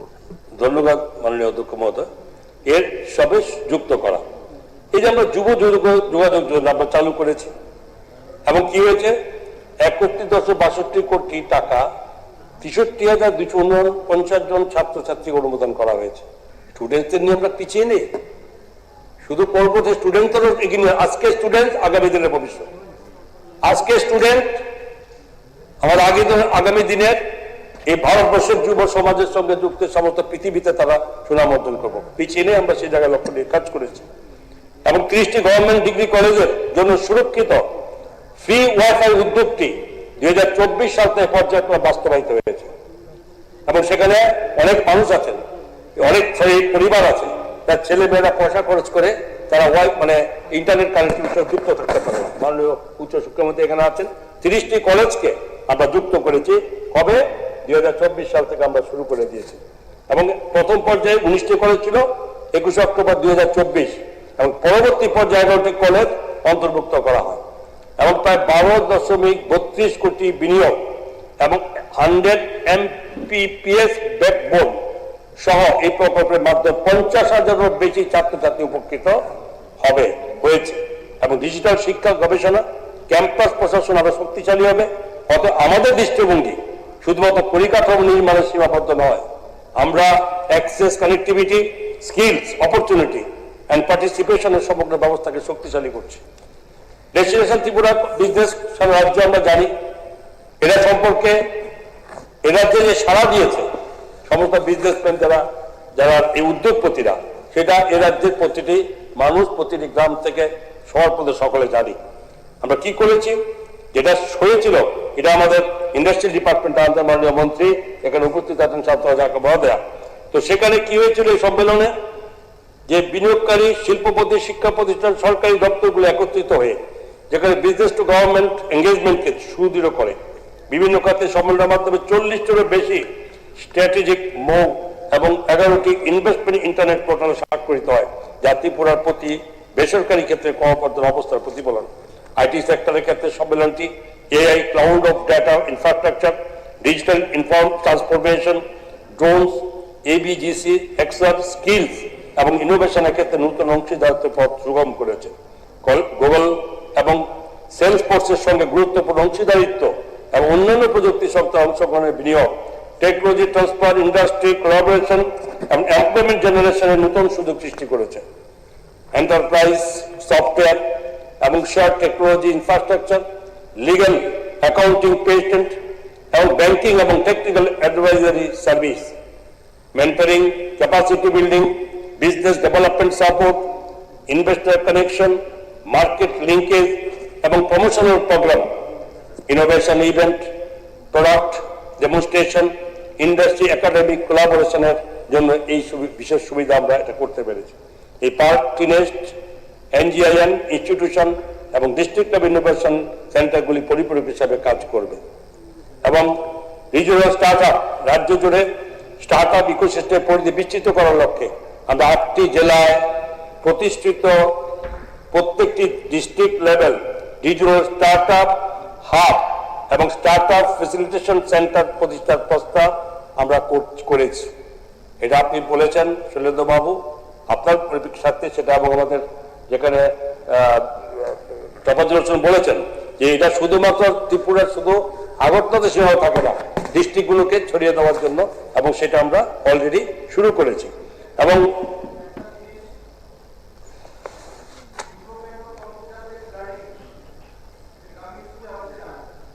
আমি মাত্র শুরু করেছি বলছি, আমি বলেছি হয়ে গেছে। না, এটা আপনি জবাব দেননি, কিন্তু আপনি বলেছেন হচ্ছে, লেকিন আমি গ্রামে হচ্ছে না। বলেছি মাত্র হয়েছে, যে ডেস্টিনেশন অফ ত্রিপুরা, এগুলোতে যে আলোচনা হয়েছে, যে সমস্ত বউ হয়েছে, আমরা শুধু শুধু আগরতলা রাখার জন্য না, সমস্ত ডিস্ট্রিক্টে ছড়িয়ে দেওয়ার কাজ হয়েছে। না হয়েছে কি, আইসিটি তে টিচার রাখা হয়েছে, তারা কম্পিউটারের লার্নিং করাচ্ছে না, তারা নর্মাল ক্লাস আমি তো করাচ্ছে। এখানে যাইনি, আমি আপনাকে বলছি নতুন করে আমরা শুরু করছি সমস্ত ডিস্ট্রিক্টে এগুলো তৈরি করতে, আমি ওইটা বলছি।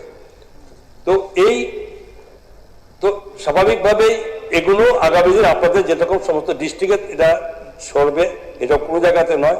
এবং টিনেজ টিরাইজ এই প্ল্যাটফর্ম সংযুক্ত কেন্দ্রগুলি স্থানীয় স্টার্ট আপ এবং অ্যাসপায়ারিং এন্টারপ্রেনার এর নিম্নলিখিত সাহায্য করবে। কেমন কি করবে?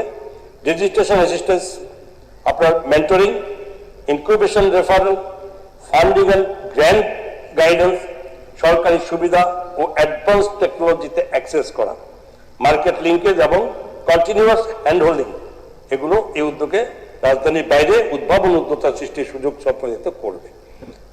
বিশেষভাবে নারী উপজাতি সম্প্রদায় উদ্ভাবকদের ক্ষমতায়ন এবং সমস্ত রাজ্য আত্মনির্ভর বিকাশে গুরুত্ব দেওয়া হবে। আইটি পার্ক, আপনারা জানেন যে শুধু আইটি আমরা করছি, ইনিশিয়াল শুরু হয়েছে এবং এটার মধ্যে অনেক দূর আমরা এগিয়েছি। এ রাজ্যে অনেক কর্মসংস্থানের ব্যবস্থা করা হয়েছে, আরো সামনে আগামী দিনে বাড়তি থাকবে। নতুন কর্মসংস্থান সৃষ্টি করা এবং তার সঙ্গে যুব সম্প্রদায় যুক্ত হওয়া, রাজ্যের বাইরে না যাওয়ার প্রবণতা, এই সমস্ত কারণ আমরা করেছি। কিন্তু এর মধ্যে একটা থেকে যায় খালি, কেমন? যেমন যদি আমরা কখনো যারা গিয়ে থাকেন, যারা বেঙ্গালোরে গিয়ে থাকি, হায়দ্রাবাদ গিয়ে থাকি, যারা দিল্লি, বম্বে, পুনেতে গিয়ে থাকি, আরো জায়গায় সেখানে আইটি পার্ক আমরা দেখতে পাই, বড় বড়। এই আইটি পার্ক গড়ে তোলার সঙ্গে সঙ্গে রাজ্যের আরো আইটি সেক্টরকে আরো বিশালভাবে অগ্রগতি আমরা নিতে পারবো, যেখানে এই রাজ্যের থেকে কোনো ছেলে মেয়ে বাড়ি যাওয়া দরকার। ওখানে প্রচুর আইটি পার্ক যখন গড়ে তুলবো আমরা, তখন বিভিন্ন কোম্পানি অটোমেটিক্যালি এখানে আসবে। আর এটা সবাই জেনে যান, আমাদের রাজ্যের 3rd ইন্টারন্যাশনাল ইন্টারনেট গেটওয়ে এই রাজ্য 3য় নম্বরে আছে ভারতবর্ষের মধ্যে। এটা একটা অন্যরকম প্রাপ্তি আমাদের রাজ্যে, যে আমরা 3য় স্থানে আছি। এই ধরনের কানেক্টিভিটি অনেক উন্নত এবং শক্তিশালী, যেটা আমাদের আগামী দিনে এগিয়ে নেওয়ার জন্য অনেক আমরা সুবিধা করবে। তো আইটি পার্ক কি হবে? সরকার আগরতলা আমতলী বাইপাসে একটা অত্যাধুনিক আইটি পার্ক স্থাপনের প্রস্তাব করেছে এবং যার প্রাথমিক বিনিয়োগ হয় প্রায় 500 কোটি টাকা এবং অনুদান ও সহায়তার জন্য প্রস্তাবটি ভারত সরকারের কাছে জমা দেওয়া হয়েছে। সম্প্রতি যে ডোনারের একটি উচ্চ পর্যায়ের দল আমাদের এই স্থান তারা সমীক্ষা করে গেছে, পরিদর্শন করেছে এবং এই পার্কটি সমন্বিত প্রযুক্তির অবকাঠামো কেন্দ্রে গড়ে তোলার পরিকল্পনা সেখানে থাকবে। আমরা খুব আশাবাদী, খুব সহসাই এই ডোনার মিনিস্ট্রি থেকে যে আমাদের এই অনুদান আমরা পাবো এবং আগামী দিনে যেটা আইটির জন্য একটা নতুন পথ খুলবে, সেটা এই আইটি পার্ক আমাদের তৈরি হবে। নিশ্চিন্ত সেখানে আমরা এই জায়গায় আছে থাকবো না। এবং নির্ভরযোগ্য উচ্চ গতির ফাইবার সংযোগ, দৃঢ়বচ্ছিন্ন বিদ্যুৎ সরবরাহ, কোওয়ার্কিং, ইনকিউবেশন, প্রশিক্ষণ এবং দক্ষতা উন্নয়নের সুবিধা, যেখানে এআই, সাইবার নিরাপত্তা যেটা আপনি বলেছেন, ক্লাউড পরিষেবা, ফিনটেক এবং উদীয়মান প্রযুক্তির সহায়ক অবকাঠামো তার সঙ্গে যুক্ত হচ্ছে। এবং এবিজিসি এক্সেল, ইলেকট্রনিক্স, ডিজিটাল পরিষেবা, প্রযুক্তি নির্ভর গবেষণার জন্য সুবিধা এবং সাধারণ সভা সম্মেলন ব্যবসায়িক সহায়তার জন্য প্রয়োজনীয় সুবিধা নেওয়া হবে।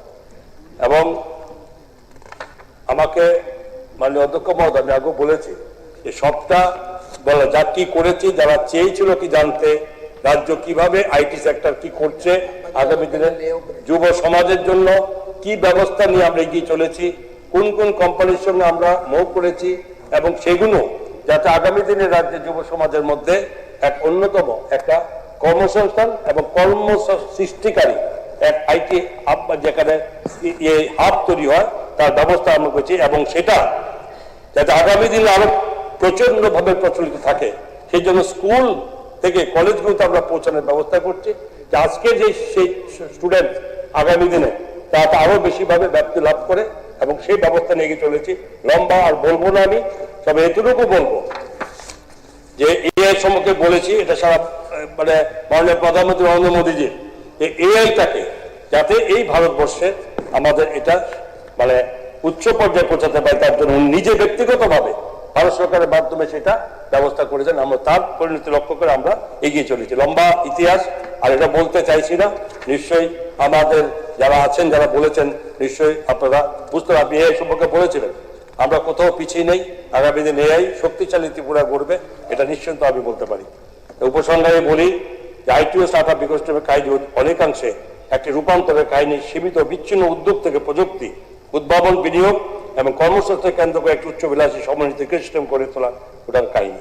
2018 সালের পূর্বে যা হয়েছে বৃহৎ পরিসরে যুব সমাজের ক্ষমতায়নের হাতিয়ার হিসেবে আইটিআইটিএস ও এন্টারপ্রেনারশিপ পূর্ণ সম্ভাবনা বাস্তবায়িত হয়নি, যা ত্রিপুরাতে রয়েছে dedicated IT policy, sector agnostic startup policy এবং seed funding, proof of concept support, incubation institution, innovation network, digital governance platform এবং প্রাইভেট সেক্টরের মতো। এবং আপনারা জানেন যে আমাদের এখানে এয়ারটেলও আমাদের প্রায় 200 কোটি টাকা বিনিময়ে নিজেরা জায়গা নিয়ে, যেখানে লিচি বাগানে সেখানে তারা ফুলছে, ডাটা সেন্টার করছে, সেখানেও কর্মসংস্থান শুরু হবে। ওরা কথা দিয়েছেন যে আমাদের এটা শুরু হলে মিনিমাম প্রায় 200 যেখানে যুবক যুবতী সেখানে কর্মস্থানের ব্যবস্থা হবে। আর বাকি যে আমি বলেছি যে সমস্ত বড় বড় কোম্পানিগুলো, আইটি হাব মানে কোম্পানিগুলো এসেছে, তারাও প্রতিটি জায়গাতে এই জায়গাতে আমাদের এখানকার অনেক বেশি এখানে সৃষ্টি হবে। এবং তাই আমি আমার বক্তব্য শেষ পর্যায়ে আপনাদের যেটা তুলেছেন, তপজ্জবাবু যেটা তুলেছেন, যুব সমাজের জন্য আপনিও বলেছেন, সমর্থন করেছেন। তো আমি তাই আমাদের আইটি দপ্তরের পক্ষ, সরকারের পক্ষ থেকে আমি যুব সমাজের প্রতি আমার একটা বার্তা থাকবে স্পষ্ট, যে তোমাদের প্রতিভা স্বীকৃতি পাবে, আগামী দিন আইটি সেক্টর স্বীকৃতি পাবে, তোমাদের ধারণা সমর্থন পাবে এবং তোমাদের উদ্ভাবন উৎসাহ পাবে, তোমাদের সুযোগ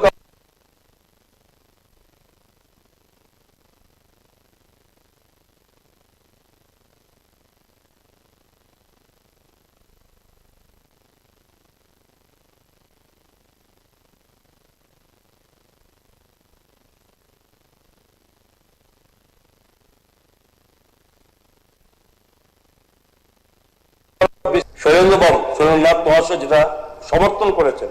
তো আমি ওটাও করে বলি যে এই যুব কর্মসূচি বৃদ্ধি, তথ্য প্রযুক্তি নির্ভর অর্থনীতি গড়ে তুলতে ত্রিপুরায় ইনফরমেশন টেকনোলজি ব্যবস্থাপনার যথাযথ সম্প্রসারণ সহ স্টার্টআপ গড়ে তোলার লক্ষ্যে ত্রিপুরা সরকার নতুন করে আর উপযুক্ত কিছু পদক্ষেপ গ্রহণ করে রাজ্য যুব সমাজের কর্মসংস্থান বৃদ্ধির সুযোগ সৃষ্টি করবে।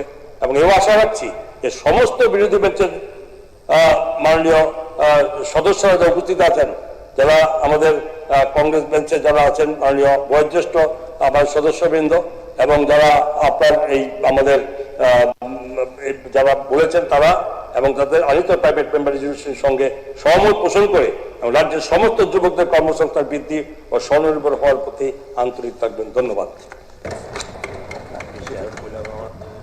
তো এখন আমি মাননীয় সদস্য শ্রী তফাজ্জল হোসেন কর্তৃক উত্থাপিত রেজলিউশনটি ভোটে দিচ্ছি। হ্যাঁ, আচ্ছা, তো তবু তো সিস্টেম বলতে হবে। সিস্টেম বলবেন, এই প্রস্তাবটা এনেছে, এটা সর্বসম্মতি হাউস গৃহীত, আমরা অভিনন্দন দিয়ে দেব। আচ্ছা, যাই হোক, তফাজ্জল মাননীয় সদস্য তফাজ্জল হোসেনের কর্তৃক আনিত রেজুলেশনটি যেহেতু শৈলেন্দ্রজিও সাপোর্ট করেছেন, তো এখানে আর ভোটের কোনো প্রশ্নই উঠে না। তো বাকিরাও নিশ্চয়ই এটা সম্মত পোষণ করবেন। তো এই রেজুলেশন সভা কর্তৃক সর্বসম্মতিক্রমে গৃহীত হলো। তৃতীয় রেজুলেশনটি এনেছেন মাননীয় সদস্যা শ্রীমতী অন্তরা সরকার দেব। আমি এখন মাননীয় সদস্যা শ্রীমতী অন্তরা সরকার দেবকে অনুরোধ করছি ওনার রেজুলেশনটি সবাই উত্থাপন করে আলোচনা শুরু করার জন্য।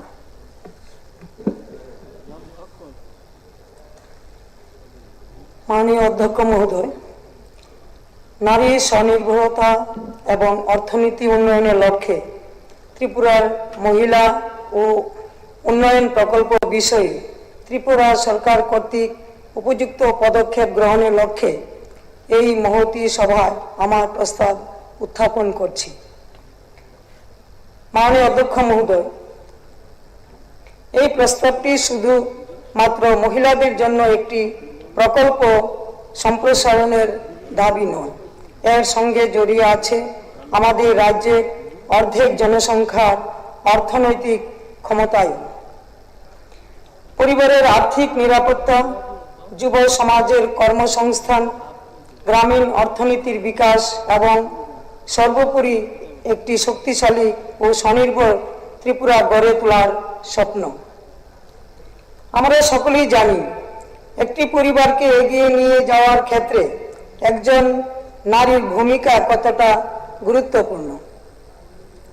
একজন নারী যখন নিজের উপার্জনের পথ তৈরি করতে পারেন তখন শুধু তার ব্যক্তিগত জীবনেই পরিবর্তন আসে না, সেই আয়ের সুফল পৌঁছে যায় তার সন্তান, পরিবার এবং শেষ পর্যন্ত সমগ্র সমাজের কাছে।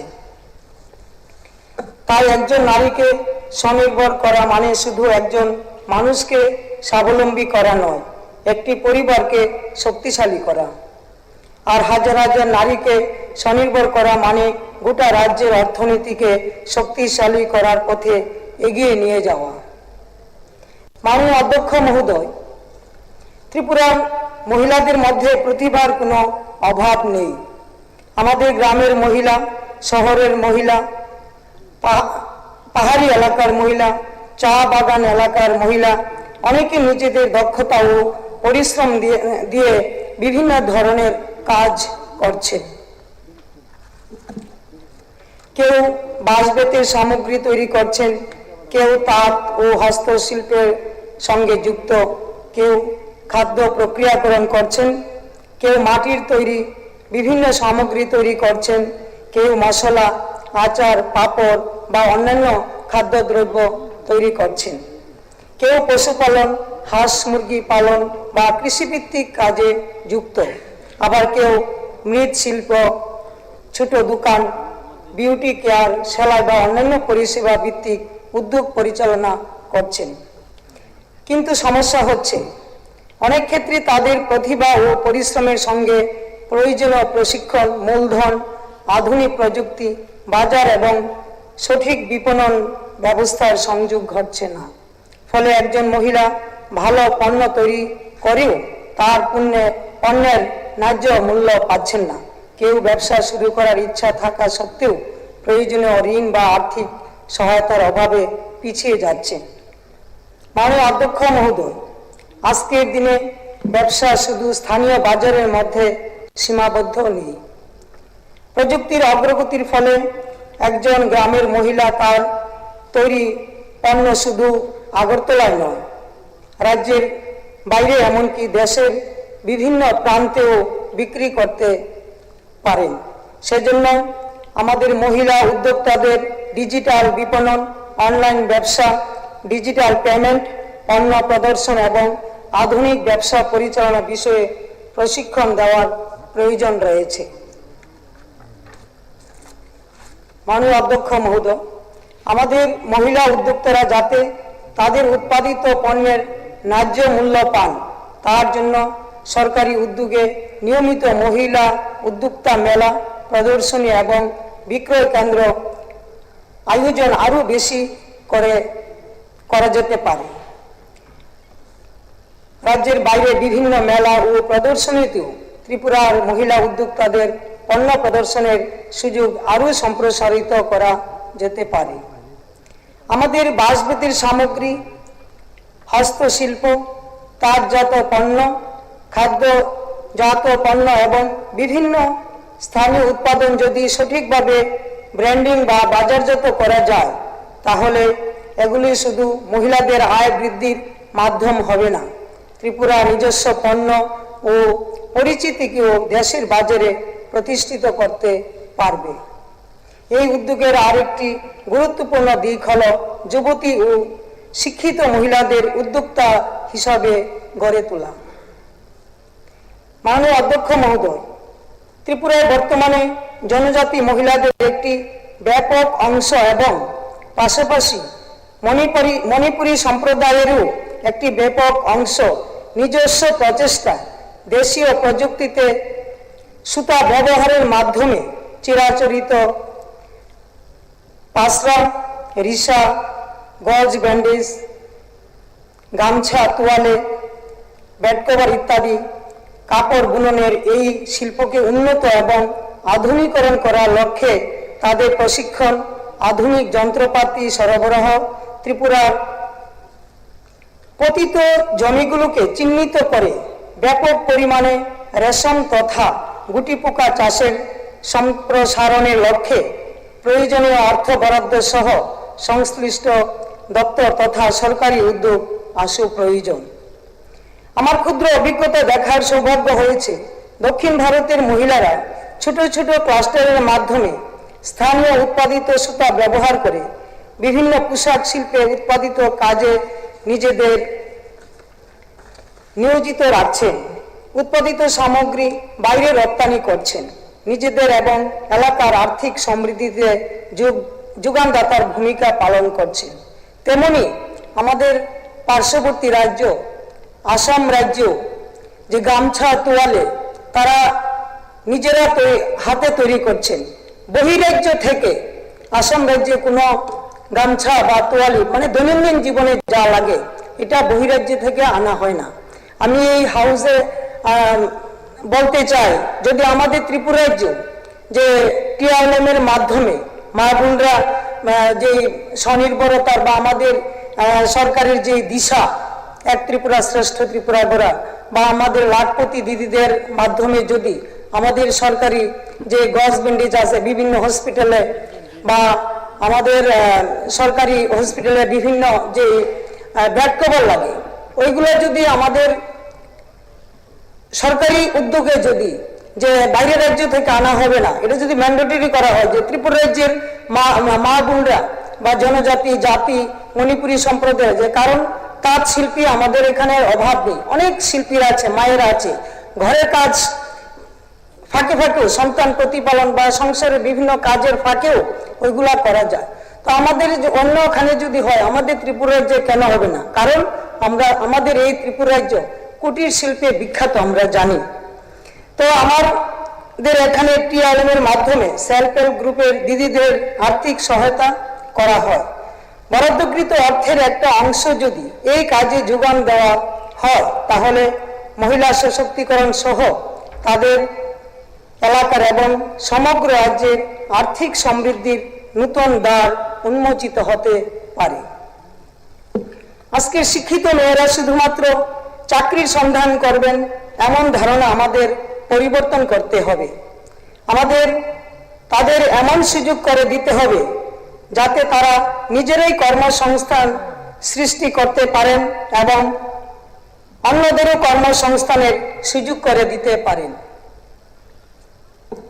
একজন সফল মহিলা উদ্যোক্তা যদি 5 জন বা 10 জন মহিলাকে কাজের সুযোগ করে দিতে পারেন তাহলে একটি ছোট উদ্যোগও স্থানীয় অর্থনীতিতে বড় ভূমিকা পালন করতে পারে।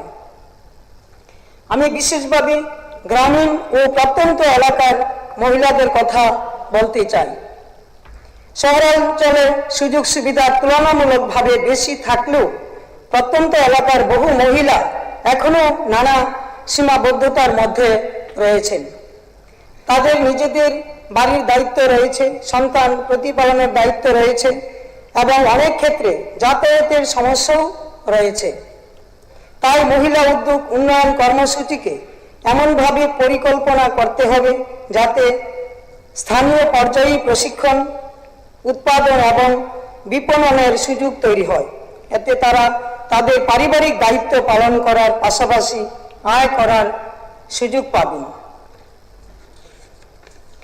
মাননীয় অধ্যক্ষ মহোদয়, এই প্রস্তাবের আরেকটি গুরুত্বপূর্ণ উদ্দেশ্য হল পারিবারিক অর্থনীতিকে শক্তিশালী করা। আমরা অনেক সময় অর্থনীতির বড় বড় পরিসংখ্যান নিয়ে আলোচনা করি, কিন্তু একটি পরিবারের মাসিক আয় যদি একজন মহিলার উদ্যোগের মাধ্যমে 5,000, 10,000 বা 15,000 টাকা পর্যন্ত বৃদ্ধি পায়, সেই পরিবারের জীবনযাত্রায় তার প্রভাব অত্যন্ত গুরুত্বপূর্ণ। সন্তানের পড়াশোনা, পরিবারের চিকিৎসা, পুষ্টি, বাড়ির প্রয়োজনীয় খরচ সব কিছুতে সেই অতিরিক্ত আয় গুরুত্বপূর্ণ ভূমিকা পালন করতে পারে। অর্থাৎ মহিলা উদ্যোগ মানে শুধু ব্যবসা নয়, মহিলা উদ্যোগ মানে পরিবারের আর্থিক নিরাপত্তা, মহিলা উদ্যোগ মানে সন্তানের ভবিষ্যৎকে আরো নিরাপদ করা। মহিলা উদ্যোগ মানে সমাজে নারীর আত্মবিশ্বাস ও মর্যাদা বৃদ্ধি করা।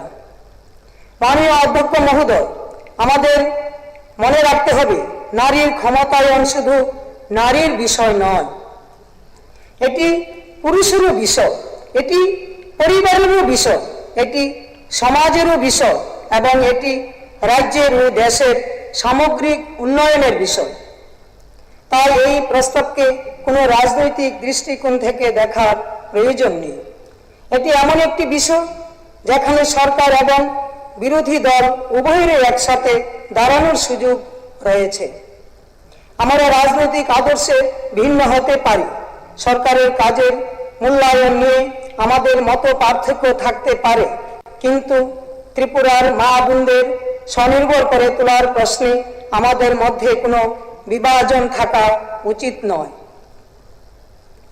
মাননীয় অধ্যক্ষ মহোদয়, তাই এই পবিত্র বিধানসভার অধিবেশনে উপস্থিত সমস্ত সম্মানীয় সদস্য ও সদস্যবৃন্দের কাছে আমার বিনীতভাবে আবেদন জানাচ্ছি, দলীয় রাজনীতির ঊর্ধ্বে উঠে এই প্রস্তাবটিকে পূর্ণ সমর্থন করুন। মাননীয় অধ্যক্ষ মহোদয়, আমি বিশ্বাস করি এই সভা যদি আজ সর্বসম্মতভাবে এই প্রস্তাব গ্রহণ করে তাহলে এর একটি অত্যন্ত গুরুত্বপূর্ণ বার্তা গোটা রাজ্যে পৌঁছাবে।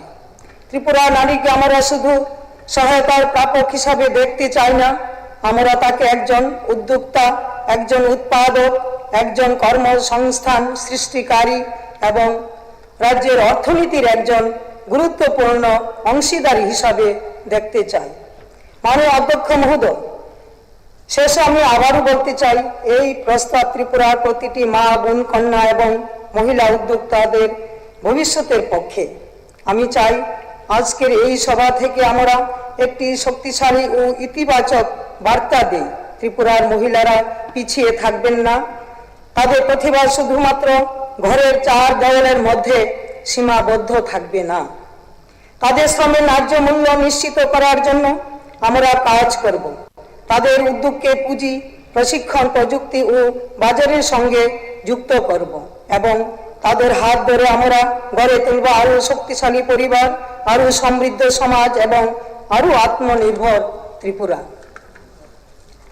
মাননীয় অধ্যক্ষ মহোদয়, আমি আশা করি এই সম্মানীয় সভার শাসক ও বিরোধী উভয় দলের সমস্ত মাননীয় সদস্য ও সদস্যবৃন্দ দল মতের ঊর্ধ্বে উঠে আমার এই বেসরকারি প্রস্তাবটির প্রতি তাদের পূর্ণ সমর্থন জানাবেন এবং সর্বসম্মতিক্রমে প্রস্তাবটি গ্রহণ করার জন্য এই সভাকে সহায়তা করবেন।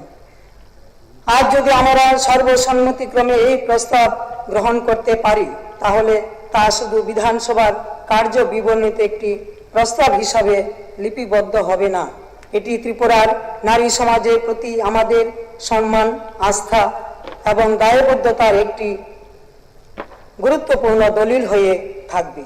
এই প্রত্যাশা এবং বিশ্বাস নিয়ে আমি আমার প্রস্তাবটির সমর্থনে আলোচনা শেষ করছি।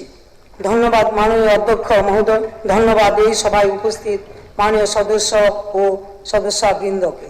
বন্দে মাতরম, ভারত মাতা কি জয়, জয় হিন্দ। নারী নির্ভরতা ও পারিবারিক অর্থনীতি উন্নত করার লক্ষ্যে যে ত্রিপুরা মহিলা উদ্যোক্তা উন্নয়ন এই বিষয়ে আলোচনা রাখবেন এখন রঞ্জিত দেববর্মাজি। মাননীয় স্পিকার স্যার, শ্রীমতী অন্তরা সরকার দেব মহোদয়া প্রাইভেট রেজুলেশনের মাধ্যমে নারীর স্বনির্ভরতা ও পারিবারিক অর্থনীতি উন্নত করার লক্ষ্যে ত্রিপুরায় মহিলা উদ্যোক্তা উন্নয়ন প্রকল্প সম্প্রসারণের জন্য ত্রিপুরা সরকার উপযুক্ত পদক্ষেপ গ্রহণ করুক, এটা আমি সমর্থন করে আমি কিছু বলতে চাই। আমি ধন্যবাদ দিতে চাই শ্রীমতী অন্তরা সরকার দেব মহোদয়াকে, তিনি নারীদের উন্নয়নে স্বনির্ভর করার ক্ষেত্রে যে প্রস্তাবটা এখানে এনেছেন এটা সময় উপযোগী এবং এটা সমর্থনযোগ্য। আমি বলবো, যদি আমি বাংলায় বলি সেটা হয়তো আমাদের ত্রিপুরার আনাচে কানাচে, বিশেষ করে এদেশে এলাকায় যে ত্রিপুরা সারা থাকে তারা হয়তো বলতে পারে না, বুঝতে পারে না বাংলা। তো সবাই অনেকে বলে আমরা গ্রামে গেলে স্যার আপনি ককবরকে বলুন, তাই আমি ককবরকেই বলবো। চিনি বিধায়িকা অন্তরা সরকার দেব যে প্রস্তাব তুখা মবুরি রং নিজেनि याकंग बुसानानि ताई नुखुं हामारिनो खालायनानि बागैनो अमा बिलाय कायसा प्रस्ताब काहाम तामनि हिंगाखाय उकलग उसुरि तंनाय चिनि गोबां मा जे बुरि रंनि बिसिंग विशेष करे जों पाहार जारा तंनाय बुरि र जतनि साय उकलग जतन साय लांचित वंचित अवहेलित जों उङै दंगो तिनि मासाव सरकारनि गोबां मा स्किम ग्राम अंचल सेल्फ हेल्प ग्रुप TRLM नि माध्यमे बरंनो याकंग बोसानानि बागै चेष्टा खालायजागौ किन्तु चिनि बररक ताबुकबो नानानतान सरकारिनि जे सुजुग सुबिदा मानानि क्षेत्रआव गोबां मा केबें मुं दंमोननि बागै चिनि बररक ताबुकबो याकंग बोसावै माया प्रति बছর गोबां मा स्किम বিভিন্ন ব্লক থাঙ্গো ট্রাইবেল ওয়েলফেয়ার ডিপার্টমেন্টनि माध्यमे थांगो किन्तु पाहाड़नि जे तिप्रासा बुरि रक शिक्षित अशिक्षित गोबां मा बर' रक ताबुकबो उकलग सुजा आं किसा सानानि मुसुंगो विशेष कइरा ट्राइबेल हेल्थ डिपार्टमेंटनि माध्यमे प्राय समयनो ट्राइबेल हेल्थ मिनिस्टार दंया जखन जों सावो तिप्रासान बागै असमय बतंयर बखोनाया आं नुखा जे सरकार फाइमनि परेबो गोबां मा स्किम निनि ट्राइबेल हेल्थ डिपार्टमेंटनि माध्यमे तिख्राय जाखा आबोनि बिसिङाव बुरि रंनि बागै बोसोक दं बोसोक खालाय जाखा तामु खालायजा बिनिके कोनो दाता दङ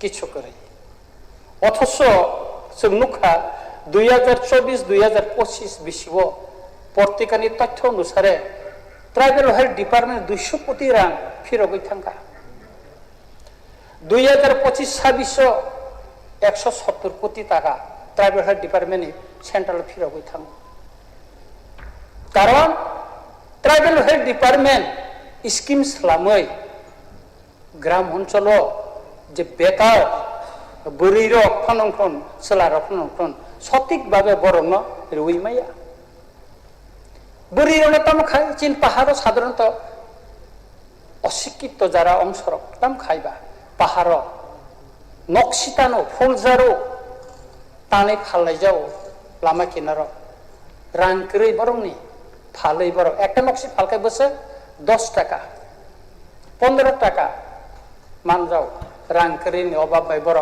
সংরক্ষণ খাই বাইরে শহর তো বই ফালি মাইয়া কিছু ব্যবসায়ী রঙে থাকলো কিন্তু যদি তিনি ট্রাইবেল হেলথ ডিপার্টমেন্টে হয়তো স্কিম সালামই বা প্রজেক্ট সালামই বা যে কোনো কারণে বর্ণ যদি সহযোগিতা খাই ও নকশিতানি ফালনার উপর এখন অবস্থায় মা খামো তিনি হাইওয়ে আগরতলা তো आम्बासाव थांगाखाय जों लामा किनाराव आम्बासानि लामा किनाराव जे एडिसिटिनि तरफ থেকে जे आरो जे मार्केट सेट तांगै रिजाखा आरो गोबां बा बुरि रक ताबुक विशेष करे रियां हदानि बुरि रक ताबुक तामो खाय आरो निनि व्यवसा खायै माइरु मुया गोबां बा बरक फालै ताबुक निजिनि परिवार न नखुं न हामारि खाय माखा याकं बसाय माखा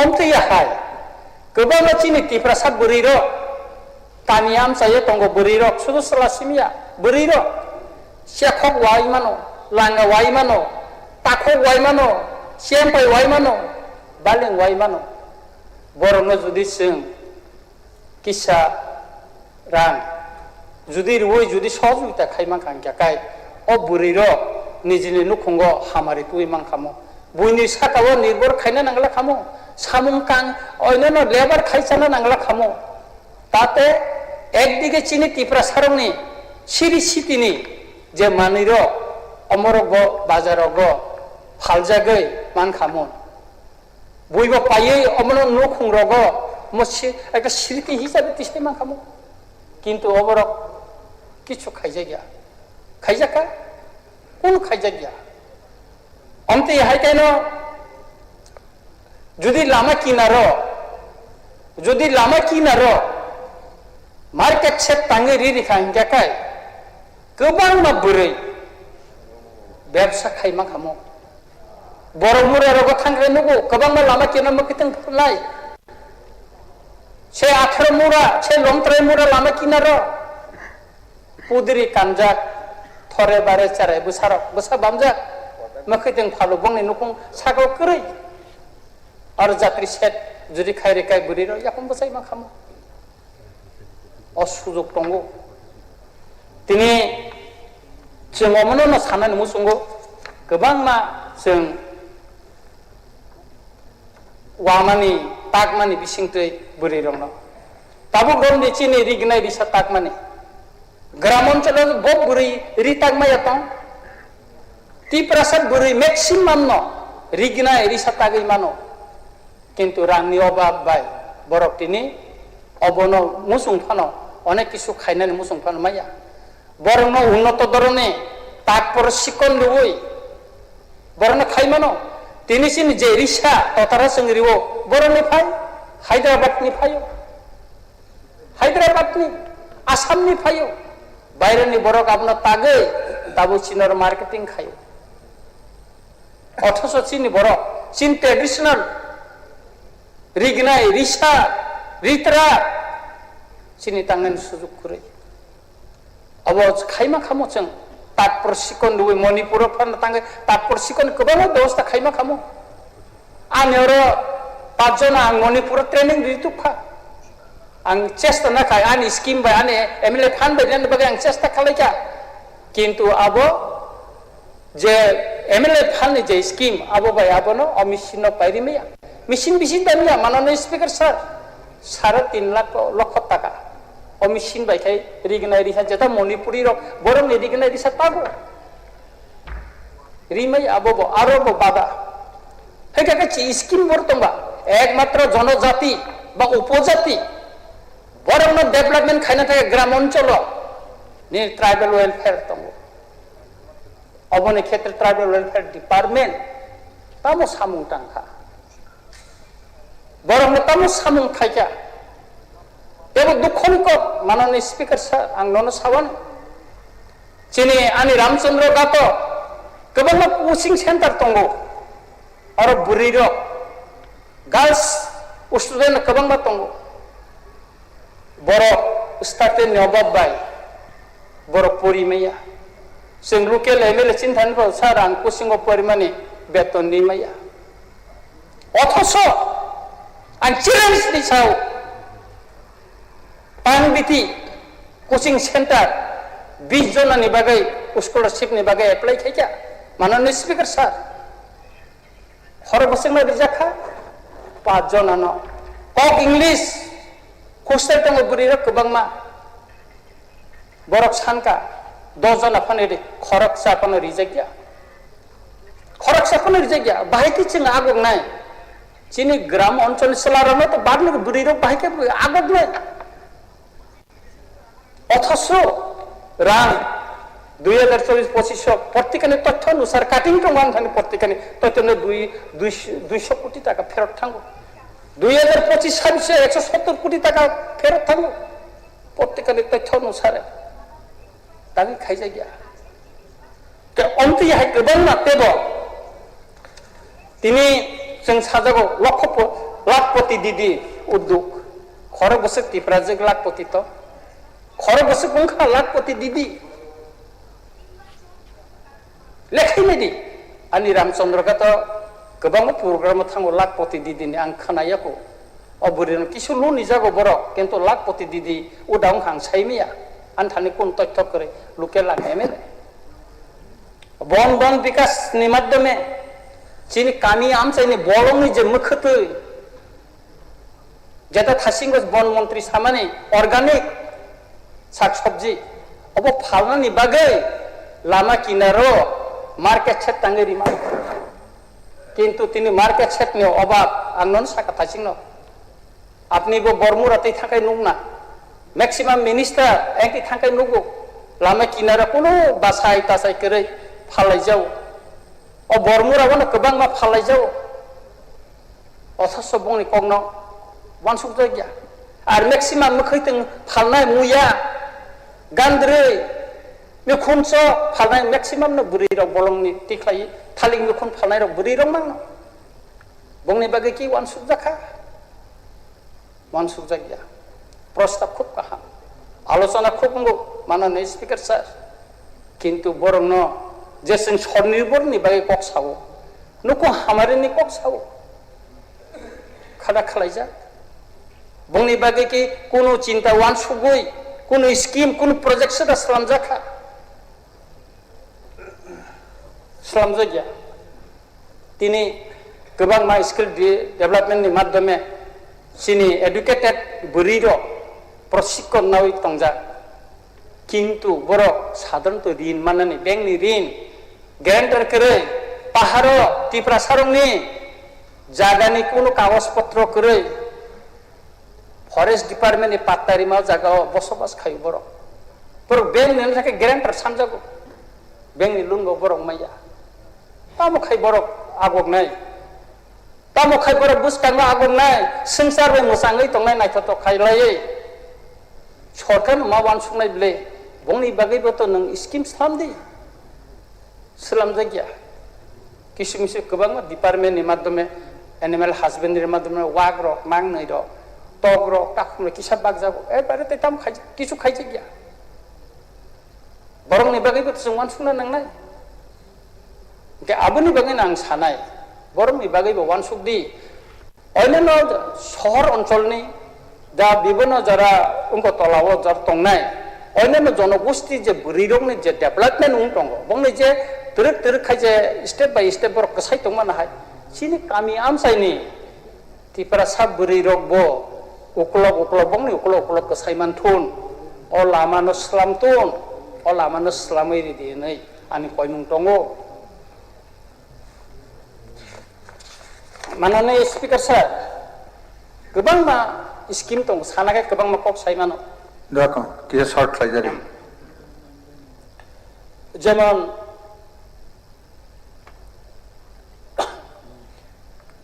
credit linkage national level of जों पंचम स्थानाव दं किन्तु सिन पाहारि रंनि बोरि रक बेंक सुबिदा बसक मांखाबा नों नायनो दि तिप्रासा बोरि रक बैंक बसक सुबिदा मांखा कोनो सुबिदा माया सर अपने निजेन एलाका बमाया आन एलाका बमाया जों जेहेतु एडिस एलाका दङ एवं पाहारि हिंजागो जों माया साबो खायनाय आबोनि बागै तो गभर्नमेंट मावान सुंनाय बिले सर आर आबोनि बागै ट्राइबल वेलफेयर जनजाति कल्याण दप्तर खायरि जाखा सबसे दायित्व बिनि और ग्राम अंचलनि जे बुरि रकनि जे बंचित अबहेलित अंतमनि बरं बागै तो बो डिपार्टमेंट से वानसुंनानि वानसुक जाखा किछु वानसुक जागिया ताई आबोनि बागैनो आं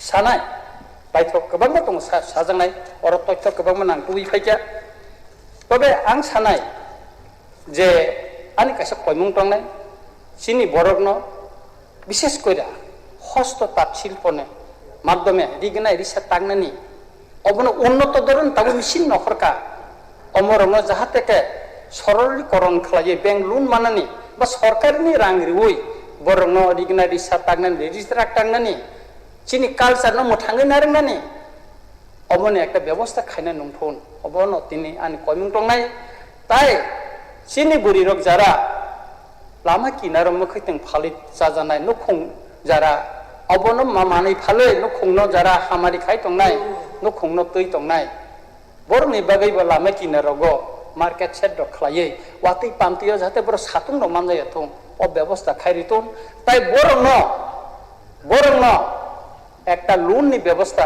যাতে গ্যারান্টার ছাড়া একটা লোননি ব্যবস্থা কম পয়সা অন্তত 50,000 বিশিঙ্গ ফানো একটা লোননি ব্যবস্থা খাইনাनै उठुन अबा आंनि कयमुं दंनाय ताई आं पाइथागो सानाय आंनि कयमुं दंनाय जे चिनी माननीय विधेयिका अंतरा सरकार महोदया जे प्रस्ताव तुमनी मन आं ब्लेकेन खा फुरजाका ब्लेकेन आं हामजाका एवं मो सर्वसम्मति कर्मे प्रस्ताव अम गृहीत उठुन अमन आं नायो जतन हामबाय माननीय स्पीकर सार नन बिलाइके हामबाय পরবর্তী এখন আলোচনা অংশগ্রহণ করবেন माननीय स्पीकर सर ঠিক আছে গোপাল বাবু বলুক এরপর আপনি বলবেন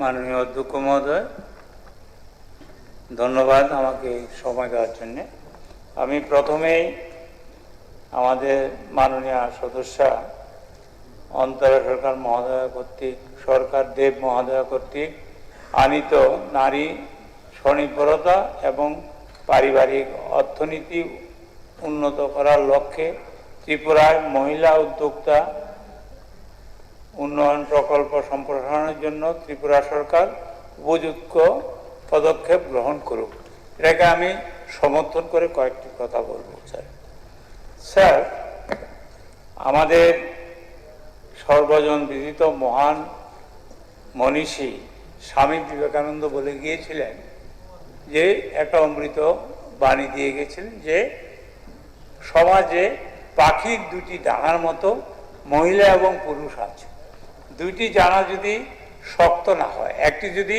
ভঙ্গুর বা অচল হয়ে যায় কোনো পাখি উঠতে পারে না তাই উনি বলেছিলেন যে সমাজের মহিলা এবং পুরুষ দুইটাই সমানভাবে দুইটা পাখা চলতে হবে তাহলে সামাজিক এবং অর্থনৈতিক সব দিক আমরা উপকৃত হব আমার স্বনির্ভর হব এখানে নারী শক্তির কথা বলা হয়েছে আমি এই জন্যই সমর্থন জানার জন্যই আমি দাঁড়িয়েছি আমি একটি কথা বলবো স্যার যেমন আমরা এখানে একে অপরকে দোষারোপ করলে চলবে না we should be in practically আমরা প্র্যাকটিক্যাল জিনিসটা আমরা চিন্তা করতে হবে কারণ এখানে নারী শক্তি আমাদের আরো মজবুত করার জন্য স্বনির্ভর করার জন্য আমরা শুধু বললেই চলবে না আমার কাছে ফার্স্ট আওয়ারে যেখানে আমাদের এই কলিং অ্যাটেনশনে আমাদের আরেকজন সদস্যা মাননীয় সদস্যা শ্রীমতী স্বপ্না দেব বর্মন মহোদয়া উনি এনেছিলেন কি ওই যে ডন বস্কো স্কুলের সামনে বাজারে সেখানে এই এলাকার সংলগ্ন সামনে ও বাজারে উচ্ছেদ করা হয়েছে সেখানে মহিলারাও ছিল আমার জনজাতির মহিলারাও ছিল কিন্তু আমি বলবো তাদেরকে বিকল্প না করে কেন করা হলো যদি নারী শক্তিকে আমরা মজবুত করতে চাই আমরা যদি শ্রদ্ধা করতে চাই যদি মনের দিক থেকে আমরা মানতে চাই যে নারী শক্তিতে আমরা শ্রদ্ধা করব সেটাকে স্বয়ংবর করার জন্য আমরা চেষ্টা করব এবং নারীদের পরিবারে একটা বিশেষ ভূমিকা আছে এটা আপনি মাননীয় উপাধ্যক্ষ মহোদয় আপনি নিশ্চয়ই জানেন যে ত্রিপুরাতে জনজাতি বলেন জাতি বলেন এসসি এসটি বা মাইনরিটি বলেন সবখানে গরিব লোক আছে বিলো পভার্টি লাইন আছে তাদের অবস্থাটা কি হচ্ছে আমি বলবো এখানে যাই বলুক না কেন এই যে আমাদের রঞ্জিত বাবু যে প্রস্তাবটা এনেছিলেন আমরা সর্বসম্মতিক্রমে হতে পারিনি আমাদের বিধায়কদের 75 লক্ষ টাকা আমাদের ডেভেলপমেন্টে ফান্ডে আছে বছর কোনো কোনো বিধায়কদের বেছে বেছে হয়তো বন্ধ করা হয় যেমন আমি 2 বছর 3 বছরে পাইনি বিধায়ক এলাকা উন্নয়ন তহবিলের টাকা দেওয়া হচ্ছে না আমি হাইকোর্টে কালকে বা আগামী সোমবারে রিট পিটিশন করতে হবে আমার উপায় নেই কারণ ইচ্ছাকৃতভাবে এটাকে বঞ্চনা করার জন্য একটা এরিয়াকে বিরোধীদের বঞ্চনা করার জন্য এটা করছে আমি যেটা বলবো, যেমন রঞ্জিত দেববর্মা মহোদয় যেটা এনেছিলেন, যদি আমাদের নারী মায়েরা বা আমাদের অভিভাবকরা শেষ বয়সে অসুস্থ হয়ে যায়, যদি 10 লাখ টাকা MLA ফান্ড থেকে দেওয়া হয় এই চিকিৎসার জন্য, যে নারী শক্তিদের হেল্প করা যায়, এটা বাস্তব। আমি ওনার বক্তব্যটা রিপিট করলাম এই জন্যে, যেদিন উনি প্রপোজাল রেখেছিলেন এদিন আমরা কিন্তু আন্তরিকভাবে ওনাকে সম্মতি জানাতে পারিনি। এটা আমাদের ব্যর্থতা সবার। আমি এখানে বলবো যে আমি বেশি সময় নেব না স্যার। আগে এপ্রিল মাসের শেষের দিকে পশ্চিমবাংলা নির্বাচন হয়েছিল, আমাদের প্রধানমন্ত্রী মহোদয় এসেছিলেন, আমাদের স্বরাষ্ট্রমন্ত্রী এসেছিলেন, কি বলেছিলেন? যদিও পশ্চিমবাংলায় লক্ষ্মীর ভান্ডার ছিল 1700 টাকা এসসিদের, জেনারেলদের 1500 টাকা, এখানে প্রধানমন্ত্রীজি বলে গিয়েছিলেন, স্বরাষ্ট্রমন্ত্রী বলেছিলেন, মুখ্যমন্ত্রী যিনি আছেন এখন শুভেন্দু অধিকারীজি উনিও বলেছিলেন, সব নেতা বলেছিলেন আমাদেরকে ভোট দিন, বিজেপি নেতৃত্বে যদি সরকার আসে আমরা 1500 টাকাকে 3000 টাকা করা হবে। এটা অন্নপূর্ণা ভান্ডার। আমরা ধন্যবাদ জানাই পশ্চিমবাংলার গভর্নমেন্টের। প্লিজ প্লিজ প্লিজ বলতে দিন। আমি পশ্চিমবাংলার মুখ্যমন্ত্রীকে আমি ধন্যবাদ জানাই। উনি 4th মে রেজাল্টের পরে বলেছেন 9th মে শপথ নিয়ে উনি পশ্চিমবাংলায় অন্নপূর্ণা ভান্ডার চালু করেছেন। আসামে এটা আছে আসাম অন্নপূর্ণা আচনি, এটা নাম দিয়েছে আচনি। ওখানেও অগাস্ট থেকে আপনার 3000 টাকা দেওয়া হচ্ছে। যেহেতু ডাবল ইঞ্জিন সরকার, পশ্চিমবাংলায় হয়েছে, আসামের সাইডে হয়েছে, অন্য মণিপুরে হয়েছে, অন্যান্য রাষ্ট্রে হয়েছে, রাজ্যে হয়েছে, তাইলে আমি অনুরোধ করব এই সরকারকে পশ্চিমবাংলার দিকে তাকান, আসামের দিকে তাকান।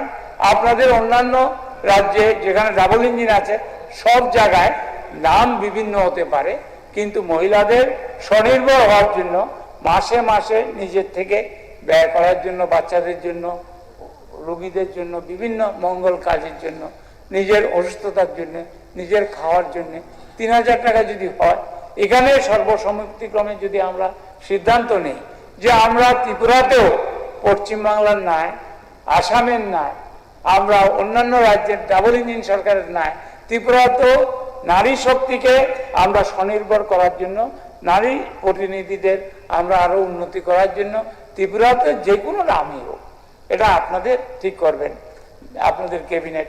কিন্তু যদি আন্তরিকভাবে আমরা চাই নারী শক্তির ডেভেলপমেন্ট আমরা চাই, তাহলে এখানে আজকে সিদ্ধান্ত নেওয়া উচিত যে আমরা মহিলাদের জন্য যারা 25 বছরের উপরে, যেটা পশ্চিমবাংলা একটা বয়স নির্ধারণ করেছে, আসামেও করেছে, এখানে যাতে নারীদের, মায়েদের, বোনদের যারা বিজনেস করে বা বয়ন শিল্প করে, তারা কুটির শিল্প করে, তারা স্ব অর্থ দিয়ে, নিজের অর্থ দিয়ে কাজ করতে পারবে, তারা কুটির শিল্প করতে পারবে।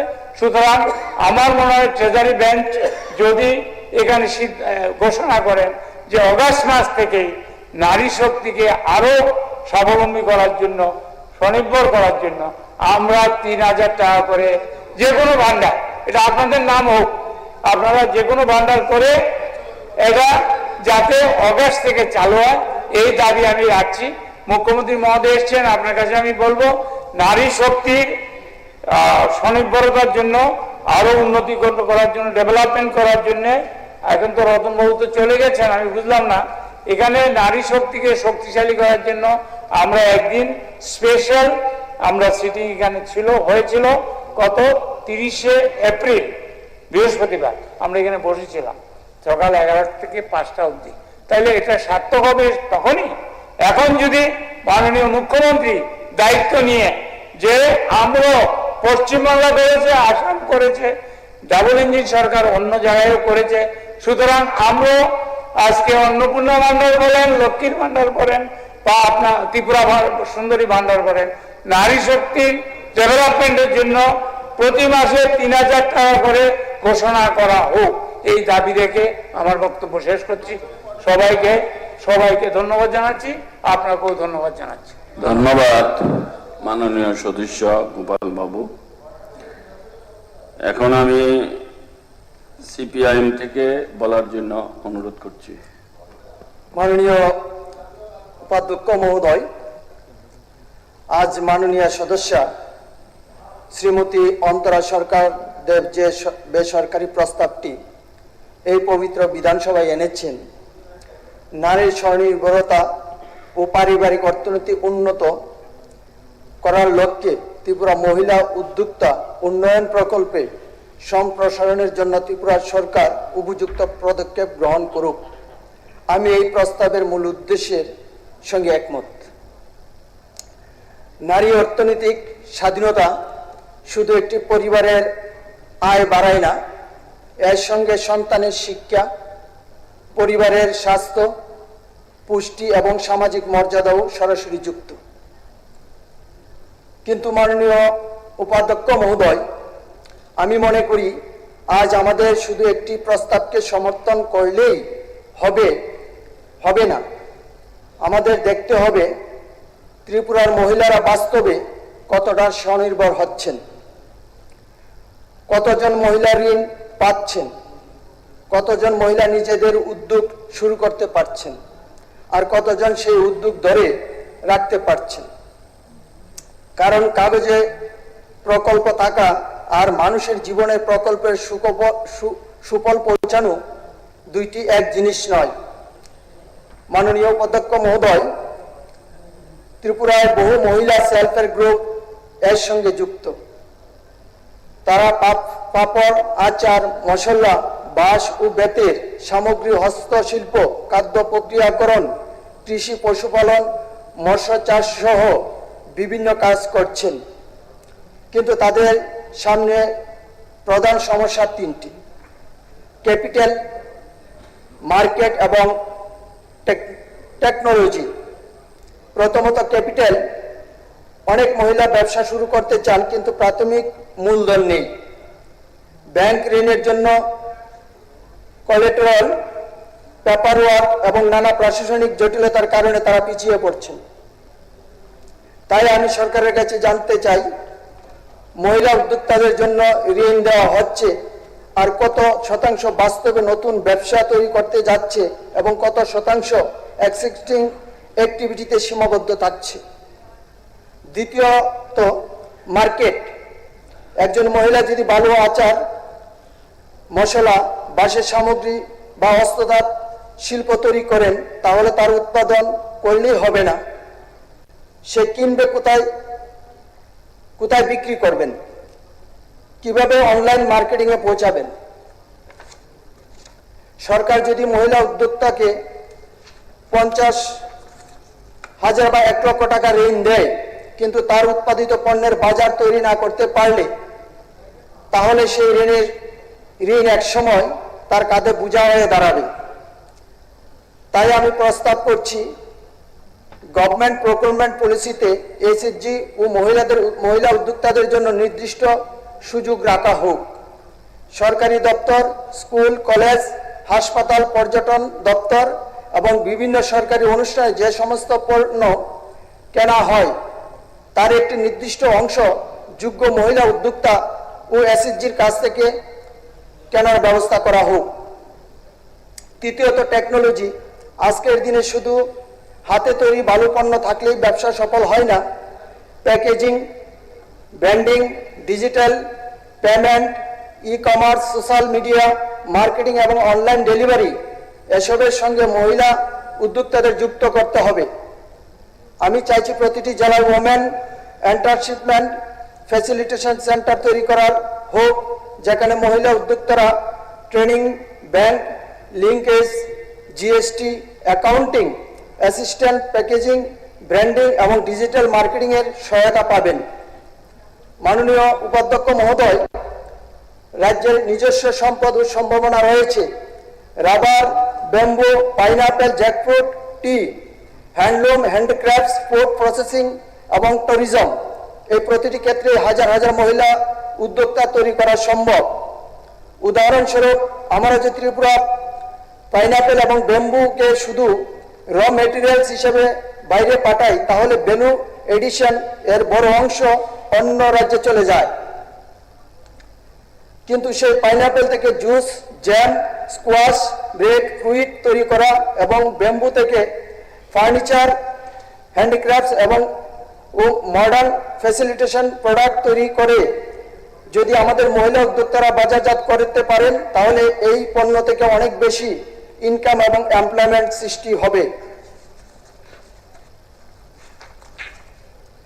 আমি জানতে চাই, কতগুলি এসএইচজি গ্রুপ আজও সক্রিয়, কতগুলি এসএইচজি নিজেদের পায়ে দাঁড়িয়েছে, কতজন মহিলা নিয়মিত ইনকাম করছে, কতজন মহিলা নতুন কর্মসংস্থান তৈরি করেছে, গত 5 বছরে মহিলা উদ্যোক্তাদের আয় বাস্তবে কতটা বৃদ্ধি পেয়েছে। আমাদের হিসাব হওয়া উচিত নাম্বার অফ বেনিফিশিয়ারিজ দিয়ে নয়, number of sustainable women led entrepreneurship দিয়ে। আরেকটি গুরুত্বপূর্ণ বিষয়, ঋণ নয়, সম্পূর্ণ ইকোনমি সিস্টেম। মহিলা উদ্যোক্তাকে শুধু লোন দিলে হবে না, তার দরকার training, credit, technology, raw materials, production, packaging, branding, market, digital platform. এর সম্পূর্ণ ভ্যালু চেইন তৈরি করতে হবে। আমি সরকারের কাছে দাবি রাখছি, ত্রিপুরা ওমেন্স এন্টারপ্রেনারশিপ মিশন নামে একটি দীর্ঘমেয়াদী কর্মসূচি গ্রহণ করা হোক। এর অধীনে প্রতিটি জেলায় ওমেন এন্টারপ্রেনারশিপ সেন্টার, মহিলা উদ্যোক্তাদের জন্য সহজ শর্তে low interest loan, collateral free credit guarantee ব্যবস্থা, বিশেষ স্টার্টআপ, আধুনিক skill development, packaging, branding, supporting, e-commerce, digital marketing training, সরকারি ক্রয়ে মহিলাদের উদ্যোক্তার জন্য পারফরম্যান্স দেওয়া,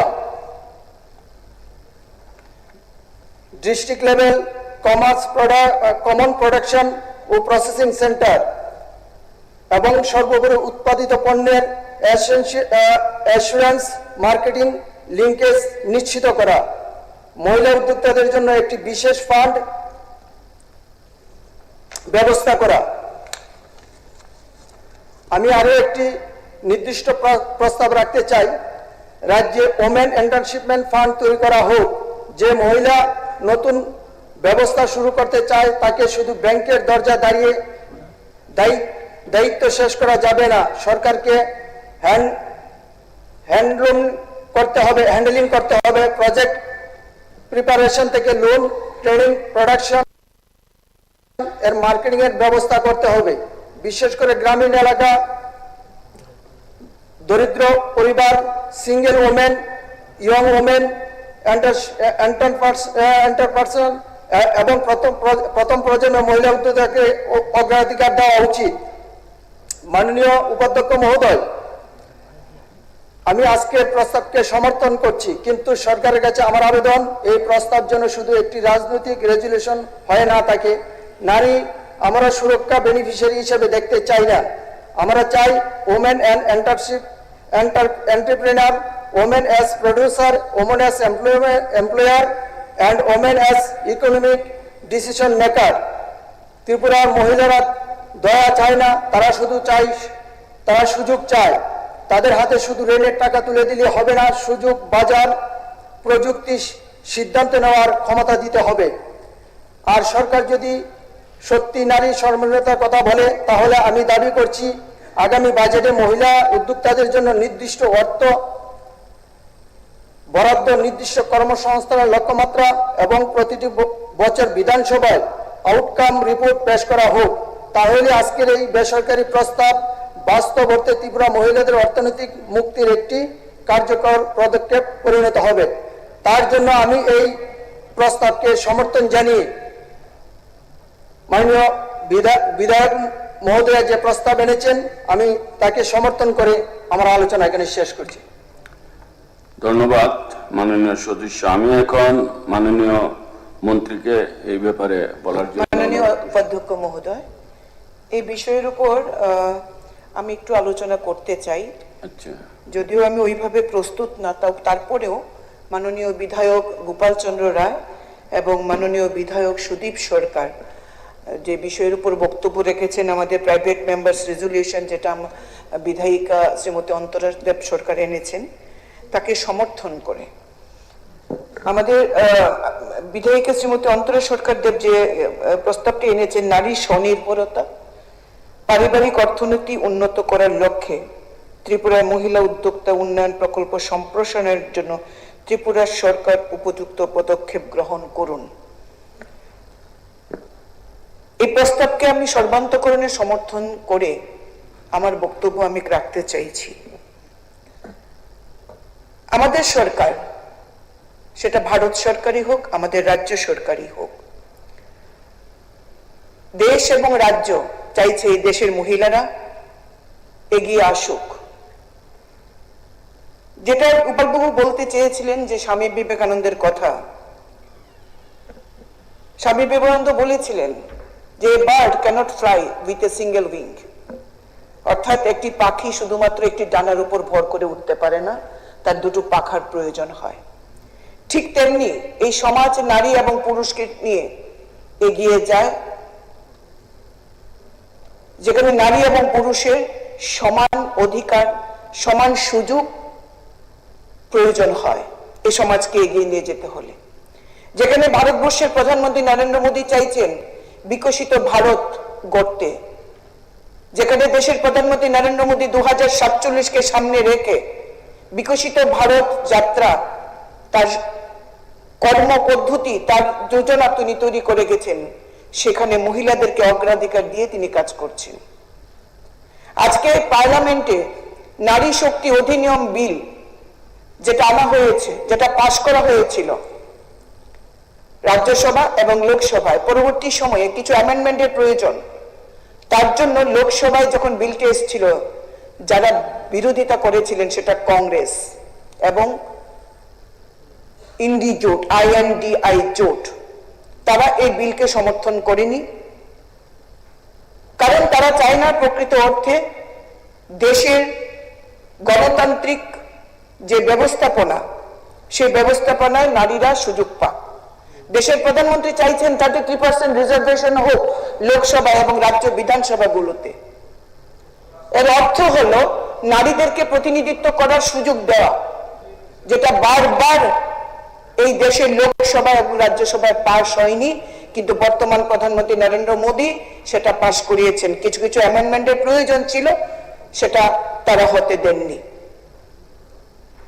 আজকে এখানে যে আলোচনা চলছিল সেটা হলো যে মহিলাদেরকে অর্থনৈতিকভাবে স্বনির্ভর করা। তার জন্য গোপালবাবু কি বলেছেন, ভাতার কথা 3000 টাকা বৃদ্ধি করা হোক। সেটা দিয়ে তো আত্মনির্ভর হয় না, ডিপেন্ডেন্সি বাড়ে, ওই ভাতার উপর ডিপেন্ডেন্সি বাড়ে। মহিলাদেরকে সত্যিকারের অর্থে যদি স্বনির্ভর করতে হয়, তাহলে সুদীপ বাবু কিছু প্রস্তাব রেখেছেন, যেগুলি রাজ্য সরকার এবং ভারত সরকার অলরেডি এগুলির উপর কাজ করছেন। আজকে আমাদের দেশের প্রধানমন্ত্রী নরেন্দ্র মোদী যে আমাদের মহিলাদের জন্য কতখানি চিন্তা করছেন, সেলফ হেল্প গ্রুপ থেকে শুরু করে আজকে দ্রোণ দিদি, কৃষিক্ষেত্রে দ্রোণের ব্যবহার, তার এই দ্রোণ দিদি, দ্রোণের জন্য দিদিদেরকে সিলেক্ট করা হচ্ছে। আজকে দিদিরা দ্রোণ দিদি হিসেবে কাজ করছেন। আমাদের রাজ্যের মাননীয় মুখ্যমন্ত্রী প্রফেসর ডক্টর মানিক সাহা মহিলাদেরকে কতখানি গুরুত্ব দেন। বিগত সরকারের সময় 15,000 সেলফ হেল্প গ্রুপ ছিল, খুব কঠিন ভাবে কায়ক ক্লেশে 15,000 করতে পেরেছিলেন। আজকে আমাদের সরকারের সময় 56,000 সেলফ হেল্প গ্রুপ রয়েছেন, যেখানে 4.5 লক্ষ দিদিরা কাজ করছেন সেলফ হেল্প গ্রুপে।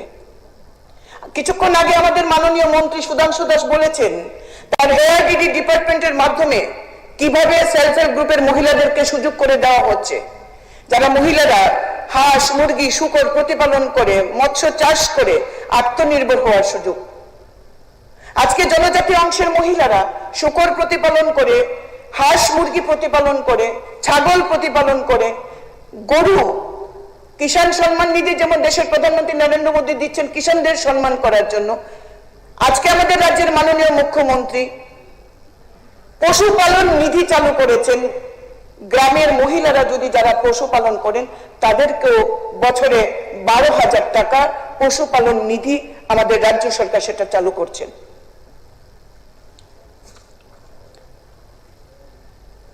আমাদের রাজ্যের মাননীয় মুখ্যমন্ত্রী চাইছেন যে এই রাজ্যের মহিলারা এগিয়ে আসুক। তার জন্য আজকে সরকারি চাকরিতে 33% রিজার্ভেশন। অর্থ কি? যে মহিলারা যেন এই প্রতিযোগিতায় পিছিয়ে না পড়ে, তার জন্য অন্তত পক্ষে একটা রিজার্ভেশন করে মহিলাদেরকে আত্মনির্ভর করার সুযোগ দেওয়া হয়। একটাই লক্ষ্য, মহিলাদেরকে আত্মনির্ভর করা। একটাই লক্ষ্য, মহিলাদেরকে এগিয়ে নিয়ে যাওয়া। কারণ আমরা বিশ্বাস করি যে একজন মা যখন এগিয়ে যায়, শুধু তার পরিবার নয়, গোটা সমাজ, গোটা রাজ্য, গোটা দেশ এগিয়ে যায়। তাই মহিলাদেরকে আত্মনির্ভর করার জন্য রাজ্য সরকার এবং কেন্দ্রীয় সরকার নিরন্তর কাজ করে যাচ্ছে। আজকে আমাদের মাননীয় বিধায়ক যে কথাগুলি বলেছেন, সুদীপ বাবু যে কথাগুলো বলেছেন, যে এন্টারপ্রেনিয়রশিপের জন্য রাজ্যের মাননীয় মুখ্যমন্ত্রী প্রফেসর ডক্টর মানিক সাহা মহিলাদেরকে আর্থিকভাবে স্বনির্ভর করার জন্য ব্যাংক লোন দেওয়ার কাজ করছেন এবং নিরন্তর এই কাজগুলি আমাদের ক্যাবিনেটের যারা সম্মানীয় মন্ত্রীগণ আছেন তারা এই একই লাইনে তারা কাজ করছেন। কি বলবো, কৃষি মন্ত্রী থেকে শুরু করে আমাদের ARDD minister, tribal welfare minister, প্রত্যেকেই একই লক্ষ্যকে সামনে রেখে কাজ করছেন।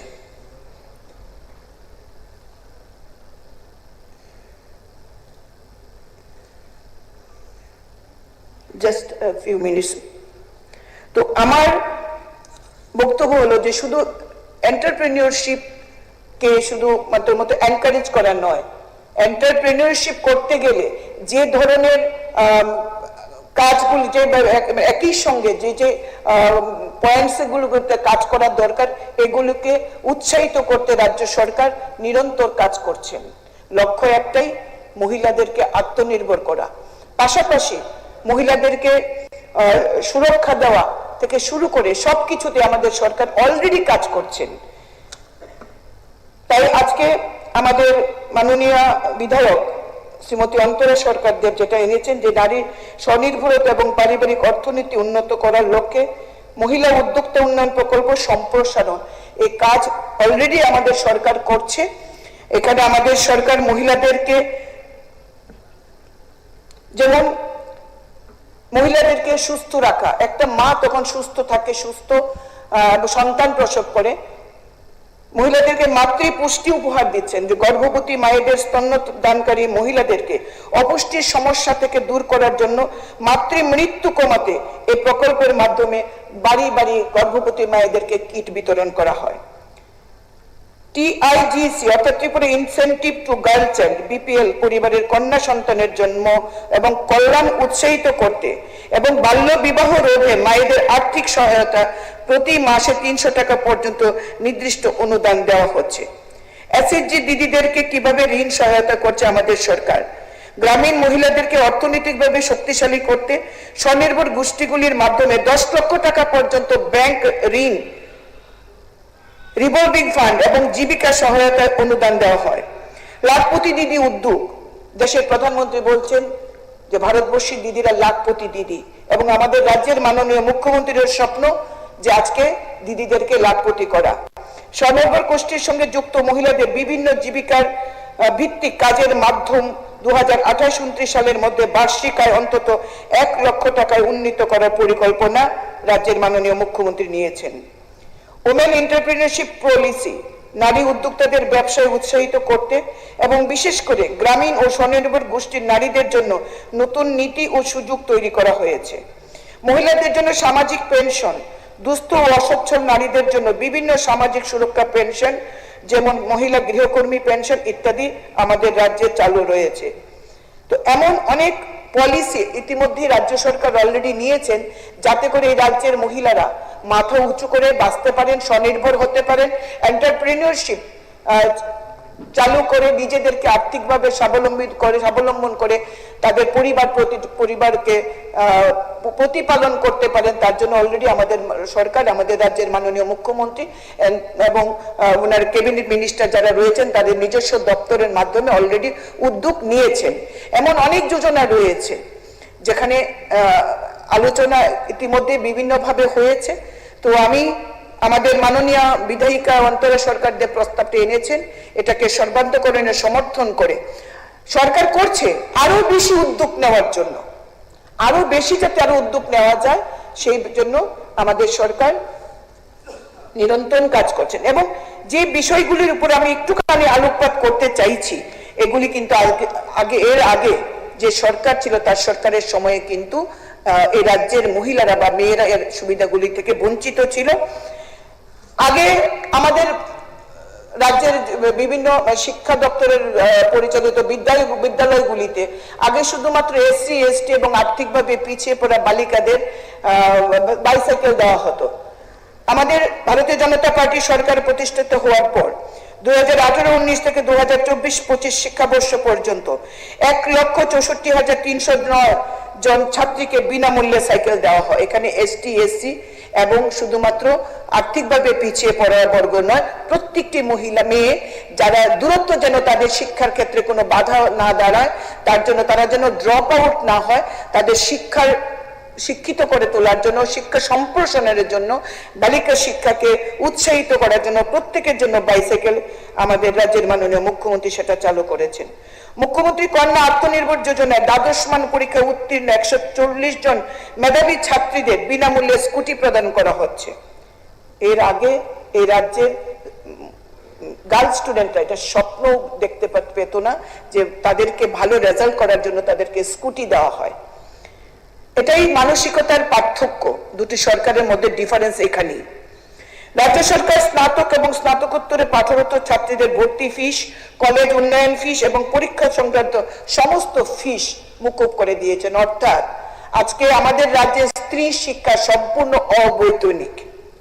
আগরতলা ওমেন্স কলেজকে রাজ্য সরকার মহিলা বিশ্ববিদ্যালয় হিসেবে উন্নীত করার সিদ্ধান্ত কার্যকরী করার লক্ষ্যে উদ্যোগ নিয়েছেন। এর আগে মহিলা বিশ্ববিদ্যালয় এই রাজ্যে হবে বা করা উচিত এই চিন্তাটা পর্যন্ত আমরা করতে শুনিনি, কিন্তু আজকে রাজ্যের মাননীয় মুখ্যমন্ত্রী যিনি এডুকেশন শিক্ষা দপ্তরের ভারপ্রাপ্ত মন্ত্রী, তিনি কিন্তু সেই উদ্যোগ নিয়েছেন। পাশাপাশি টিআইটি-কে ত্রিপুরা টেকনিক্যাল ইউনিভার্সিটিতে উন্নত করার সিদ্ধান্ত কার্যকরী করার লক্ষ্য নেওয়া হয়েছে। নতুন নলছড় সরকারি মহিলা সাধারণ ডিগ্রি কলেজ চলতি শিক্ষাবর্ষ থেকে চালু করা হয়েছে। মহিলা সাধারণ ডিগ্রি কলেজ মাননীয় উচ্চশিক্ষা দপ্তরের মাননীয় মন্ত্রী কিশোর বর্মনকে আন্তরিকভাবে ধন্যবাদ জানাই এই রাজ্যের একজন মহিলা হিসাবে, একজন মা হিসাবে। কর্মজীবী মহিলাদের জন্য নিরাপদ ও সাশ্রয়ী আবাসনের ব্যবস্থা নিশ্চিত করতে রাজ্যে বর্তমানে 4টি সখী নিবাস অর্থাৎ ওয়ার্কিং ওমেন হোস্টেল কার্যকর হয়েছে। মাননীয় মন্ত্রী টিঙ্কু রায়কে অসংখ্য ধন্যবাদ। মহিলাদের জন্য এভাবে আলাদা করে চিন্তা করার যে চিন্তা আপনি করেছেন এবং তাকে বাস্তবায়িত করছেন, তার জন্য আপনাকে আন্তরিকভাবে ধন্যবাদ জানাই। পাশাপাশি কর্মজীবী মহিলাদের আবাসন সুবিধা সম্প্রসারণের লক্ষ্যে প্রায় 114 কোটি টাকা ব্যয়ে 10টি ওয়ার্কিং উইমেন হোস্টেল নির্মাণের কাজ দ্রুত গতিতে এগিয়ে চলছে। কি বলবেন এই রাজ্যের মহিলারা কিভাবে এগিয়ে চলছে এবং বর্তমান সরকার এই মহিলাদেরকে এগিয়ে নেওয়ার জন্য কি সংকল্প নিয়েছে, এই যোজনাগুলি থেকে আমরা পরিষ্কার হতে পারি।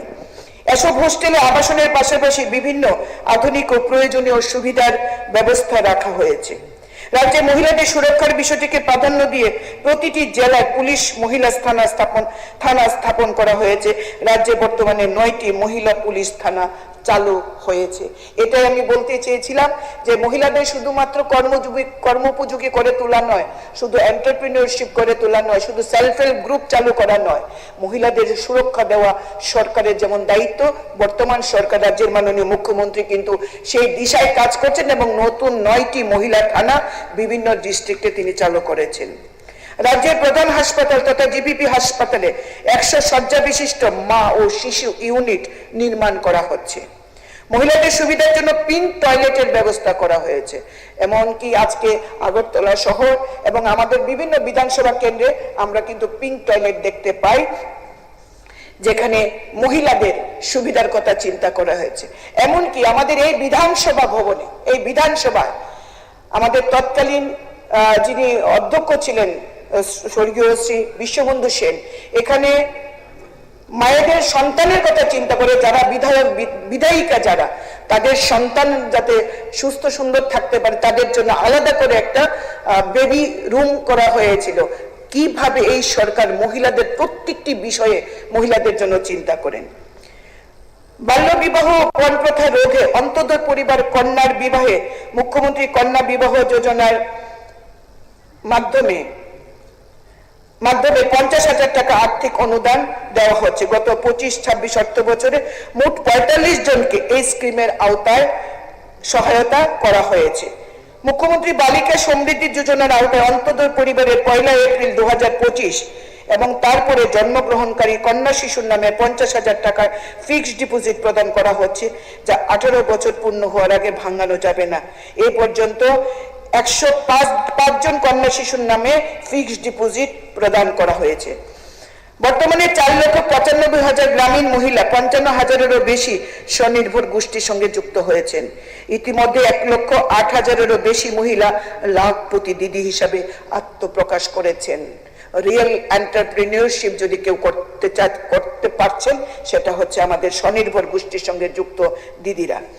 সরকারি মার্কেট স্টল বন্টনের ক্ষেত্রে 50% রিজার্ভেশন করা হয়েছে মহিলা ব্যবসায়ীদের জন্য। এবং সবচেয়ে বড় কথা যেটা, এতদিন বেশিরভাগ ক্ষেত্রে পরিবার যখন কোনো সম্পদ ক্রয় করে, জেনারেলি আমরা দেখেছিলাম পরিবারের কর্তার নামে হয় রেজিস্ট্রি, কিন্তু আজকে সমাজ পাল্টাচ্ছে। আজকে পরিবারের মহিলাদের নামও জমি ক্রয় করা হচ্ছে, রেজিস্ট্রি হচ্ছে মহিলাদের নামে। সেই ক্ষেত্রে আমাদের সরকার, রাজ্যের মাননীয় মুখ্যমন্ত্রী প্রফেসর ডক্টর মানিক সাহা, যখন কোনো মহিলা কোনো জমি ক্রয় করছেন, তার জন্য স্টাম্প ডিউটি 1% লেস করা হয়েছে। এর চেয়ে বড় সুযোগ একজন মহিলার জন্য আর কোন সরকার এইভাবে ভেবেছেন এর আগে আমার জানা নেই। যাই হোক, আমি আজকের এই যে আমাদের যে বিষয়টি এসেছিল, সেই বিষয়ে এর আগে আমাদের বিধায়িকা যিনি এই প্রাইভেট মেম্বার্স রেজলিউশন এনেছেন, তিনি বিস্তারিত আলোচনা করেছেন এবং আমার মনে হয়েছিল যে তিনি যেদিন থেকে বিধায়ক হিসাবে এখানে পা রেখেছেন, আজকের যে তিনি যেভাবে প্রাইভেট মেম্বার্স নিয়ে আলোচনা করেন, is the best discussion on her part. আমি তাকে সমর্থন জানিয়ে আন্তরিকভাবে ধন্যবাদ জানাচ্ছি। তারপরেও মাননীয় বিধায়কগণ যারা বলেছেন, বিশেষ করে সুদীপ বাবু যেটা বলেছেন, অত্যন্ত সুন্দর প্রস্তাব। এই প্রস্তাবে সরকার অলরেডি কাজ করছেন, যাতে আরো সুন্দরভাবে আমাদের সরকার মহিলাদের কথা চিন্তা করেন। সেজন্য আমি রাজ্য সরকারকে আবারও সেই বিষয়ে অনুরোধ রাখবো এবং আন্তরিকভাবে ধন্যবাদ জানাবো যে 8 বছরের সরকার যেভাবে মহিলাদের কথা চিন্তা করেছেন, 25 বছরের সরকার কিন্তু এই জায়গায় সেইভাবে করতে পারেননি বা ব্যর্থ হয়েছেন। যাই হোক, আজকে সবাই আলোচনা করেছেন, প্রত্যেকেই চান তার ঘরের মেয়ে, তার ঘরের মা, তার ঘরের স্ত্রী স্বনির্ভর হোক। এটাই শুভ সংবাদ এবং এটা শুভ উদ্যোগ। এই উদ্যোগকে আসুন আমরা সকলে মিলে আমরা একটা জায়গায় নিয়ে যাই, একটা উচ্চতায় নিয়ে যাই। আর রাজ্যের মাননীয় মুখ্যমন্ত্রী সহ দেশের মাননীয় প্রধানমন্ত্রীকে আন্তরিক ধন্যবাদ জানাচ্ছি মহিলাদের কথা এইভাবে চিন্তা করার জন্য। অসংখ্য ধন্যবাদ। নমস্কার। স্যার, 2 মিনিট সময়। 2 মিনিট সময় বলবেন কিছু? হ্যাঁ হ্যাঁ, তাড়াতাড়ি বলেন। आं क'क्राझार सानै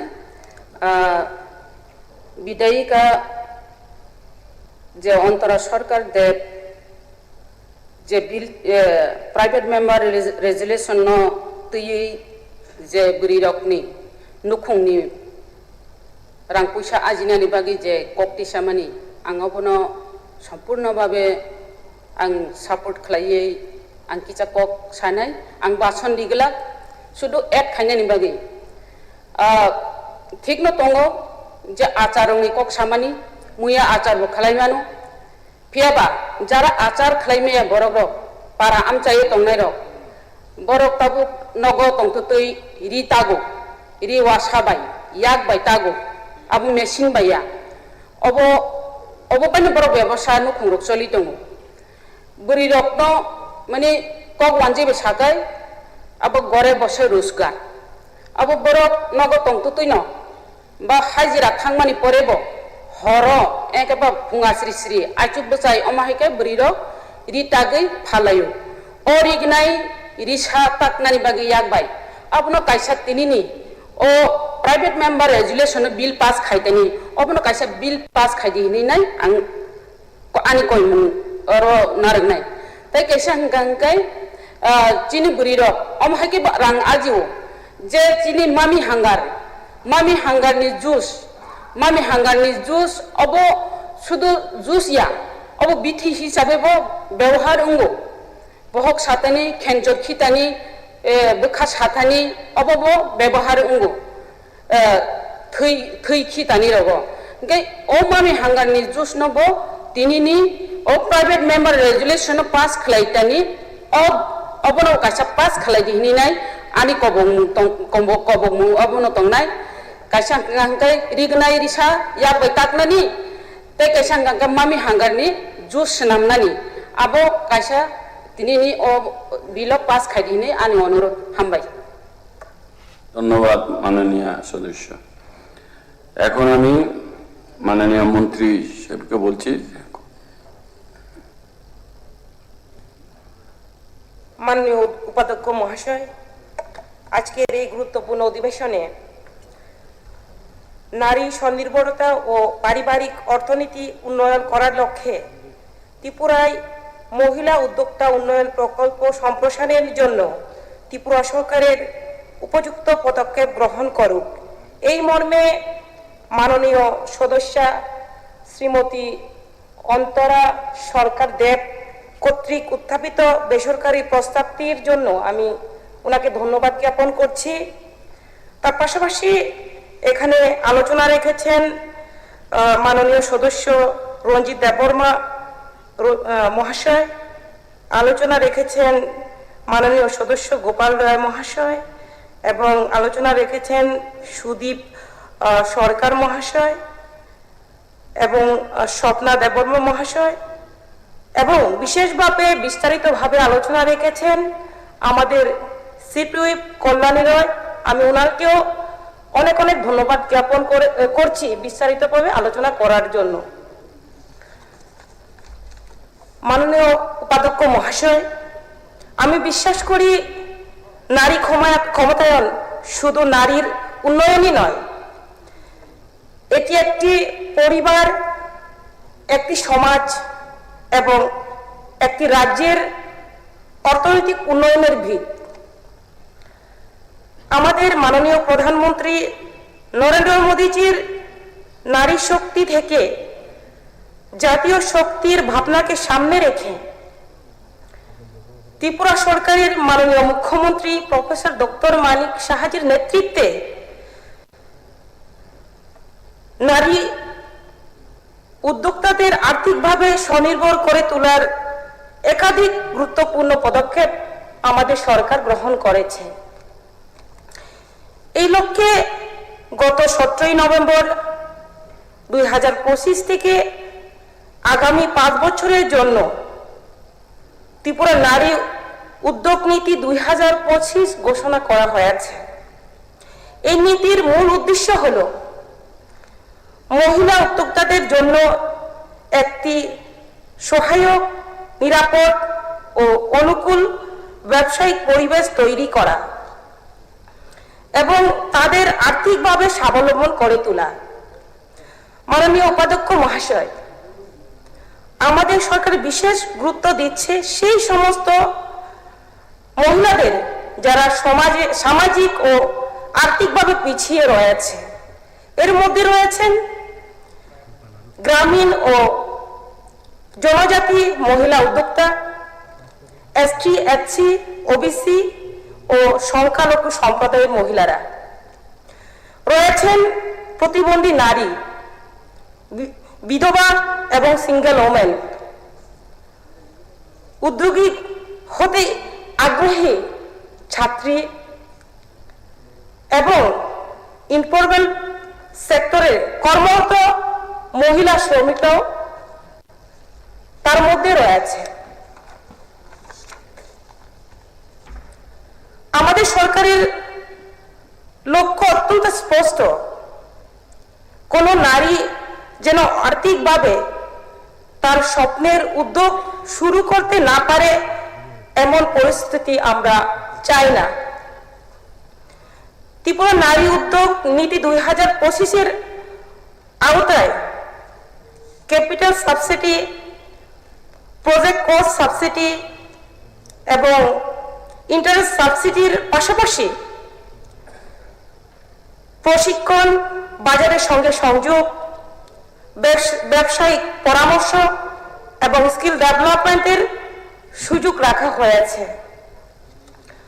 মাননীয় উপাধ্যক্ষ মহাশয়, সরকার শুধু নীতি ঘোষণা করে না, সেই নীতিকে কার্যকর করে আমাদের সরকার, বর্তমান সরকার। গত অর্থ বছরের স্বাবলম্বী স্কিমের আওতায় 264 মহিলা উদ্যোক্তাকে মোট প্রায় 791.15 লক্ষ টাকা ঋণ প্রদান করা হয়েছে। একইভাবে PMEGP, prime minister employment generation প্রোগ্রামের আওতায় 105 জন মহিলা উদ্যোক্তাকে প্রায় 776.01 লক্ষ টাকা ঋণের সহায়তা আমাদের সরকার, আমাদের দপ্তর আমরা করেছি। এছাড়াও পিএমএফএমই স্কিমের আওতায় 86 মহিলা উদ্যোক্তাকে প্রায় 407.93 লক্ষ টাকা আমরা ঋণের সহায়তা আমরা দিয়েছি। তার পাশাপাশি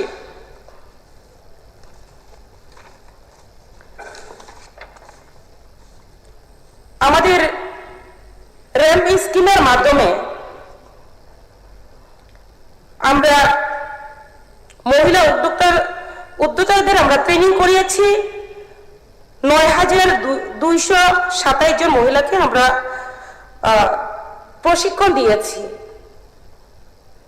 তার পাশাপাশি এন্টারপ্রেনিউর নলেজ প্রোগ্রাম এবং এন্টারপ্রেনিউর গ্রোথ প্রোগ্রামের মাধ্যমেও আমরা 7,762 জন নারী উদ্যোক্তাদের সক্ষমতা বৃদ্ধির জন্য আমরা তাদেরকে সহযোগিতা করেছি। তার পাশাপাশি অ্যাক্সেস টু মার্কেট, তার জন্য কিন্তু আমরা এমএসএমই যে রিভার্স বায়ার সেলার মিটের মাধ্যমে আমরা সহযোগিতা করেছি। সেটাও কিন্তু নারী যারা, সেই নারীদের 28 জনকে আমরা সহযোগিতা করেছি। তার পাশাপাশি যদি আমরা লক্ষ্য করি, বললে অনেক কিছু বলা যাবে। তো আমি যেমন আমাদের যে স্কিম একটা রয়েছে পিএম বিশ্বকর্মা, তার মধ্যেও কিন্তু মহিলারা 3,933 জন মহিলা কিন্তু কারিগরি দক্ষতা উন্নয়নের প্রশিক্ষণ নিয়েছে এবং তার মধ্যে 766 মহিলাদের কিন্তু লোনের অনুমোদন করা হয়েছে। তো সেই লক্ষ্যমাত্রাকে নিয়ে কিন্তু আমাদের বর্তমান ত্রিপুরা সরকার কাজ করছে। তার পাশাপাশি আমি বলতে চাই যে আমাদের এই পরিসংখ্যানের মাধ্যমে আপনারা বুঝতে পারেন যে আমাদের ত্রিপুরার নারীরা শুধুমাত্র সাহায্যের অপেক্ষায় থাকেন না। আজকের আমাদের ত্রিপুরার নারীরা কর্মসংস্থান সৃষ্টি হোক এবং ত্রিপুরা রাজ্যের অর্থনৈতিক এগিয়ে নিয়ে যাওয়ার ক্ষেত্রেও কিন্তু অগ্রণী ভূমিকা মহিলারা রেখেছে। মাননীয় উপাধ্যক্ষ মহাশয়, আমি আবারও বলতে চাই, ক্ষুদ্র খাদ্য প্রক্রিয়াকরণ শিল্পে মহিলাদের অংশগ্রহণ বাড়াতে সরকার বিশেষ পদক্ষেপ নিয়েছে। পিএমএফএমইর অধীনে এসএইচজি 1,186 জন সদস্যকে সিড ক্যাপিটাল সহায়তা দেওয়া হয়েছে। তার মোট 471.97 লক্ষ টাকা ক্ষুদ্র খাদ্য প্রক্রিয়াকরণের শিল্প স্থাপনের জন্য সেটা করা হয়েছে।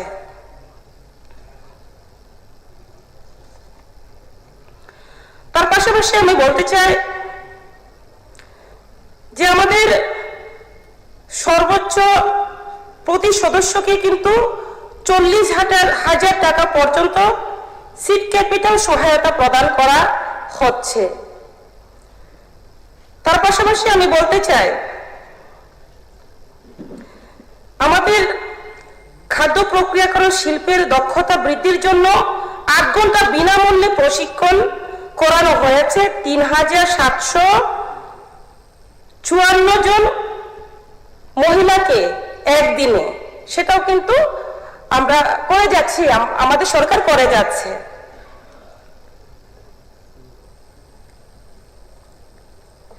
তার পাশাপাশি আমি বলতে চাই শুধু তাই নয়, শিল্প সংস্থার ক্ষেত্রেও মহিলা উদ্যোক্তাদের উৎসাহিত করতে Tripura industrial investment promotion initiative scheme 2022 এর মাধ্যমে গত অর্থ বছরে 6 জন মহিলা উদ্যোক্তাকে জমি ক্রয় হোক বা ভূমি বাবদ মোট প্রায় 275.90 লক্ষ টাকা ভর্তুকি প্রদান করা হয়েছে। মাননীয় উপাধ্যক্ষ মহাশয়, যেহেতু এখানে অনেকেই আলোচনা রেখেছেন মাননীয় সদস্যগণ, যেটা আমার ডিপার্টমেন্ট নয়, তবু আমি সেই বিষয়ে বলতে চাই। সেটা হচ্ছে আমাদের রাজ্যে যেটা আমাদের তাঁত হস্তশিল্প ও রেশম শিল্পের সঙ্গে বহু মহিলা কিন্তু প্রত্যক্ষভাবে যুক্ত রয়েছে। তাদের অর্থনৈতিকভাবে আরো শক্তিশালী করার জন্য কিন্তু একটি কর্মসূচি 2024-25 সালে নেওয়া হয়েছে। সেই নাম হচ্ছে মুখ্যমন্ত্রী উপজাতির নারী তাঁত উন্নয়ন কর্মসূচি। এই কর্মসূচির মাধ্যমেও কিন্তু উপজাতি মহিলাদের বিনামূল্যে সুতা বিতরণ করা হয়েছে। পাশাপাশি এই রাজ্যের যে নারী তাঁতিদের মধ্যে প্রত্যেক বছর জনপ্রতি 1.25 কেজি হারে কিন্তু সুতো বিতরণ করা হচ্ছে। এটা শুধুমাত্র সরকারি প্রকল্প নয়, আমি মনে করি এটা আমাদের ঐতিহ্য, সংস্কৃতি এবং নারী জীবিকার জন্য কিন্তু ওতপ্রোতভাবে যুক্ত একটি উদ্যোগ। তো সেই ক্ষেত্রে আমি আবারও বলতে চাই মাননীয় অধ্যক্ষ মহাশয়, মাননীয় উপাধ্যক্ষ মহাশয়, যেটা অনেকেই আমরা সবসময় বলে থাকি TRLM, TULM, এই বিষয়ে আমরা সবসময় বলে থাকি, যেটা বাস্তব যে তার মাধ্যমেও কিন্তু মহিলারা আত্মনির্ভর দ্রুত গতিতে হচ্ছে। যখন থেকে আমাদের ত্রিপুরা রাজ্যে আমাদের সরকার প্রতিষ্ঠিত হয়েছে, সেই তখন থেকে বৃদ্ধি পেয়েছে উন্নয়নের ক্ষেত্রে, আর্থিক ক্ষেত্রে, আত্মনির্ভর ক্ষেত্রে আমাদের ত্রিপুরার মহিলারা এগিয়ে যাচ্ছে। তো সেক্ষেত্রে আমাদের সিপুই মহোদয়ও আলোচনা রেখেছেন। তো সেই ক্ষেত্রে আমি রিসেন্টলি যেটা আমার কাছে আছে সেই তথ্যটা আমি বলছি, যেটা আমাদের SHG গ্রুপ যদি আমরা দেখি, গ্রামীণ ক্ষেত্রে আমাদের SHG গ্রুপের সঙ্গে যুক্ত রয়েছেন 4,94,000 মহিলা, গ্রামীণ মহিলারা কিন্তু SHGর সঙ্গে যুক্ত রয়েছেন। তো তার মধ্যে ইতিমধ্যে যেটা আমি রিপোর্ট নিয়েছি, সেখানে দেখা গেছে 1,63,000 আমাদের যে SHG দিদিরা কিন্তু লাখপতি হিসেবে চিহ্নিত হয়েছে। সেটা একমাত্র আমাদের ত্রিপুরা রাজ্যে আমাদের সরকার, ভারতীয় জনতা পার্টি সরকার আসার কারণে সেটা সম্ভব হয়েছে। তো আমি ধন্যবাদ দিতে চাই আমাদের দেশের প্রধানমন্ত্রী নরেন্দ্র মোদীজিকে, আমি ধন্যবাদ দিতে চাই আমাদের ত্রিপুরার মাননীয় মুখ্যমন্ত্রী প্রফেসর ডক্টর মানিক সাহাজিকে। ওনাদের নেতৃত্বে সেটা সম্ভব হয়েছে। বিগত দিনে সরকার কিন্তু এই ধরনের কিছু করেনি। তো পাশাপাশি বললে অনেক কিছু বলা যায়, তো আমি সঠিক বলছি কেননা অনেকেই আলোচনা রেখেছেন। তো সেই ক্ষেত্রে আমি বলবো মাননীয় উপাধ্যক্ষ মহাশয়, আমি এই সবাই পবিত্র সবাই আশ্বস্ত করতে চাই, মহিলা উদ্যোক্তাদের উন্নয়ন ও তাদের স্বনির্ভর করে তোলার বিষয়টি ত্রিপুরা সরকারের কাছে অত্যন্ত গুরুত্বপূর্ণ। ত্রিপুরা নারী উদ্যোগ নীতি 2025-এর মাধ্যমে যে সুযোগ এবং সহযোগিতার কাঠামো তৈরি করা হয়েছে তার বাস্তবায়ন আরো কার্যকর করার জন্য সরকার প্রয়োজন অনুযায়ী পরবর্তীতে পদক্ষেপ গ্রহণ করবে। মাননীয় সদস্য অন্তরা সরকার দেব মহোদয়া যে উদ্দেশ্য নিয়ে এই বেসরকারি প্রস্তাবটি উত্থাপন করেছেন, অর্থাৎ নারী স্বনির্ভরতা বৃদ্ধি, পারিবারিক অর্থনীতিকে শক্তিশালী করা এবং মহিলা উদ্যোক্তাদের প্রচার ঘটানো, তার সঙ্গে সরকারের নীতি ও কর্মসূচির মৌলিক উদ্দেশ্য যথেষ্ট সামঞ্জস্য রয়েছে। সুতরাং মাননীয় উপাধ্যক্ষ মহাশয়, আমি পুনরায় এই মাননীয় সভাকে আশ্বস্ত করতে চাই, ত্রিপুরার মহিলা উদ্যোক্তাদের আরো বেশি সংখ্যায় অর্থনৈতিক কর্মকাণ্ডের সঙ্গে যুক্ত করা এবং তাদের উদ্যোগকে টেকসই এবং সফল করে তোলার লক্ষ্যে ত্রিপুরা সরকার ভবিষ্যতেও প্রয়োজনীয় সকল সহায়তা এবং পদক্ষেপ গ্রহণ করবে। ধন্যবাদ। ধন্যবাদ মাননীয় মন্ত্রী সাহেবা। এখন আমি মাননীয় সদস্যা শ্রীমতী অন্তরা সরকার দেব কর্তৃক উত্থাপিত রেজলিউশনটি বুটে দিচ্ছি। বলছি তো, যেহেতু সেটা সবাই এই প্রস্তাবকে সমর্থন করেছেন, সেহেতু সেটার ভোটাভুটির বিষয় হচ্ছে না, আসছে না। এই প্রস্তাব সর্বসম্মতিক্রমে এই সবাই গৃহীত হয়েছে, রেজলিউশনটি সভা কর্তৃক গৃহীত হল। ধন্যবাদ। এই সভা আগামী 31শে আগস্ট 2026 তারিখ সোমবার বেলা 11 ঘটিকা পর্যন্ত মুলতবি ঘোষণা রইল। ধন্যবাদ সকলকে।